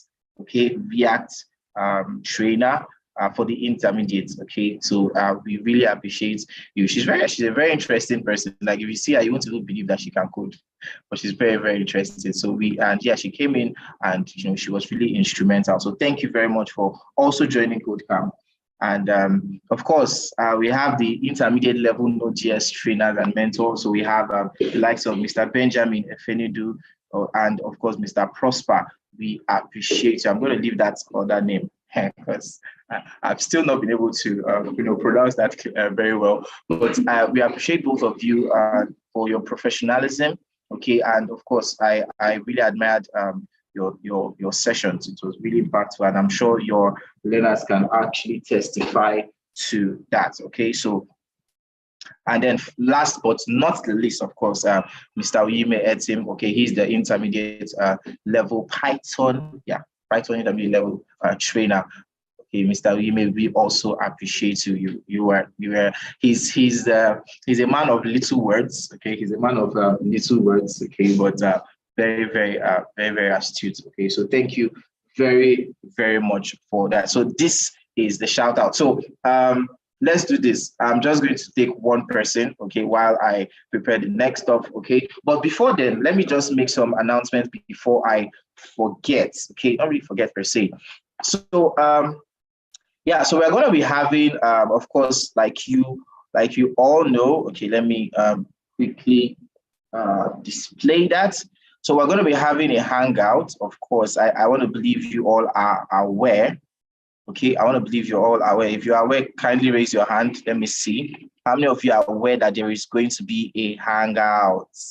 Yeah, so you get to see yourselves and see the mentors. Okay, so just a few persons. How many? Really? You don't know that there's going to be a hangout? Okay, so I just want to get that quickly. So just a second. Okay, so we're going to be having a hangout. Okay, of course, that's tomorrow. Just like I'm sorry, just a second. Okay. So yeah, I want to believe you can see that. So of course, from here, you actually know that we have a hangout. So that's going to be by 10:30 a.m. tomorrow. Of course, the more information is going to be dropped on the Slack workspace. Okay, more information will be dropped on the Slack workspace. So just note that. But before that, okay, I want to appreciate and I want to recognize one of the, not really one of the, actually, the sponsors of the Port Harcourt meetup. Okay, the sponsors of the Port Harcourt meetup. I want to, let me just display, display a picture of them. So it's, hold on just a second. Okay, we'll get that quickly.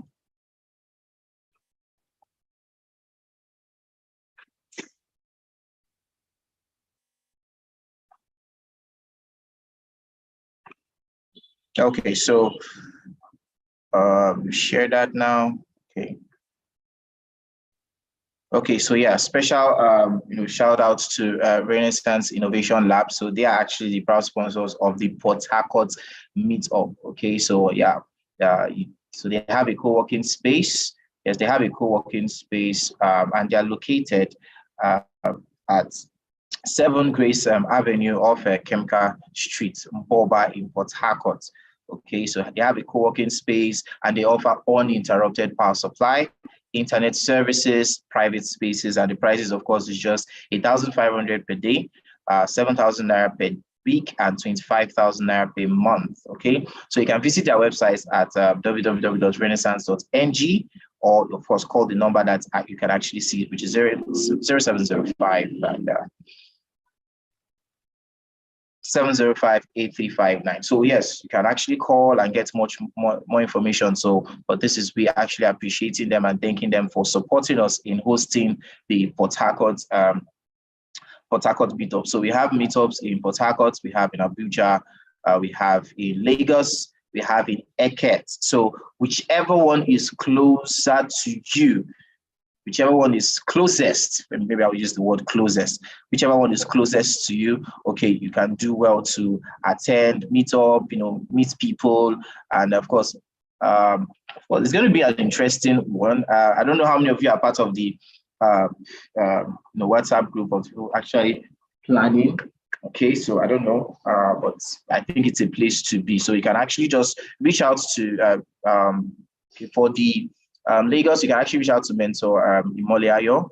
okay, for more information on that. But Harcourt's team, well, I'm going to say you should just reach out to Engineer Lawrence, okay, on Slack, or you can actually just reach out to Favik, Mentor Favik on Slack also. The Eckert's you can actually reach out to Victor Emmanuel on Slack. Is called Ledger Domain. Okay, that's the card instructor. Yes, you can actually reach out to him, and you get more information about that. So I really hope to see you all there. I know some of you want to see me. Okay, I know some of you, so you may or you may not see me. Okay, so let me just hand over to Engineer Lawrence for a bit. Engineer Lawrence, please, over to you. Okay, so yeah, thank you very much. About the meetup, it's very important. Like, it's good to have greets and all that. But in addition to the greets, I want you to meet and greet. You know, another type of greet also. Get to connect with each other, relax. After today, if you can take 2 days off from your system, you know, it has been a very, very difficult journey, right? It's not easy to move from one stage to another stage. You know, some people, if you cast your mind back, I know what you remember something like my pair has ghosted. You know, just cast your mind back. You just remember how this all started. Like joke, 2 histories and everything. And you're not talking about, see all the presentation now. See, I think we should be grateful for federal government for, sorry, this is off record, for maintaining this strike. It is beneficial. We should be grateful for them. In fact, everybody should, like, a round of applause for the federal government and the ASU, because it has helped a lot of people, like, to be able to, I don't know how you would have done this with school and all that. Well, you can see that anything that is negative, you know, anything that is bad, you can actually turn it good. So I really appreciate ASU for giving us this opportunity. You know, this is what happens when you have something to do with your life. You always, like I during the presentation about grit, when you see something negative, just turn it, find a way around it. So that's it. So I'm not here for the grit thing. I'm talking about meetup tomorrow. Please don't come with your laptop. Okay, just come with yourself, you know, less of the phone. Put your phone inside your pocket. Look at people's faces, because I know we are industry 4.0. People are now living like electronic gadgets. Please, you're a human being. Just remember for once that you're a human being. If you can drop your phone in your pocket, just look at people's faces and like be a human being for 2 days, like meet people. That is the essence. I know that in addition to that, ideas will come out on how to project KodeCamp, you know. So for Port Harcourt people, don't Udeme, are you on the call? Please, can you raise your hand? Raise your hand up. I'm not able to coordinate everything. Okay, EH is on the call as well. So EH, please drop your number on the chat session. Please, EH has raised her hand. I think she can talk as well.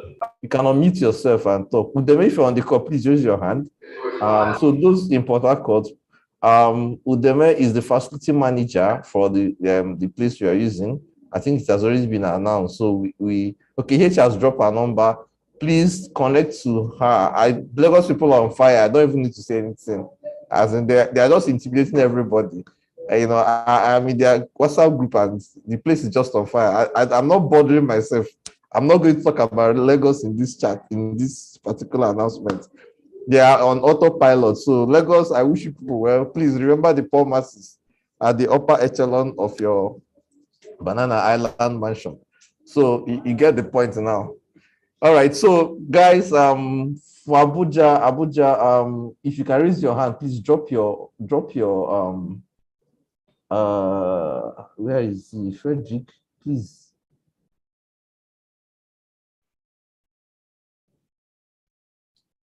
Okay, Udeme is on the call. Udeme has raised his hand. So please, you can send him his private chat now, in the chat session. So Udeme, thanks for instance lab for, okay, Lucky is up for Abuja. Please, Lucky, drop your number on the chat. I want everybody to participate. Please, for once, leave your laptop. You have done your presentation. You need to just, we're not doing this meetup for us to just break the bank. Just come out, whether you contributed money or not, just make your way to the venue and see people, your future colleagues in the industry and all that. So thank you so much. The hand is up now. I think Lucky, please drop your number now in the chat. Connect with him. They will put you through, the venue that we choose. Thank you very much. I'm going to that's all I just wanted to put. And thanks, for instance, again, the Port Harcourt session is sponsored by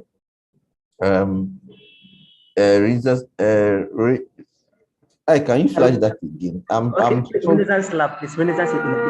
Udeme is talking. Yeah, Udeme, please mention it again. Let them hear. So if you need a workspace in Port Harcourt, you can contact them. Just go there. The internet was massive. I tried it over the weekend. They don't have any issue with lights. These people are living in UK, in Nigeria. So you can contact them and you can enjoy yourself if you're in Port Harcourt. So thank you. They are around location. If you contact them, you give you the full detail. So back to you so that we can do the remaining session. Thank you. Okay, thank you very much. So at this juncture, I'm just going to, this is just, I think, I don't know if, let me see. Okay, so I don't know if Nchianibet is here. Okay, so but if he's not here, so yeah, Lawrence, you're going to join me in doing this one. So this is we actually presenting the finalists and say huge congratulations to the second cohort finalists. So let me just display this for you guys. So yeah, at least from the pictures we got, so we're just able to just do a collage. So so for the second cohort finalists, a huge congratulations to you guys for pulling through. Congratulations. So you can give yourself a round of applause and the likes, of course, on the Zoom. Okay, I want to see hands. I want to see hands. Are you not proud of yourself? 4 months. A lot. We had like you saw the statistics, 4,780, if I'm not mistaken. Okay, that actually joined. But these guys, okay, trust me, they're more than this. But of course, we don't have the time to fill up every space. Okay, but these are amazing individuals, and KodeCamp is proud of you all. KodeCamp is proud of you all. Okay, so Mr. Lawrence, I don't know if you want to say a word of congratulations to them. I would prefer it comes from you. I don't know if Nchianibet is on the call also. All right, no problem. I can handle that. They say many are called, but few are chosen. So this is the real world, right?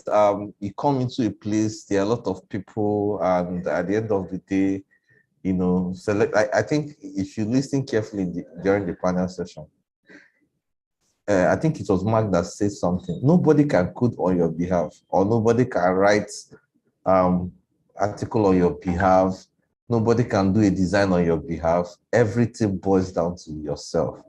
So I am proud of you guys for having, I think there's a question from one of the people that are interested in working with us. How sure are we that these guys are the ones that did the project? And I smiled. We are very, very sure. You wouldn't even reach last stage. Of course, you guys know Ike now. There will be no promotion for you.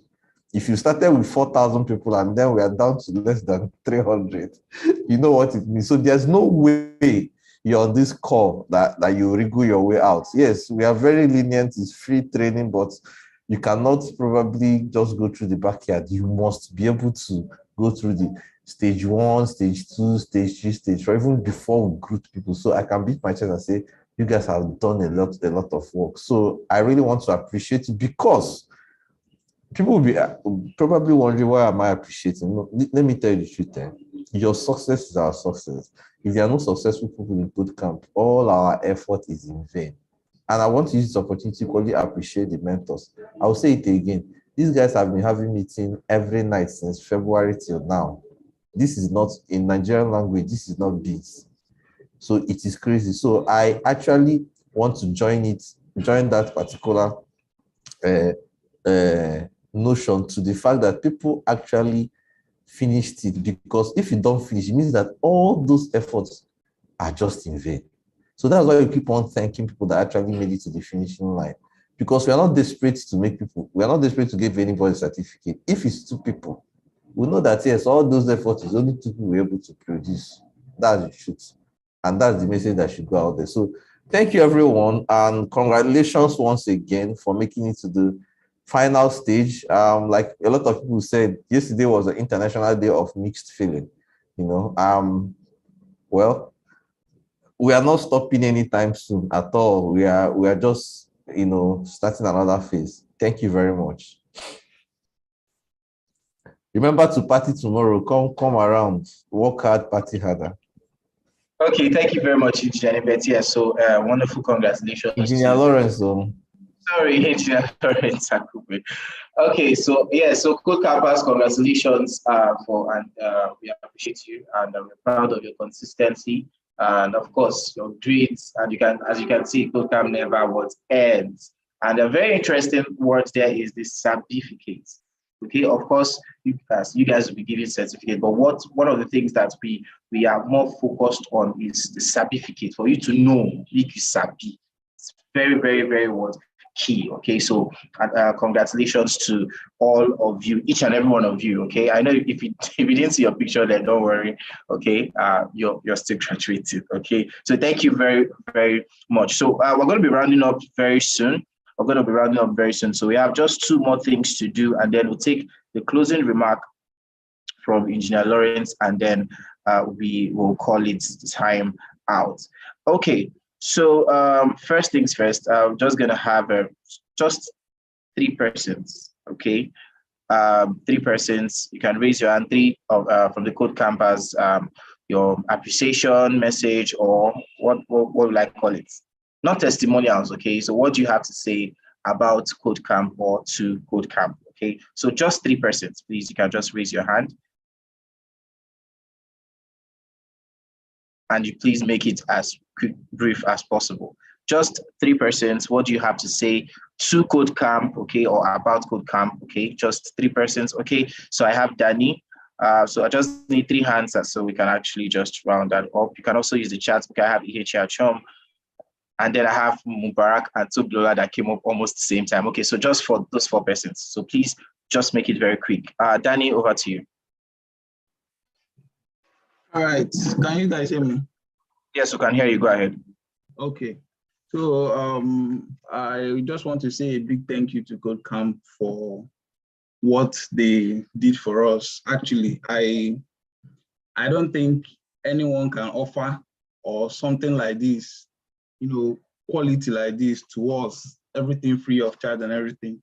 But it's been a good experience so far, and I really enjoyed it. And I know how far I've gone from when I started till now. And I can really say that I learned a lot. If not for KodeCamp, I know I'll still be struggling with probably HTML and CSS now, but at least I've gotten to a certain level with my experience. And I want to appreciate everyone that you know, participated in bringing this experience to us. It's been a pleasure, and we hope that, you know, we hope that you guys, you know, get the benefit of what you guys are impacting in us in future, and we know that we'll do you guys proud. So thank you for everything, and thank you for all my teammates and everything. Okay, thank you very much, Danny. Okay, EHR, over to you quickly.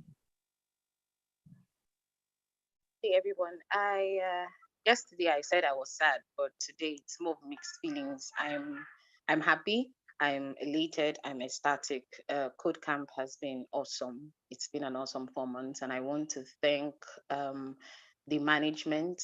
I want to thank Engineer Anyebet Udo. I want to thank Engineer Lawrence Akube.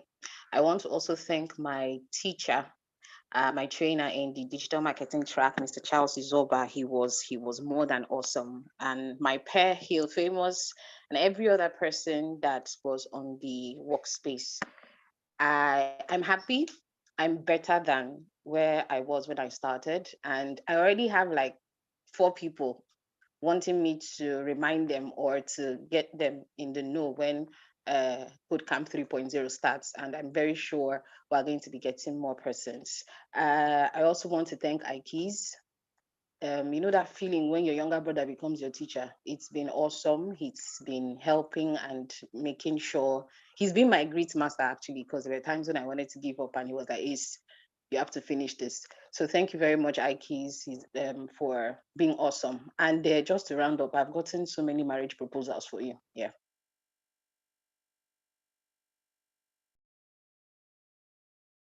Okay, thank you very much, EHHO. She just casted me right now. She just casted me. I hope nobody heard that.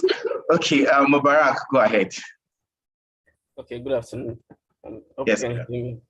I think what really stands out from the other courses I've taken, that probably be learning how to code. What stands out for KodeCamp is how they teach. Like when the mentor teaches you, like you get to understand that okay, this is what you're actually missing.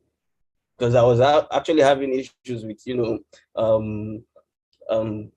the section tag and how to use display of flex and all. But the moment I saw Mentor Guchuk's working on it, I was okay, this was what I was actually missing. And right there. So since then I've been just like, okay, let me just follow through with KodeCamp. And proudly, I can say by seeing on the e-commerce website, you guys will see that, okay, we've actually learned a lot and we'll keep on growing. And we appreciate KodeCamp for that. Thank you. Yes, thank you very much, Mubarak. Okay, Toby Loba, sorry. Yeah, Toby Loba.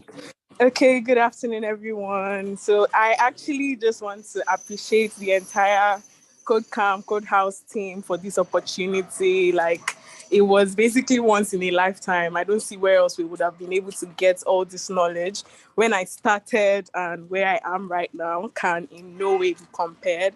And I'm super excited for the wealth of knowledge that I have now. Design Chief, Faye, thank you so much for the knowledge you impacted. Ikes, you don't know how much you pushed me from the background, but thank you so much for your words of encouragement, how you pushed us, even with sarcasm and all of that. Ihechi, thank you. Chudi for always replying messages. Thank you so much. My entire travel guide team, you guys were the absolute best, sincerely. So thank you so much once again. I really appreciate the opportunity. Thank you for everything that you've done for me and every other person graduating here today. Okay, thank you very much, Tobiloba. Thank you very much. Okay, so I'm just going to take one person. If I don't allow this young man to speak, I may just actually see him. He may just come to my gym. Okay, so Simple Soul. Oh yeah, go ahead. Simple Soul, over to you.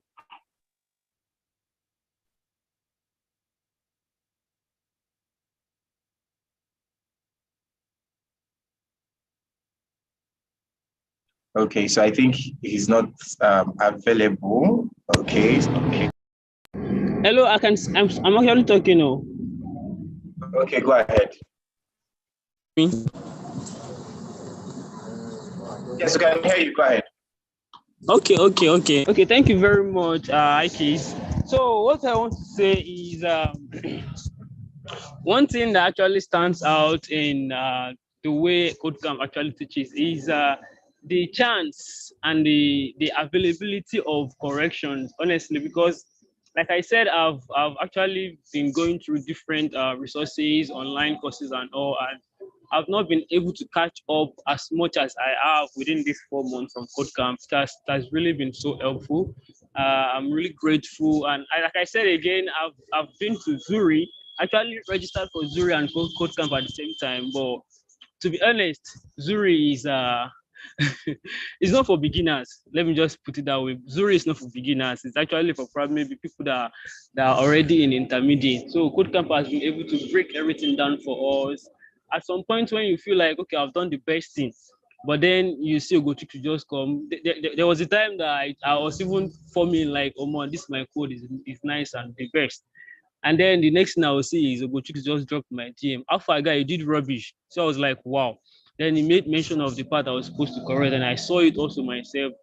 Man, I'm really grateful for you guys. And shout out to Ogochukwu, shout out to IKs.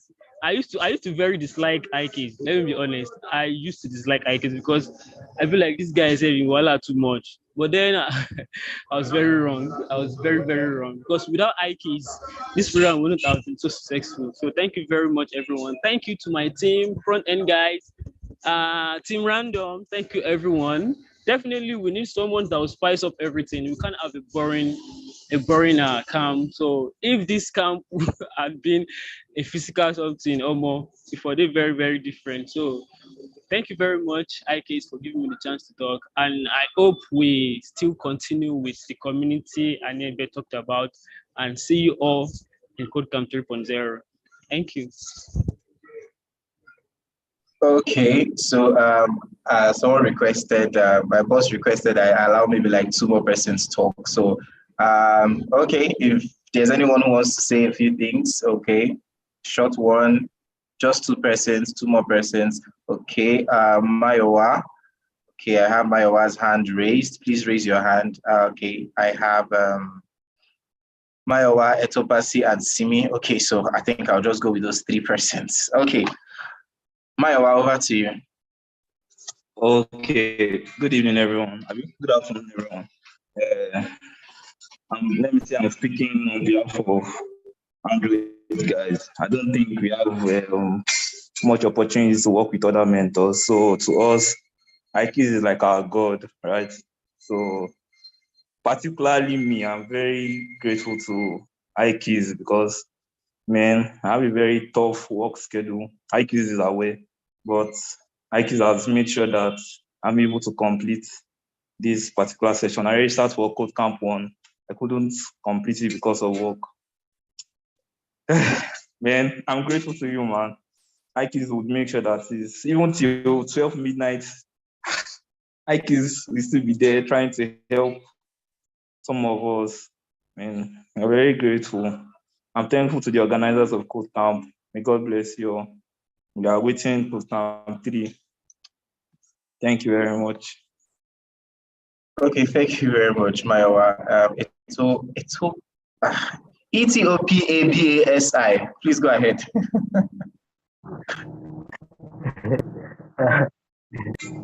No problem. You actually pronounced it correctly. Hope everyone can hear me. Yeah, try to be more audible. Hello, Okay. Yes, go ahead. Okay. I just want to thank the management of KodeCamp and most especially Mr. Charles Azoba has been very helpful. He really tried for us, and to everybody on the Slack channel to be a big shout out to all of them. Okay, thank you very much. Okay, Simi, go ahead, please. Good afternoon, everyone. I just want to say thank you to the management and to all our mentors for teaching us in a beginner-friendly manner. Then shout out to Mentor Trudy. At the start of the project phase, there was a point that I wanted to give up because I was like, nobody sends me to be project team lead. Me, I cannot do it all this. Since we drop more than 100 comments on the board per day, but those comments eventually made us better and we had to push ourselves to do more. Shout out to the whole e-commerce team, the most amazing team in KodeCamp, and shout out to Mentor Femi Blaze. I can remember that in stage 7, I felt frustrated. I even dropped a message on the channel and said, if I differ, that will I be able to re-register from stage 7 in the next cohort? And he entered my DM and was like, whatever the problem is, I should not give up. And here I am today. So thank you to everyone. Okay, thank you very much, Simi. Udeme, over. Okay, good afternoon, everyone. Please let me come from the bottom to top, please. I want to say a very big thank you to everyone in KodeCamp, beginning from Team HMS. You've been amazing from day one we started this project. I really appreciate you all for the opportunity to lead the team as well, meet the UI UX guys, the front end and the back end, our mentors. Thank you very, very seriously. And then also to all the Code campers from day one, we started this journey a few months ago.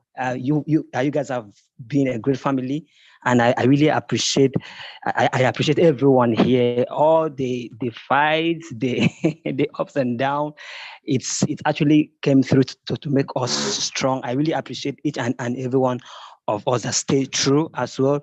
So I shout out to all the mentors, especially design mentors. I really appreciate you guys, your efforts and all that you did for us. Thank you, Mr. Ikis. Several times I can remember how my life was threatened. Once I just see a message on KodeCamp Slack, Ikis said, "Hey, it don't happen again." Thank you very much. You did a very great job as a program manager. I really want to learn from you and be like you when I grow up, sir. Thank you very seriously. And also a great shout out to the MD of Code House, Mr. Lawrence. He is a great man, a man of wisdom as well. God bless you, sir. And then finally, I want to say a big and huge thank you, a very fat one, to Mr. Engineer and he's been a father and a mentor. God bless you, sir. I'm proud to come from the same ancestral antecedent from. I'm so glad. I'm so happy today. I don't know if today is the last time I'm going to speak on this platform, but I know that I have learned a lot from Code House, KodeCamp, and each and every one of us here. I say God bless each and every one of you. Thank you very much. Up Team HMS. God bless you all. Okay, thank you very much, Deme. Okay, the hands. Okay, please, no more hands after this. Okay, so I've just take Francisca, Kainde, and then Chimobi. So Francisca J, over to you, please. Good afternoon, everyone, and thank you so much for calling me. I didn't even know I'll be called out. I just want to say a very big thank you to everyone, starting from the management down to everyone who mentored us. Actually, it has been a very tough journey, at the same time challenging, and at the same time it was also fun. I just want to say thank you all for sticking with us throughout the journey and not giving up on us, because I know a couple of times I've also tried to give up on myself, because my work is also very tasking. I have to close 6 p.m. and then I have to go home. My place is very far, so all I just have to do is to stay back at work every day till sometimes 9, 10 p.m. Just to finish up my task and then hit the road, which was also very risky, but I didn't have an option because I used to be scared to lose out, being that I know that Ikis is someone whom I don't really know. I used to think he didn't have a heart, but I just got to understand that he's a disciplinarian and he wanted the best for every one of us. So I just want to say thank you all, and God bless you all for this wonderful journey. God bless you. Okay, thank you, Francisca. Chimobi.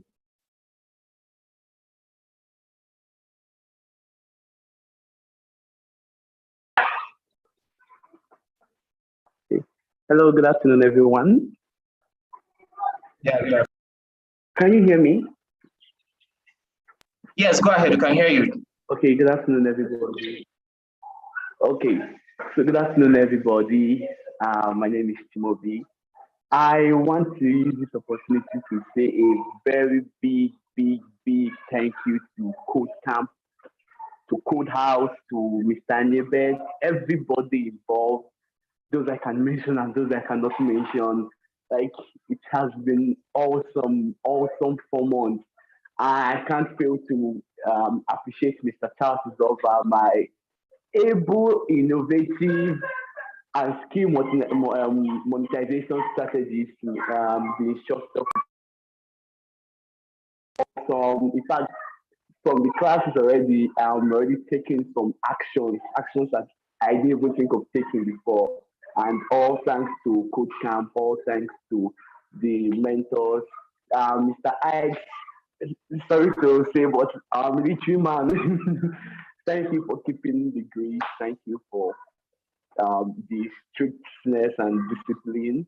Mr. Femi Blaze and Ogochuk, though not my mentors, but they kept the Slack community interesting. The random was always busy. They were always communicating, and I could feel their heat even from my section and everyone else. I am happy that it's ending, but at the same time, I'm really feeling as in sad. I'm missing everybody, and but anyways, thank you very much. Thank you everybody. Thank you, Mr. Ike, Mr. Nebet. Hope to see everybody in Code Camp 3.0. Thank you very much. Okay, thank you very much. Guys, I really okay. Two more persons. I think after this one, I didn't go. So please, nobody should raise their hand. Else, I'll send you to detention. Okay, that was just on a lighter note. You're famous. Go ahead. Okay, thank you so much for KodeCamp 2.0. Thank you to all the management and the trainers. But I just want to thank my trainer, Mr. Charles Usoba. I wish he was on this call. He is a trainer indeed. I just want to thank him, Mr. Charles. I hope you get to hear my shout out. Thank you so much, and thank you to my pair at EHG Action. Thank you all so much for instilling in me what I never knew I was going to get. I mean, I'm so good at digital marketing already. I can't wait for 3.0. Thank you so much. Okay, thank you very much. And then, okay, yeah, I remember Kind, your hand was raised before. Oh, yeah, go ahead. After you, then Alex, and then we'll round up. So Kind also go ahead. Thank you so much. Please, can you hear me?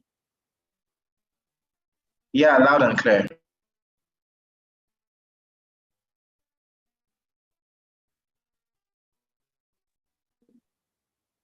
Much. I had to decide for KodeCamp. You would always include. I stand like a 1% of a group that may not have been captured if you didn't give us a chance. I want to say that I am over 50. I'm not one of the youths. I'm over 50. I started with IT, but there was a break in transmission, and then I began to see different UI, UX, and different technology courses. And every camp or whatever I tried to join would always leave out that age limit. And until I came across KodeCamp, and then there was no age limit. I want to really appreciate KodeCamp because it helped me to I wouldn't say jump start, to get back in my IT track. I want to really appreciate the vision and to encourage you. The last task, in fact, my husband was like, what exactly are you guys up to? I didn't sleep for the whole night. For the second day, I didn't sleep until I submitted that stage 8 task. And I really want to appreciate grit is what kept me going. I want to thank you so much for this opportunity. God bless you. Thank you so much, Ikes. You kept me on my feet even while the sleep I left my eyes until I submitted. Thank you so much, engineer, and everyone. Thank you so much. God bless you. Okay, thank you very much, Mrs. Kaidi. You're really an inspiration, actually. Yeah, so thank you for still pushing and keeping to till the end. And a special congratulations to you. Okay, so Alex, lastly.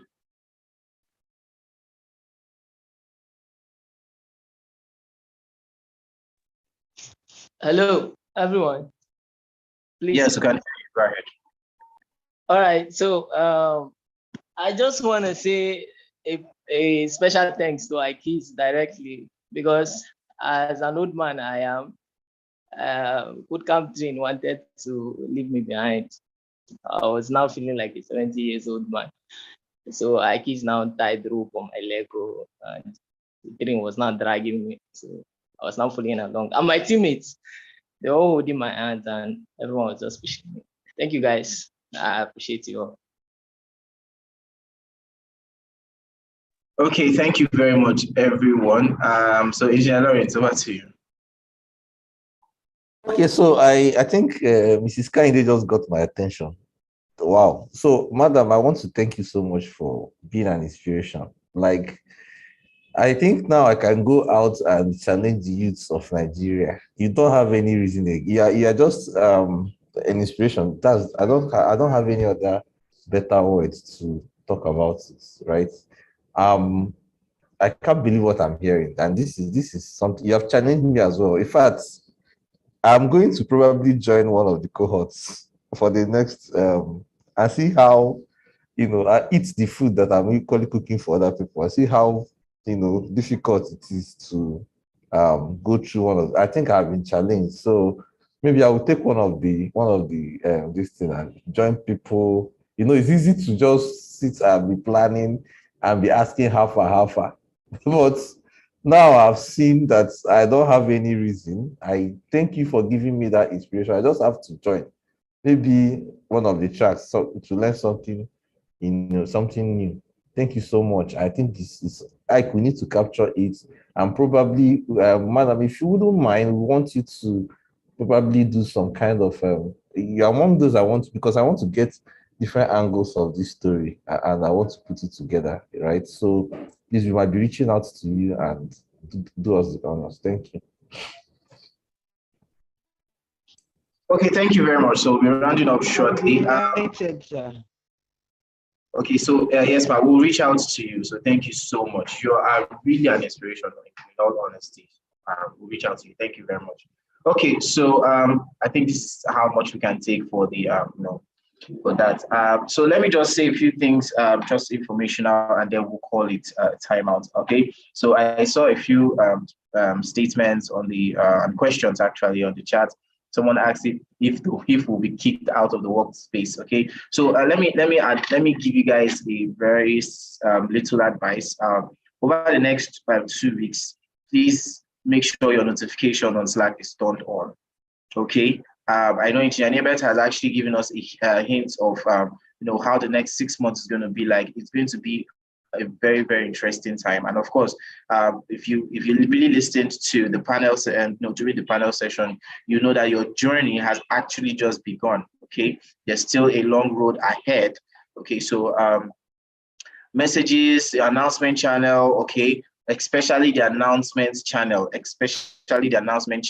please make sure to, because series of posts and announcements will be dropped. Okay, so over the next 2 weeks, please stay informed. Okay, turn on your notification so whenever a message is dropped, you'll be notified at the same time.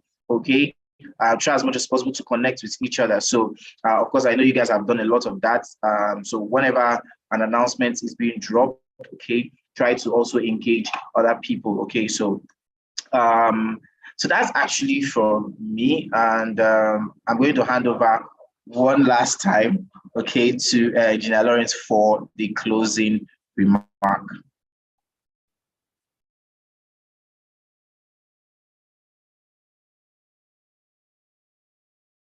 Okay, thank you. Finally, we are done. Thank you. There is no so much closing remark. I think the closing remark has been well captured in all the feedback we got from the learners. So for us, I think all we need to do is to go back to the drawing board.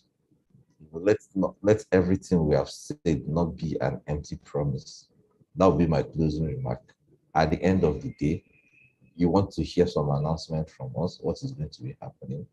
But just forgive us, we need a little kind of break, even though it's not going to take so much time. Like Ike has said, make sure you get the notification. We're going to go back to the drawing board and plan on how to move. A lot of things have been said.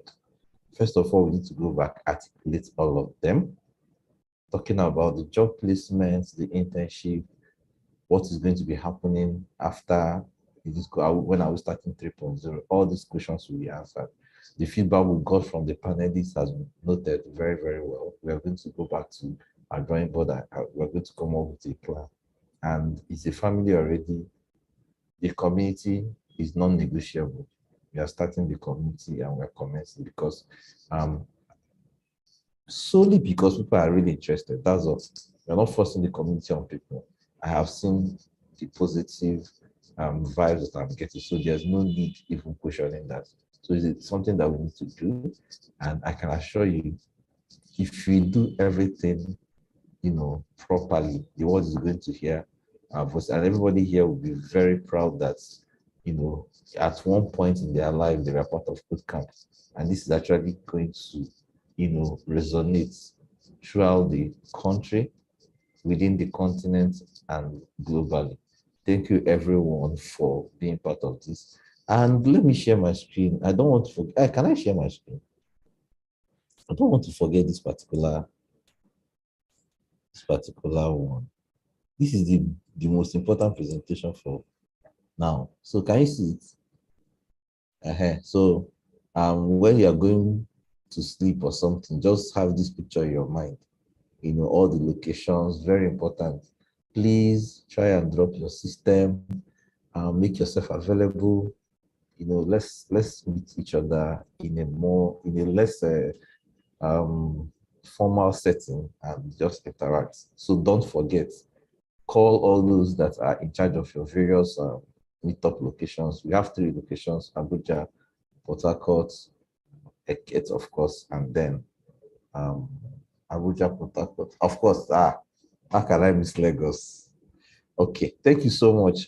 From me, if there's no other, I believe we have exhausted. It's been a long program. Thank you everybody for all the inputs you have added and all your inputs and the colors you've added to the program. So from me, it's goodbye and congratulations to all our finalists, and thank you to all our mentors. Thank you very well. Okay, thank you very much, Engineer Laurie. So a quick one. So for those in the intermediate level, of course, we meet by 7 p.m. Okay, so those in the intermediate level, just look out for a message on your channel. We meet by 7 p.m. for your own presentation. Okay, we also appreciate you. And then, of course, we'll have your own session. Okay, so guys, thank you very much for your time. Thank you for 4 months. Yeah, thank you for 4 months. But of course, there's still 6 more months left. Okay, for your growth actually. So get your grades. Get your grades. Very, very important. Get your grades. You still have a lot of things to pick up on. Okay, so you're job ready. Okay, your career ready, because opportunities are there. Okay, opportunities are there, but you just need to you need to be ready for it. So from me, so yes, you can check the chat. So we have a URL there. Please, let's make KodeCamp go viral on all our social media platforms. Okay, let's make KodeCamp go viral. Yes, please make KodeCamp go viral. You can use the link and generate it's a template actually that will help you. So for the hashtags, of course, use hashtag KodeCamp, hashtag building the skill economy, hashtag CodeHouse. Let me see if I can list them out. Okay. Sorry, just give me a second. Get that quickly. But you can actually just pick up the hashtags on the announcements channel, if I'm not mistaken. Yeah, it was actually posted there I think it was some few days ago. So you can pick up the hashtag also from there. Okay, yes. So let me just copy it and drop also on the chat. So hashtag code countdown, hashtag closing ceremony, hashtag KodeCamp, hashtag building the skill economy, hashtag KodeCamp 2, hashtag grades, hashtag KodeCamp 3 coming soon. And then, yeah, so we can actually just do that. So I'm just going to drop it on the chat, and then you have just a few seconds to pick it up and before we shut down. So once more, thank you guys very much. Please go on Twitter, tweet about it, share your experiences, go on Facebook, go on Instagram, go everywhere, talk about KodeCamp. If KodeCamp has really been impactful, okay, that's the least you can actually do. So from me and the KodeCamp team, this is us saying thank you very much and have a wonderful career growth. Thank you very much.